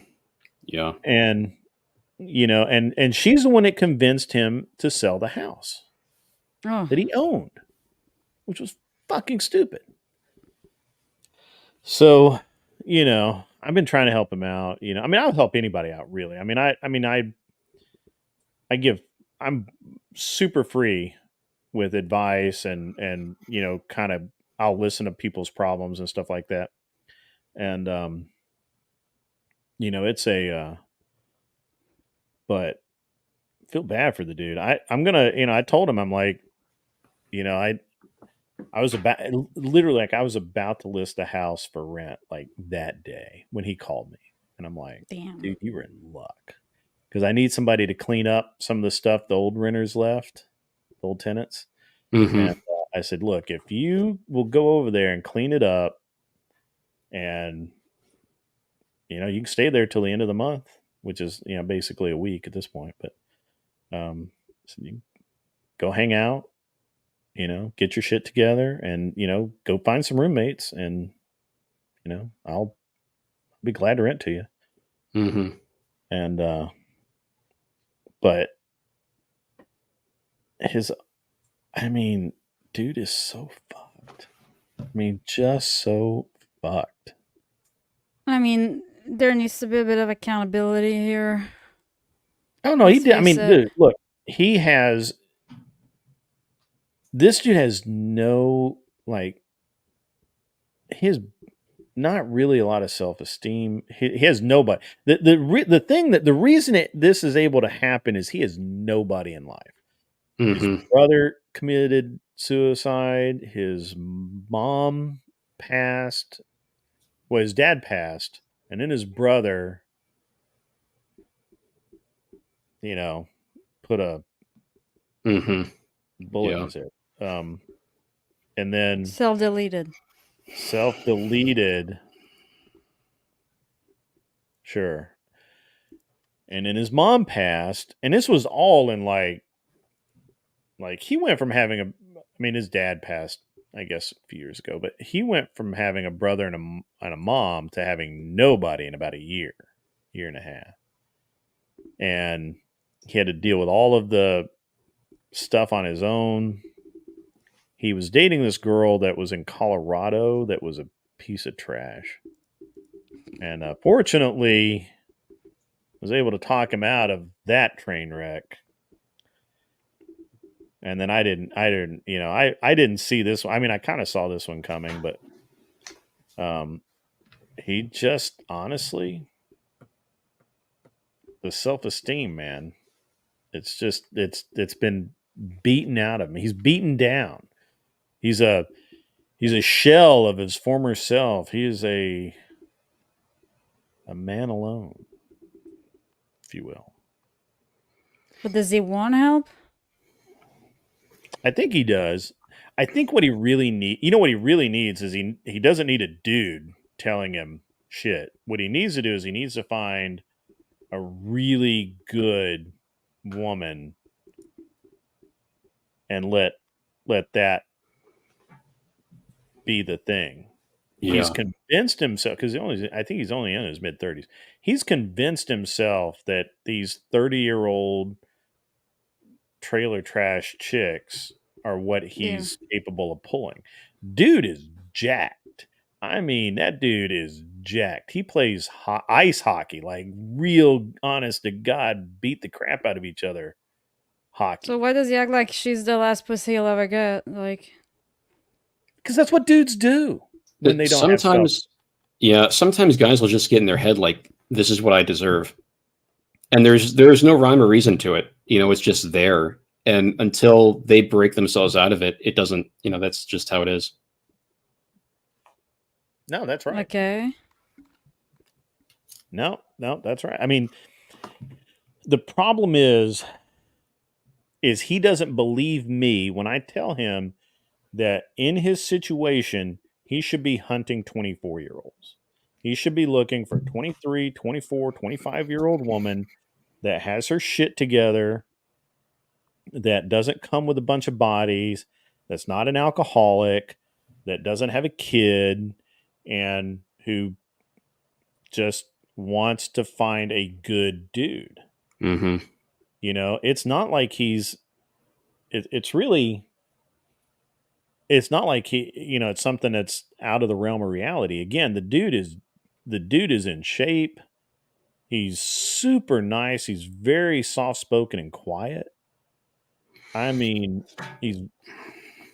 honestly, he's not a bad dude. But he's kind of a puss. But he's just like what I was saying earlier. Dudes just have it ripped out of them. And when they lose that self-confidence, that self-assurance, man, they are fucked. I'm just telling you, they are fucked. And this is a perfect example of what I was talking about. And I see it all the time. And you'll see it. You don't see it on Brian's show because most of the guys he brings on, they have so much of an ego that they just can't get over themselves. But I hate the guys he brings on the show, to be honest. Like, most of them. I mean, not most of them, but like some of them are just. I have to think about this. Why? I have to think about this for a minute because it's not that I don't dislike Chase. I just think that Chase is. I do. I think that Chase is a fucking pussy who has mommy issues and shouldn't be there, and a backstabber and a fucking snake. Yes. I didn't think any of that until right now, but okay. I'm still not sure of that. Because you don't know what happened behind the scene. But I'm sure. Granted, right? But anytime you can just take my word for it. That's the best you can do on that one. We can talk off show. So it's cool. Calm down. Calm down. I'm saying that out in the wild. Like I'm not a snake like that. See? No, you will stab someone in the front, Yeah. guaranteed. You're the best kind of friend. Yeah. You see, I don't shoot an opponent in the back. You see? Yeah, that's right. That's right. I mean, want them to I'm look just- at me in the eyes when I killed them. I'm just not interested. Like it's all.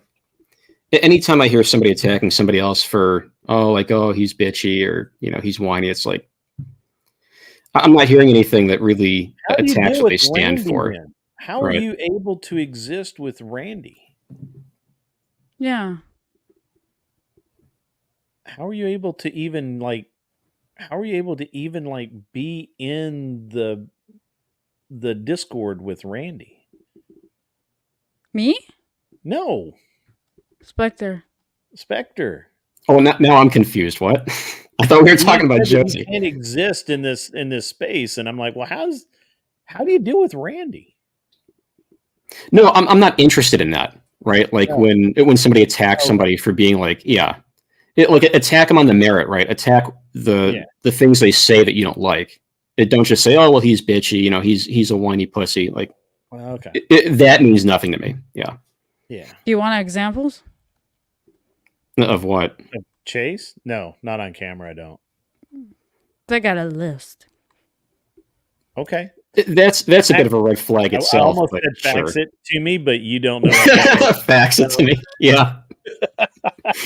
You go down to the FedEx Kinko's, rent a fax machine, send it. I'll send you a fax. Sure. How about an email? Just Morse you code. don't have my email address. Text Morse message. Send a text. Morse code. Morse code. Telegram. Throw it up not in the comments. Holy Christ! Don't do that. I'm trying not to start any wars if I can avoid it. I've said it like to his face, and he chose to ignore me. Well, of course he would. Why would he not? You're too old for him. Just saying. I'm too masculine for him. Because that's how much of a fucking pussy he is. You're not particularly masculine. He's gonna have to like bang dudes in the ass. Well, I mean, she presents as fairly masculine, right? Argumentative and everything, but podcast is where you talk about pegging. Okay, this one we don't. I'm pretty sure he takes it in the ass too. We do not do that here. Okay. We don't talk about gay stuff. Got it. We can, but we don't talk about pegging. We're choosing not to. we can do it. We can do many things. However, let's not do that. Yeah, I don't really want to talk about Chase any more than I already have. Look, here's the thing. I've said multiple times, Chase is fine. The problem I have with him on the podcast is he has a real habit to try and go down rabbit holes and spend 30 minutes to try and get a 4-second clip rather than just have useful discussions with the entire panel. And he almost always singles out one guest or two, and he just keeps battering that guest. And then the rest of the panel just kind of sits there with their tits in their hand and just kind of they're just kind of over here like a little self-love. Brian kind of does that too. Hey, Brian's the host, man. He can do whatever he wants. Yeah, but if you want to talk about like somebody that focuses on like one girl for like 3 hours, he hasn't been doing that much lately, but he's been good. He's been good lately. You're right. The thing is that every time he does that, there's like real shit there that comes out. Like it's not like and where the chat yells at him. Yeah, he's like a pig hunting for truffles. Man, he knows it's there. Yeah, where Chase is just hoping. Chase is hoping to find something that he gets that little clip, but Brian's like surgical, man. Like he's got his show notes there. he's and I think he can. I think Brian's very good at telling when people's lying to him, Mm-hmm. and Yeah. I think he's really good at sussing that out. So we can talk about Chase. I'd be happy to talk about Chase later, because I am kind of curious what he's like in person versus the persona on film or video, whatever. It's not film anymore, but God, I'm old. And okay, all right, guys. This is gone. We are 4.5 hours. This is almost like a whatever podcast. Only I don't have 10:36. bitches in here. I can't believe yeah, it's pretty good. It's pretty good time tonight. I had fun, and we talked about a lot of useful things, and yeah.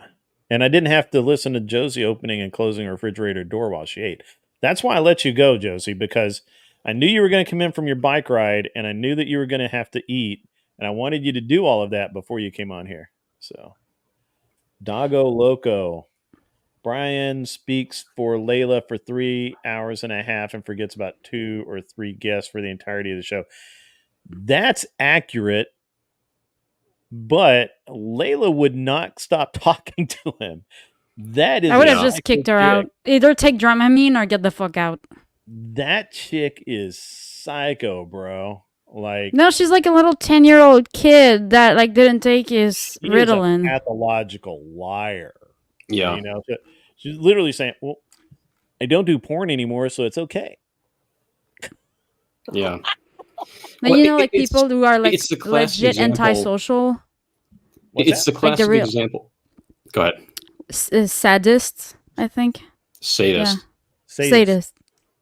Yeah. No, she enjoys making people uncomfortable. Like she truly like gets joy from that.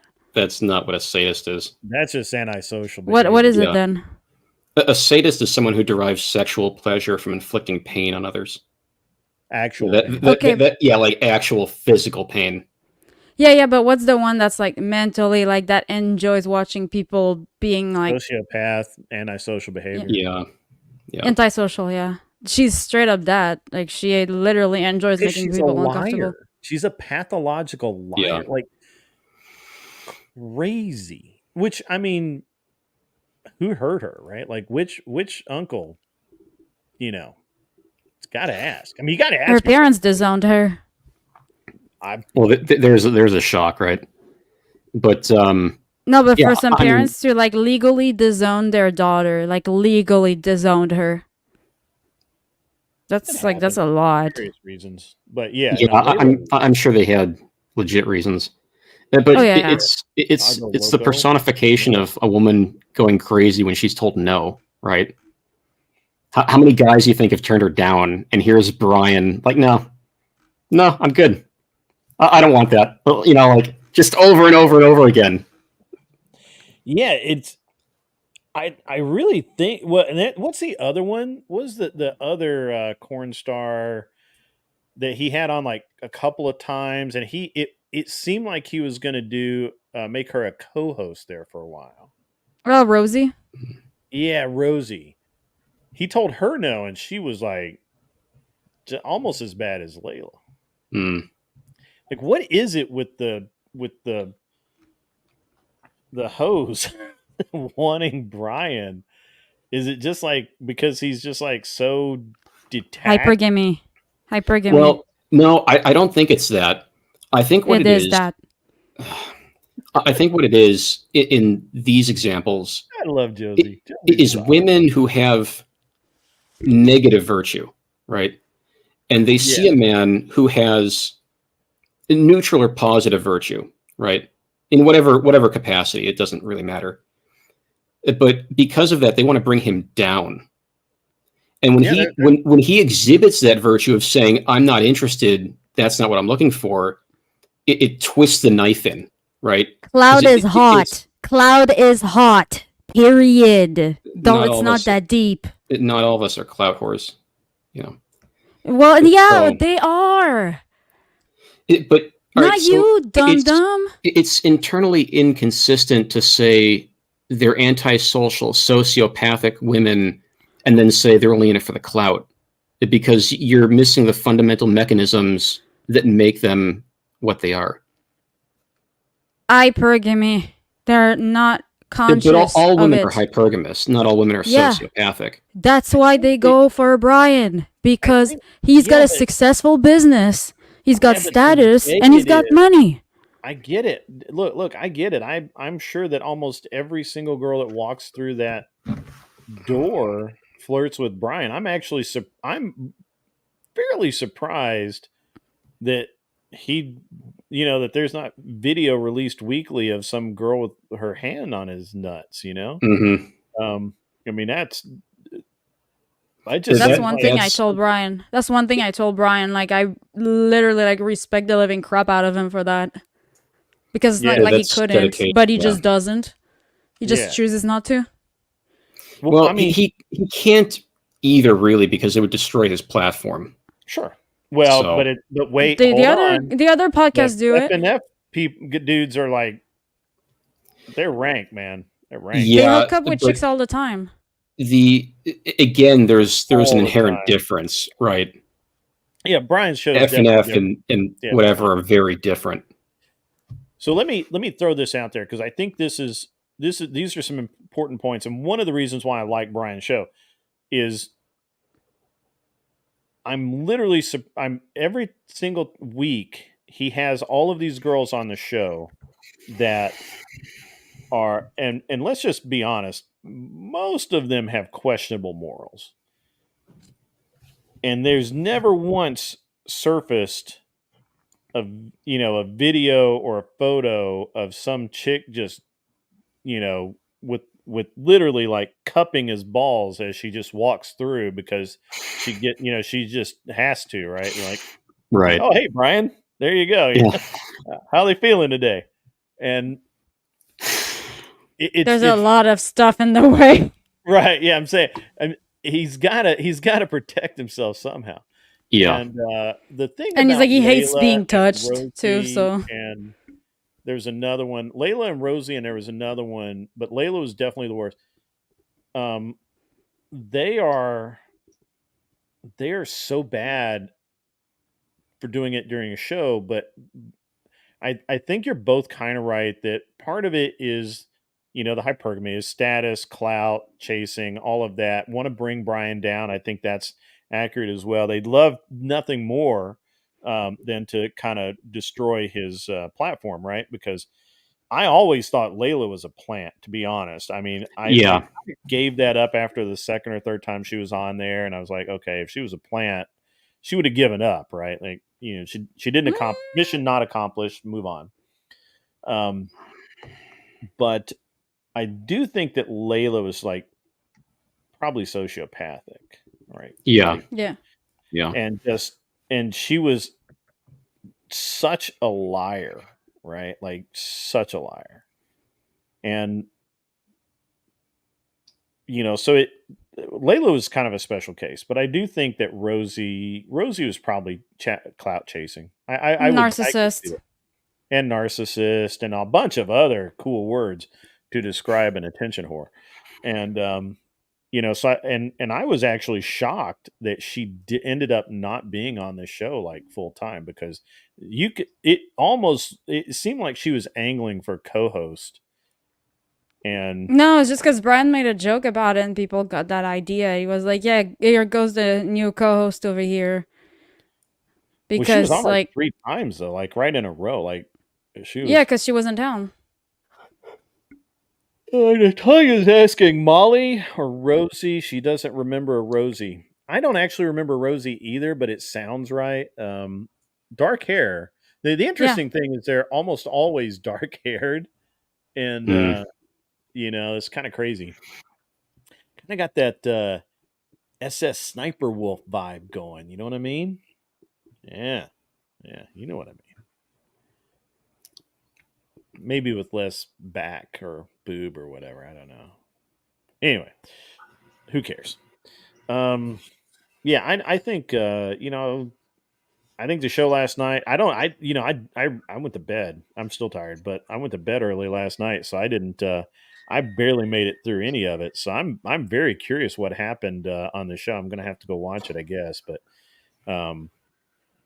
it seemed like the girls were kind of giving up about for that first 45 minutes, and they didn't get their Yeah. their. I made it about no, because halfway Brian through and I is lost so interest. cold. Brian is like as cold as ice before a show, and like the first like hour of a show, he's like. At the first time I went on a show, I was like, I would say, not terrified, but terrified of, not like when like you feel like somebody doesn't want you there, or like you better sit in your corner and not be on my way, bitch.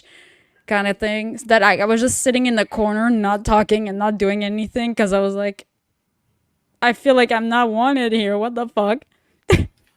Like I'm like, okay, I'm just gonna sit there and wait until I'm addressed. Okay. And then Maddie came to talk to me because she saw like okay, like that one is uncomfortable over here. Because that was just the vibe he was giving off. So sometimes the girls are like very closed, but like we just kind of realized like he's like that before every show, but like after the show he's like a completely different person. Checks out. It checks out. Which is probably why Nick still works with him, And he said it himself. It's like, yeah, Brian after a show he's like super chill. Yeah, I think Brian's mental state is better, but I know that there for a while, man, it was rough. I mean, he was. I think Andrew's helping him out a bit. Threat of lawsuits. I'm sorry, what was that? I think Andrew is helping him out a little bit, which it helps him a lot. Well, I think Andrew's probably been sued several times too. So, if you've never really been sued before, it's terrifying. It's pretty probably pretty terrifying. I don't really care anymore. I'm just like, yeah, whatever. Sue me. It's good. Go for it. And so I think overall, I think Brian's actually kind of making a good change on the show, a good direction. Not a big change, but he is, by having kind of Andrew on, and he's changing some of the questions. He's changing some of the way he's asking the questions. And one of the interesting things is that the whole, have I said something that you don't agree with? I'm excited to answer that one, actually. I really look forward to answering that one if I ever go back. Yeah, I don't know why he hasn't had you back on. Probably because he tries to balance out the panels, and it just didn't occur. Like there's like the demand for the opposition is higher than the demand for people with my based people, I guess. I wouldn't say I'm like based, but that don't agree with the whole feminist movement. There's not as much of a demand for. So is Annie or whatever her name, Annie. How you pronounce her name? Is she watching? Is she watching the stream? That'd be interesting. I mean, it's live. Why not? That'd be interesting. It's live. Annie, if you're in the chat, post your phone number. Don't worry, we'll know it's you. And your social. Dude. Georgians don't have social security numbers. Credit card. She's not going to do it, don't worry. Just give her the last 3 digits. Of what? In the back of the card. Everything. Oh. And the ones in the front, too? Yeah. Her mother's maiden name while you're at it, I guess. I don't have any rocks. The problem is I don't have any rocks. Abdul. I've got some cinder blocks. You want them? I don't have any, and I don't have an Abdul. All right, so I can be Abdul for you. Myself, I need Abdul and I need some rocks. Habibi. Get a Juan. Habibi. A Juan. How do you come up with a one Juan. A Juan. Mexicano. or a one ton? Juan Pablo. Juan Pablo Montoya. Interesting stuff, guys. It's interesting. Can we close out on something You that want to go? Yeah. I go. didn't? Yeah. Do it. The shit that Brian says almost every freaking show of like, I want a girl who's properly single and ideally that's like already into me. You know what I'm talking about? Yeah. I concur. Like, I don't see an issue with that. The women I tend to date, like, they know pretty quick whether or not they want to date me. You know, so like, I don't think that's unreasonable. I would be very suspicious in today's society if a girl wanted to date excessively before any kind of commitment. Because Yeah. What do you mean by excessively? I'm not sure. so I've been out of It's market like- for a long time, but my observation is that if it went more than about 3 dates, like actual dates, like dinner maybe, or coffee and then a dinner, and then maybe you catch an event of something, a show or whatever, you did something Mhm. together, water skiing, who knows, I don't know. But 3 times, if we're talking 3, if we make it to that third one, because you notice I kind of ramp up, right? Like I think that dudes should kind of ramp up. You start out where you can pull the ripcord and who cares, right? You got no skin in the game. Coffee, right? Mhm. $10. Who cares? Except for Brian. Brian's the only person in the world who cares about a $3 coffee. I'm bringing my own coffee. Yeah. Oh no, like if you want him to like go out with you, like you better be paying. Which is like, oh, I don't really have any female friends. I don't have anything to gain from it. And I'm like, yeah, besides when it's me when I'm paying for it. I bet It's okay though. Josie chill. brings her own tea bags to the restaurant. Based. Like I drink tea. I'm French. Oh, that's Please. They I'm drink Polish. I caffeine. drink tea. Like, so what? French, so- we drink coffee. Yeah. I think And you mean wine. coffee. Cafe. Espresso. Yeah. And Yeah. So coffee, and then we ramp up. Dinner, maybe a movie, maybe a show of some kind. Whatever. Probably nothing over about $80. Current market value. That's generous. Dude, I just It's hard to go below 80. yeah, I mean it's Yeah. I just had I guess with dinner for 2, yeah. yeah. I mean my kid and I got burgers and it was like $40. So I mean, what are you gonna do? Yeah. Burgers chill. I eat meat. I'm sorry.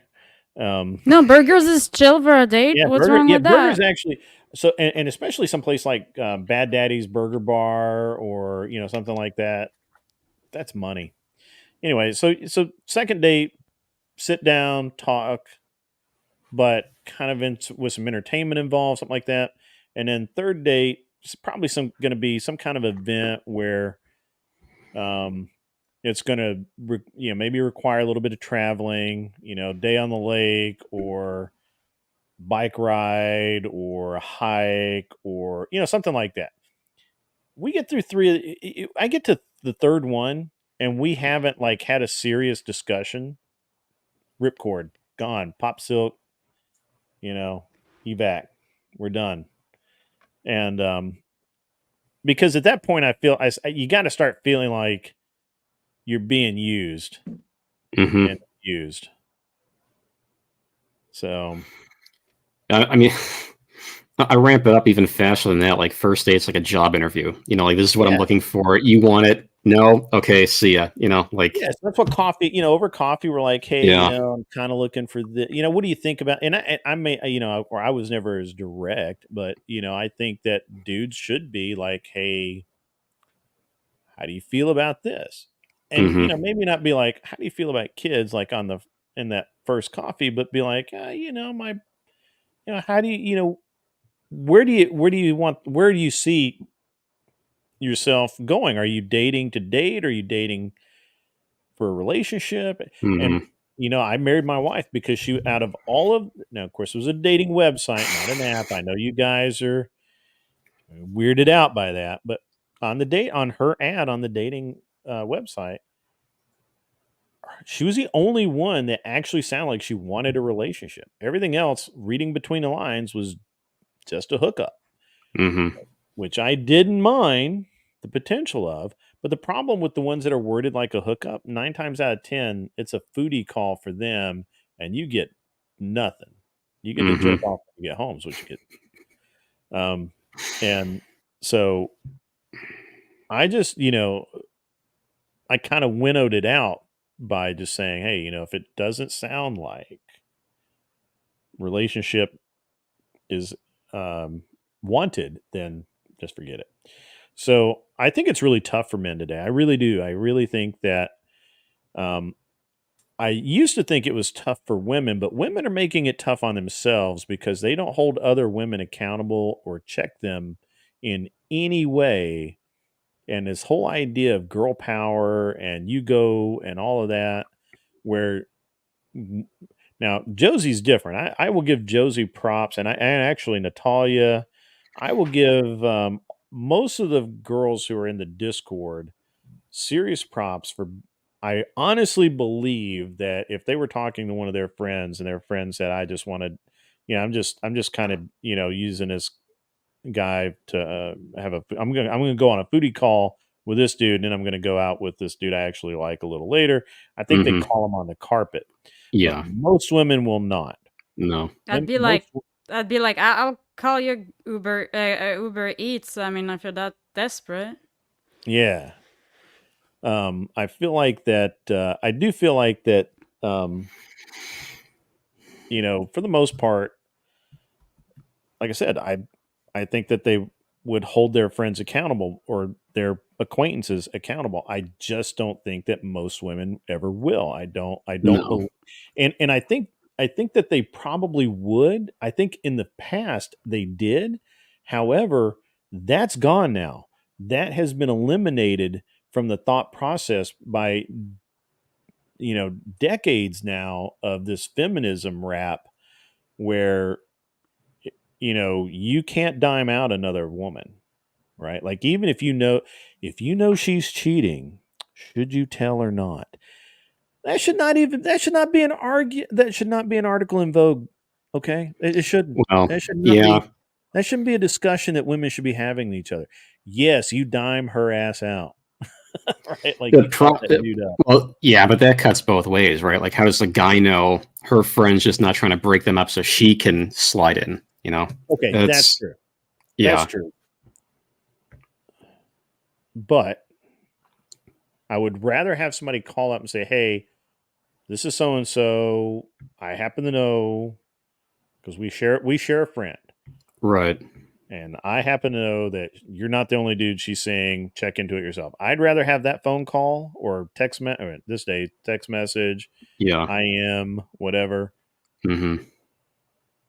I would rather have that happen than have the opposite, right? Where Yeah. Yeah. women stick together. You can Hmm. do no wrong, girl. You get yours. Because men will hold men accountable. If I Yeah. know if I know a dude's about to cheat on his woman, I will. Mm, Hmm.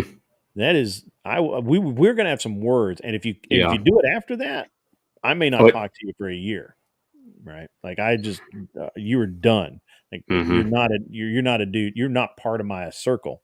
Hmm. Um, and men are very good at holding other men accountable most of the time. I'm one of those dudes that I don't even like to hear another dude talk about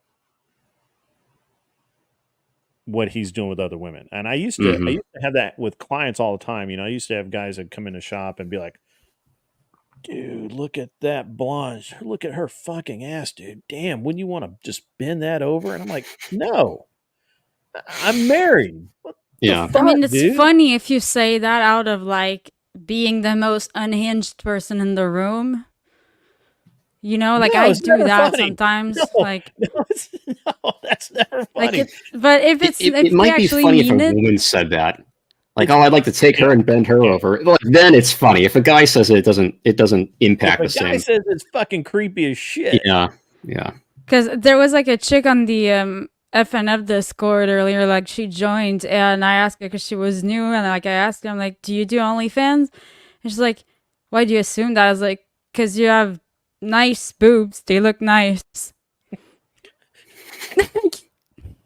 And all the guys are like, all the guys are fucking laughing. But she did have nice boobs on her I mean, profile now picture. They there's were like nice, uplifted out there, like the glim, the glow and everything. That was nice, Some doctor got paid a lot. Is what you're Yeah. saying. Oh no, Yeah. it's a bombshell bra probably. Like those bombshell bras, they're like catfish. Well, There's like a Doritos bag. All right, so there's new criteria going into the first date thing. I got to see him naked. Let me just take a note. Yeah. Okay, we're good. No regular bras, sports bras only. In nudes. Yeah, like we're gonna go to Kohl's or something and go in the dressing room, and I'm gonna like examine. I don't even know anymore. Like You just need a doctor's report that they're unaltered. And, what? Because she can't pay the doctor a little more to say they're real. Like yeah, okay, all right. But do any of us really trust doctors anymore? I mean, I don't.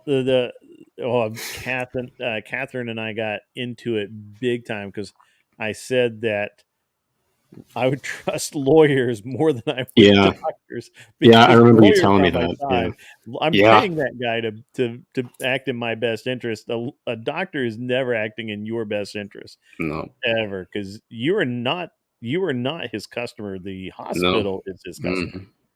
And so but as far as I never really I don't like it when men now okay, look, if a dude comes up and he says, holy crap, did you see the boobs on that girl? I might be like, yeah, okay, I saw him. Yeah, what about him? But much more than that, I don't want to hear it, because to me it's really crass. I'm married, creepy. and you know that it's just not cool, right? It's not cricket. It's just creepy. Like, why would you say that? Creepy. It's really creepy and just randomly, right? But you can just go like, there are dudes damn. out there that talk like that. There really are. There are really dudes that will just walk up and just say some of the most off the wall shit, and they're literally red flags, man. Literally, just like, I can't even, If he's drunk out of his mind, I'll give it a pass. I'm against men being drunk out of their minds anyway, though. Yeah, it happens sometimes. I'm aware there's a lot of guys that get drunk out of their minds, right? But it goes to the function of the man. If you're an athlete, it happens sometimes, because you go right. Sometimes you're more dehydrated than you thought, and that glass doesn't hit as hard as you thought once you have to get up to go to the bathroom and you realize it's too late. It happens to the best of us. So it's okay. Here's the thing. The only time it's acceptable for a man to be drunk out of his brain is when he is either with exceedingly close friends in private or alone, which sounds weird, but being just drunk, with friends, being drunk out of your mind in public, no, never. Being drunk with your friends because you're celebrating something, and by drunk out of your mind, I mean literally, like, you're not breaking shit. You're literally sitting around getting shit-faced because you just signed the biggest contract of your life and you can't even fucking believe it. Or no, I don't mean like making a scene or like getting. Last one of your friends just got married and you're just getting because. And let me tell you, I don't drink, so I'm the ultimate judge of this shit. I've watched dudes do it. Like, that's the only time I considered it acceptable for grown ass men to get blind ass drunk. That's it. But they're alone. They're not out in public. They're not out with a bunch of women doing stupid shit. They go get drunk. And that's it. That's it. The only acceptable time to me. Period. Mm. It is never acceptable to me. It's never acceptable for a man to be falling ass drunk in public ever. Oh yeah, no, not falling ass. I mean, that's like ridiculous. I don't even think you should be really much more than feeling good in public. You should always, in public, a man should always maintain his senses. Period. Yeah. There's no exception to that ever. If I can't function outside of my house, I don't leave my fucking house. I'm certainly not going to go somewhere and get fucked up and not be able to function outside my house. The fact that people do it, I get it. You know, people are stupid as fuck. I mean, you just can't get past that. The reality is that it's even celebrated. Yeah, right? it is. My boyfriend used to own a bikini bar, so I know that like even if he drinks a lot, like I'm super safe. Because he's got a few I'm not under talking his about men belt. doing stupid shit like banging chicks they shouldn't bang. That happens. I'm No, talking getting about, drunk, and partying. He used to be a little wild. I mean, you can have a wild period there, maybe in between high school and college, and once you get into college, you got to quit that shit. Life means shit, right? Like there are consequences, you know, and I kind of feel like I'm really British and German in this regard. I really don't believe that men should ever be seen publicly drunk, ever. And like when I see somebody drunk in public, the amount of respect that I lose for them can't be measured. Oh no, you shouldn't be able to tell. You should not be able to tell. That's true, though. You should never be drunk in public. Ever. Yeah. Now, if you want to sit down and if you want to sit down in your basement or your kitchen table, I've watched it. So I tell you what, I had a friend of mine, really good dude, basically a professional alcoholic. I watched him sit down. We were talking. He sat down and he started drinking. Forget what he was drinking. I'm not an alcohol expert. I don't know what the fuck. He just starts drinking. And then he realizes, fuck, I got to sober up. I got to go do something tomorrow morning. I can't be so fucking shit-faced. And he stops drinking. And and it was just literally like he was going down the curve and he realized, nope, can't do it. Stopped. And then he started drinking water and he started, and he came back up the bell curve a little bit and then he went and passed out and went to sleep. That's the kind of control a man has to have. Mm-hmm. Now, if you want to get a quart of shine and sit in your fucking basement and get toasted, I think a man ought to be able to do that. There's a problem if you're anything other than that. Right. Besides not drinking. It's a problem if you're going out to bars every night of the week. If you're spending more than your car payment a month in alcohol, then you got a problem. Okay? Don't do that. It's stupid. And I've watched this happen over and over and over again. I've actually watched people give up everything in their life except alcohol. Mm-hmm. And yep. And it's bad, man. It's bad. My brother died of alcohol poisoning. I don't know if did I tell you guys that? Yeah, my brother died of alcohol poisoning. Sure did. I say alcohol poisoning. My youngest brother was a alcoholic basically since high school. And my parents would get on to him about it, and he would kind of get better, and he just did the whole thing, right? Well, my personal opinion is, so he had been he got got fired from a job. I think alcohol was involved. I don't know. Who knows? Probably. He gets fired, has a lot of trouble finding a job. Finally lands one at Nissan. He didn't like it because he had so much alcohol, so many years, it just wrecks your body. And he couldn't perform, so he quits that job. But he got a few paychecks in him, and once he had money again, he started drinking again. And then the alcohol, the damage that's already done, it just accelerates even more. Mm-hmm. And so my mom my mom had bought him a house because my brother had bought a house, but he lost it because he never paid the payment. Went into foreclosure, got sold on the courthouse steps. That's what alcoholism does, folks. That's the reality of that shit. And so my parents bought a house and let him live there. In theory, he was supposed to pay rent. He didn't. But he did help them out, and I guess that worked out, right? Like, he would come feed the animals. He would come do shit. And I guess he was able to have enough alcohol to maintain. And then he got money, and then he started drinking. And when after he passed, my mom found his checking account. It was just nuts what he'd been spending. Well, the day before he died, she was with him on the front yard of his house, or her house that he lived in, pleading with him to go to the hospital, and he wouldn't go. And he went back inside, and they called the sheriff and said, "Hey, if we call you guys, can you take him to the hospital?" And no, if he's conscious and does not want to go, we cannot take him. We cannot force him to go. Right. And so he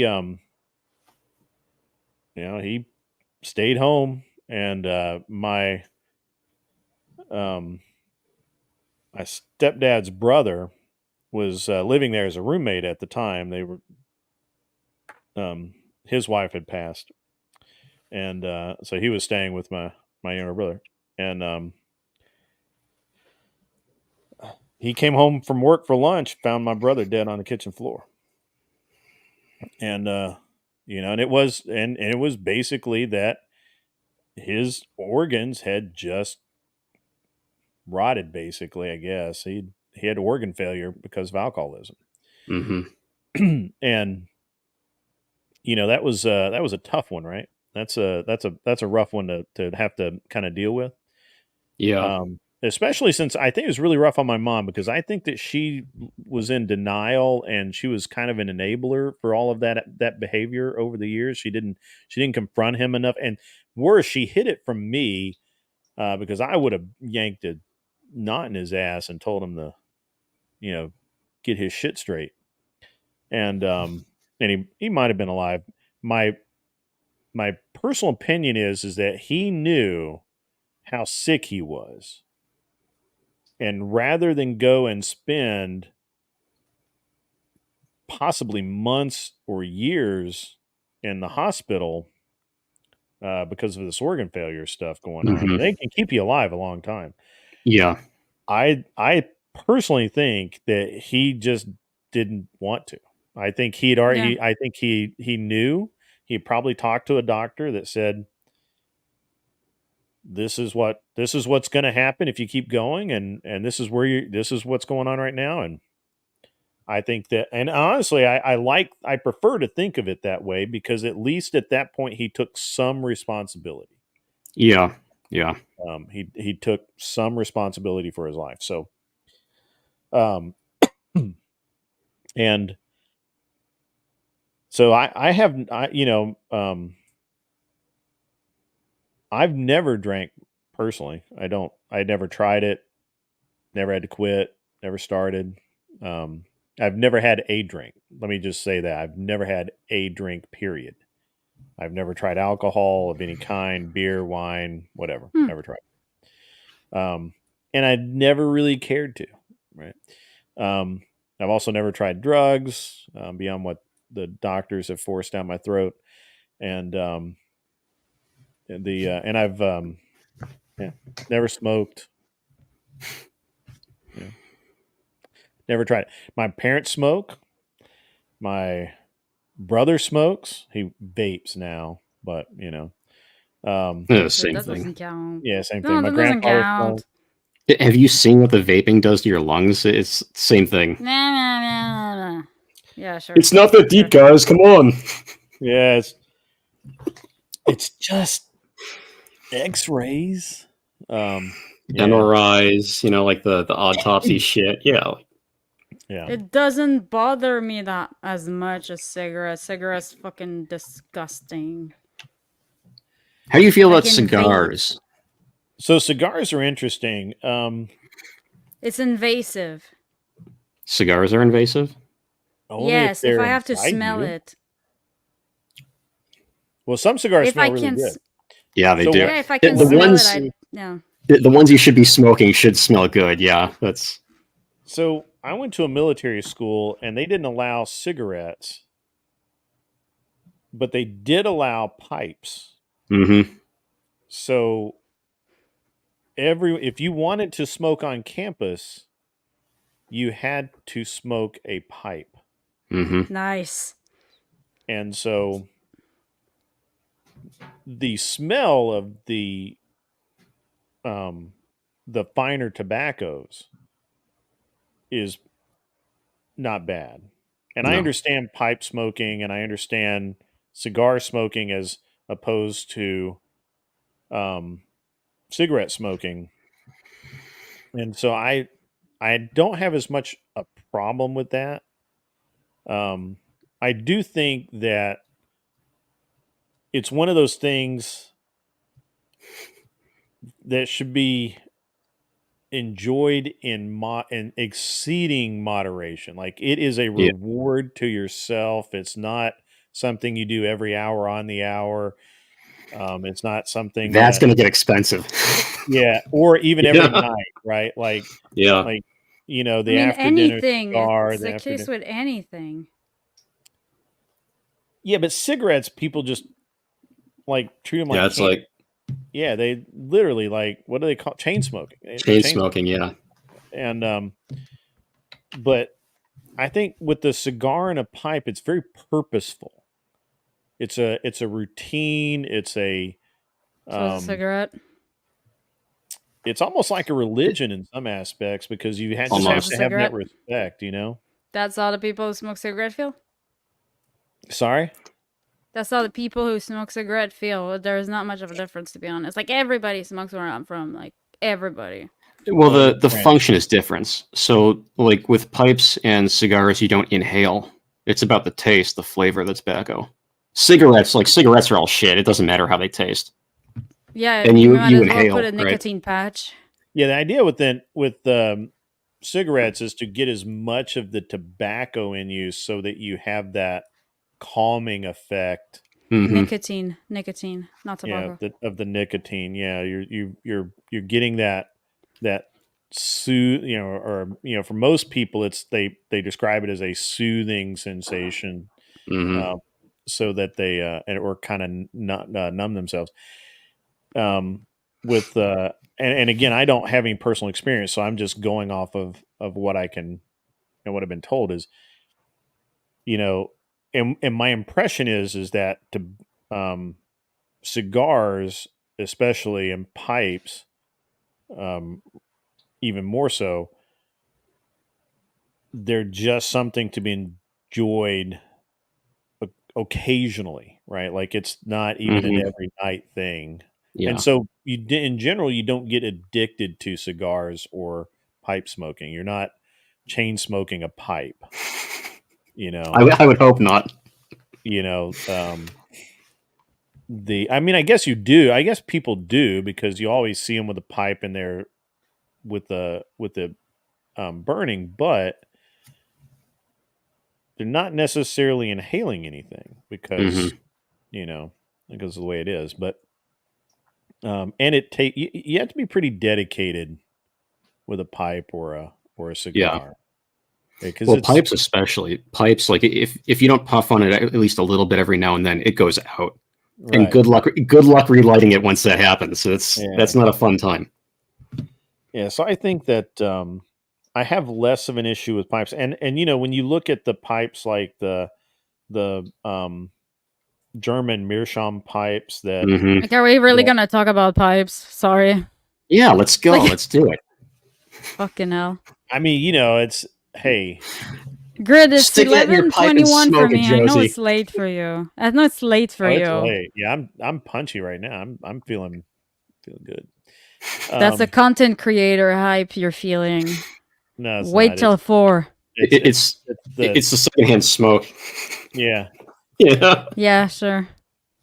I think that there's something about the Meerschaum pipe and the way that they curve it and the bell and everything that's supposed to keep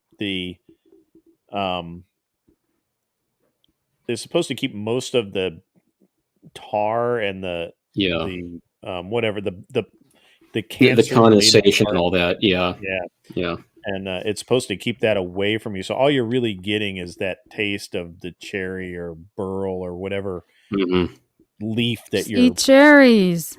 Do you want cherries? Eat cherries. Smoking, but see, the thing is that I don't have any personal experience, so I couldn't tell you that. Hey, that's a great thing, right? Like, I understand the theory behind it, but I couldn't tell you, hey, yeah, this is cool for you to do. So I don't really have an opinion on it other than I understand it, and I think that it's probably less unhealthy for you and the people around you than cigarette smoking. Cigarette smoking is just, I mean, if you understood the chemicals that are in fucking cigarettes, man, it's crazy. You read some of the lab results on that shit. It's like what, formaldehyde and arsenic and nickel and cobalt and just like, and then you're inhaling all that. You can have that debate with Andrew. I don't want to debate with Andrew. I'll argue with him, but I don't want to debate him. I don't like debating. I'm not sure he's worth debating with after I heard him on the other night. He's like, he doesn't believe in rights. It's like, well, you can debate him on that. I missed that part. I went to bed probably. I think that was early on. He was like, you can't find rights in nature. It's like, well, if you go out in nature and you're alone and you're battling against nature, I suppose, or other people in nature, barring society, right? And then, yeah, like First and Second Amendment is a natural right. Because in nature you have the natural right to defend yourself, and you have the natural right to say what you think. It's not until you get into the constructs like society that's taken away. But even then, somebody who keeps it real. Somebody who keeps it real against Andrew could just do it. I was like, well, I have that right. Okay, no, you don't. Okay, well, I don't. Okay, well, I'm a whore. Okay, cool. Then what else are you gonna say? Well, I mean, the women wouldn't really get into it because they don't think on that level, right? But it's like, well, no, you don't have the right to defend yourself in nature. It's like, all right, well, you and I go out into the woods, way out, nobody else is around, and we're going to see who's got that right. We're going to see who walks out of the woods. Which is pretty much what patriarchy is in the first place, which there's nothing to dismantle. Because at the end of the day, it's the fact that men are superior physically. That's what it really comes down to. But they try to make it seem like it's a system that was man-made. It's not. I don't even sure. What the fuck does patriarchy mean? It's both.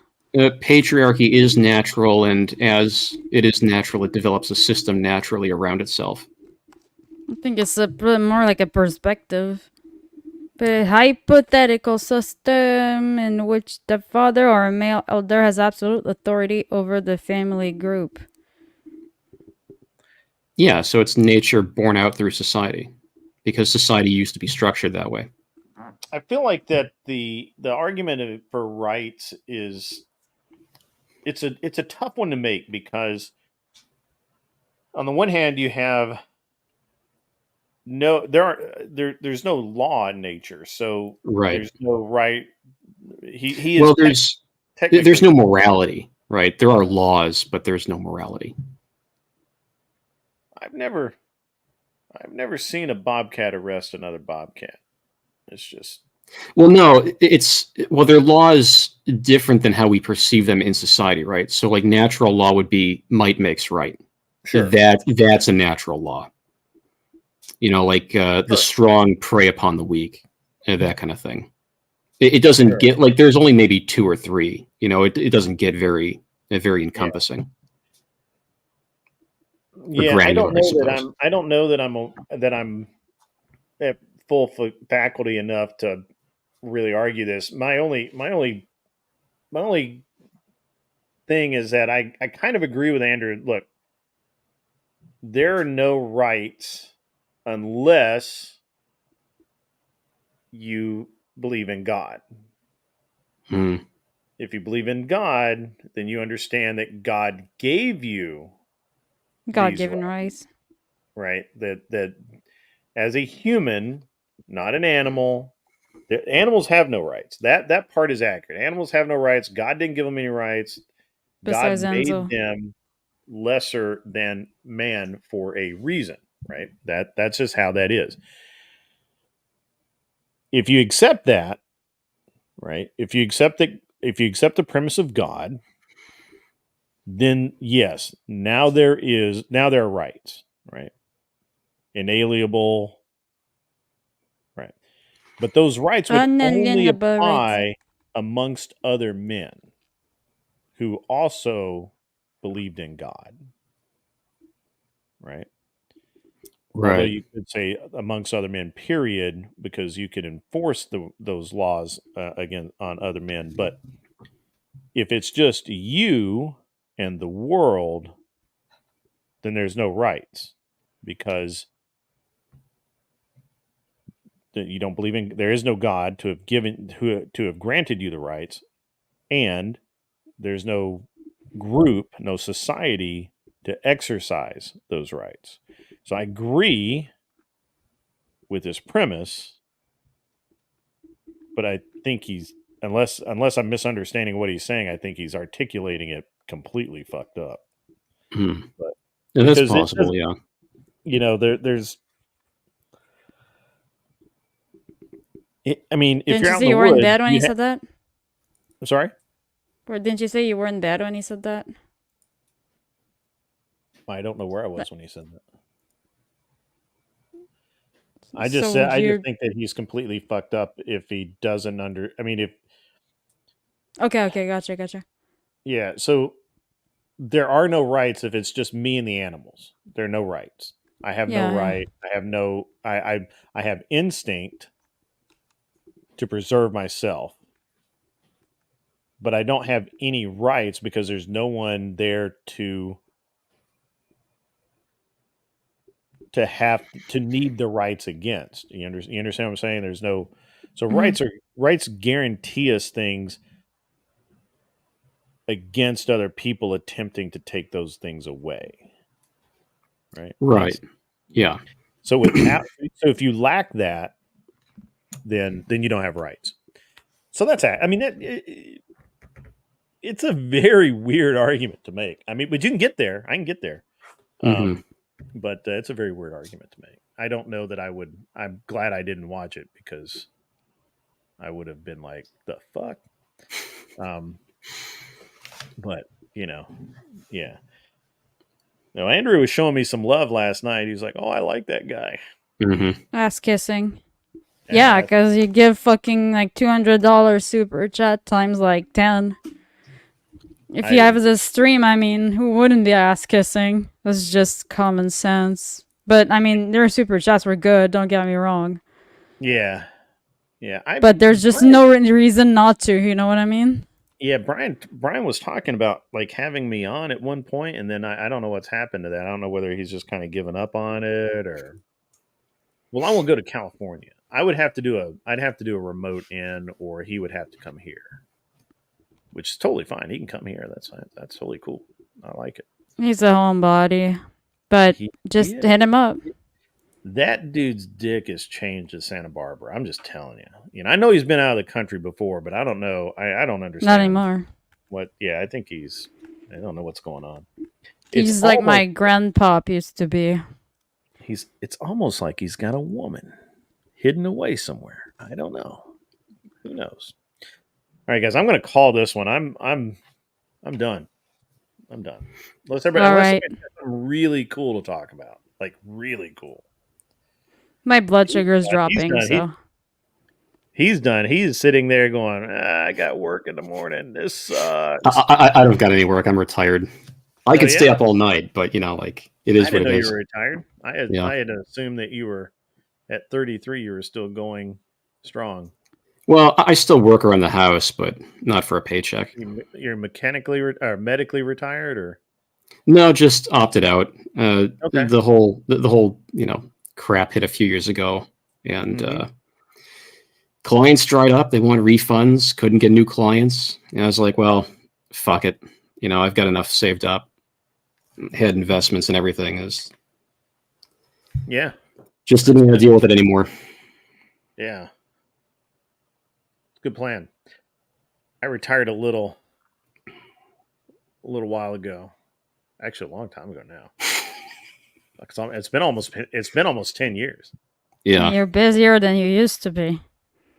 Yeah. Oh, the second day of my retirement was the busiest day of my life. Mm-hmm. There's two types of men who work. Okay. There's the types of men who work so they can retire, and the types of men who work because they just needed something to do. I just need something to do. I've got to have a project. And it's interesting. It's interesting because if you saw my brother looks 10 years older than me, and he is a year younger than me. Mm-hmm.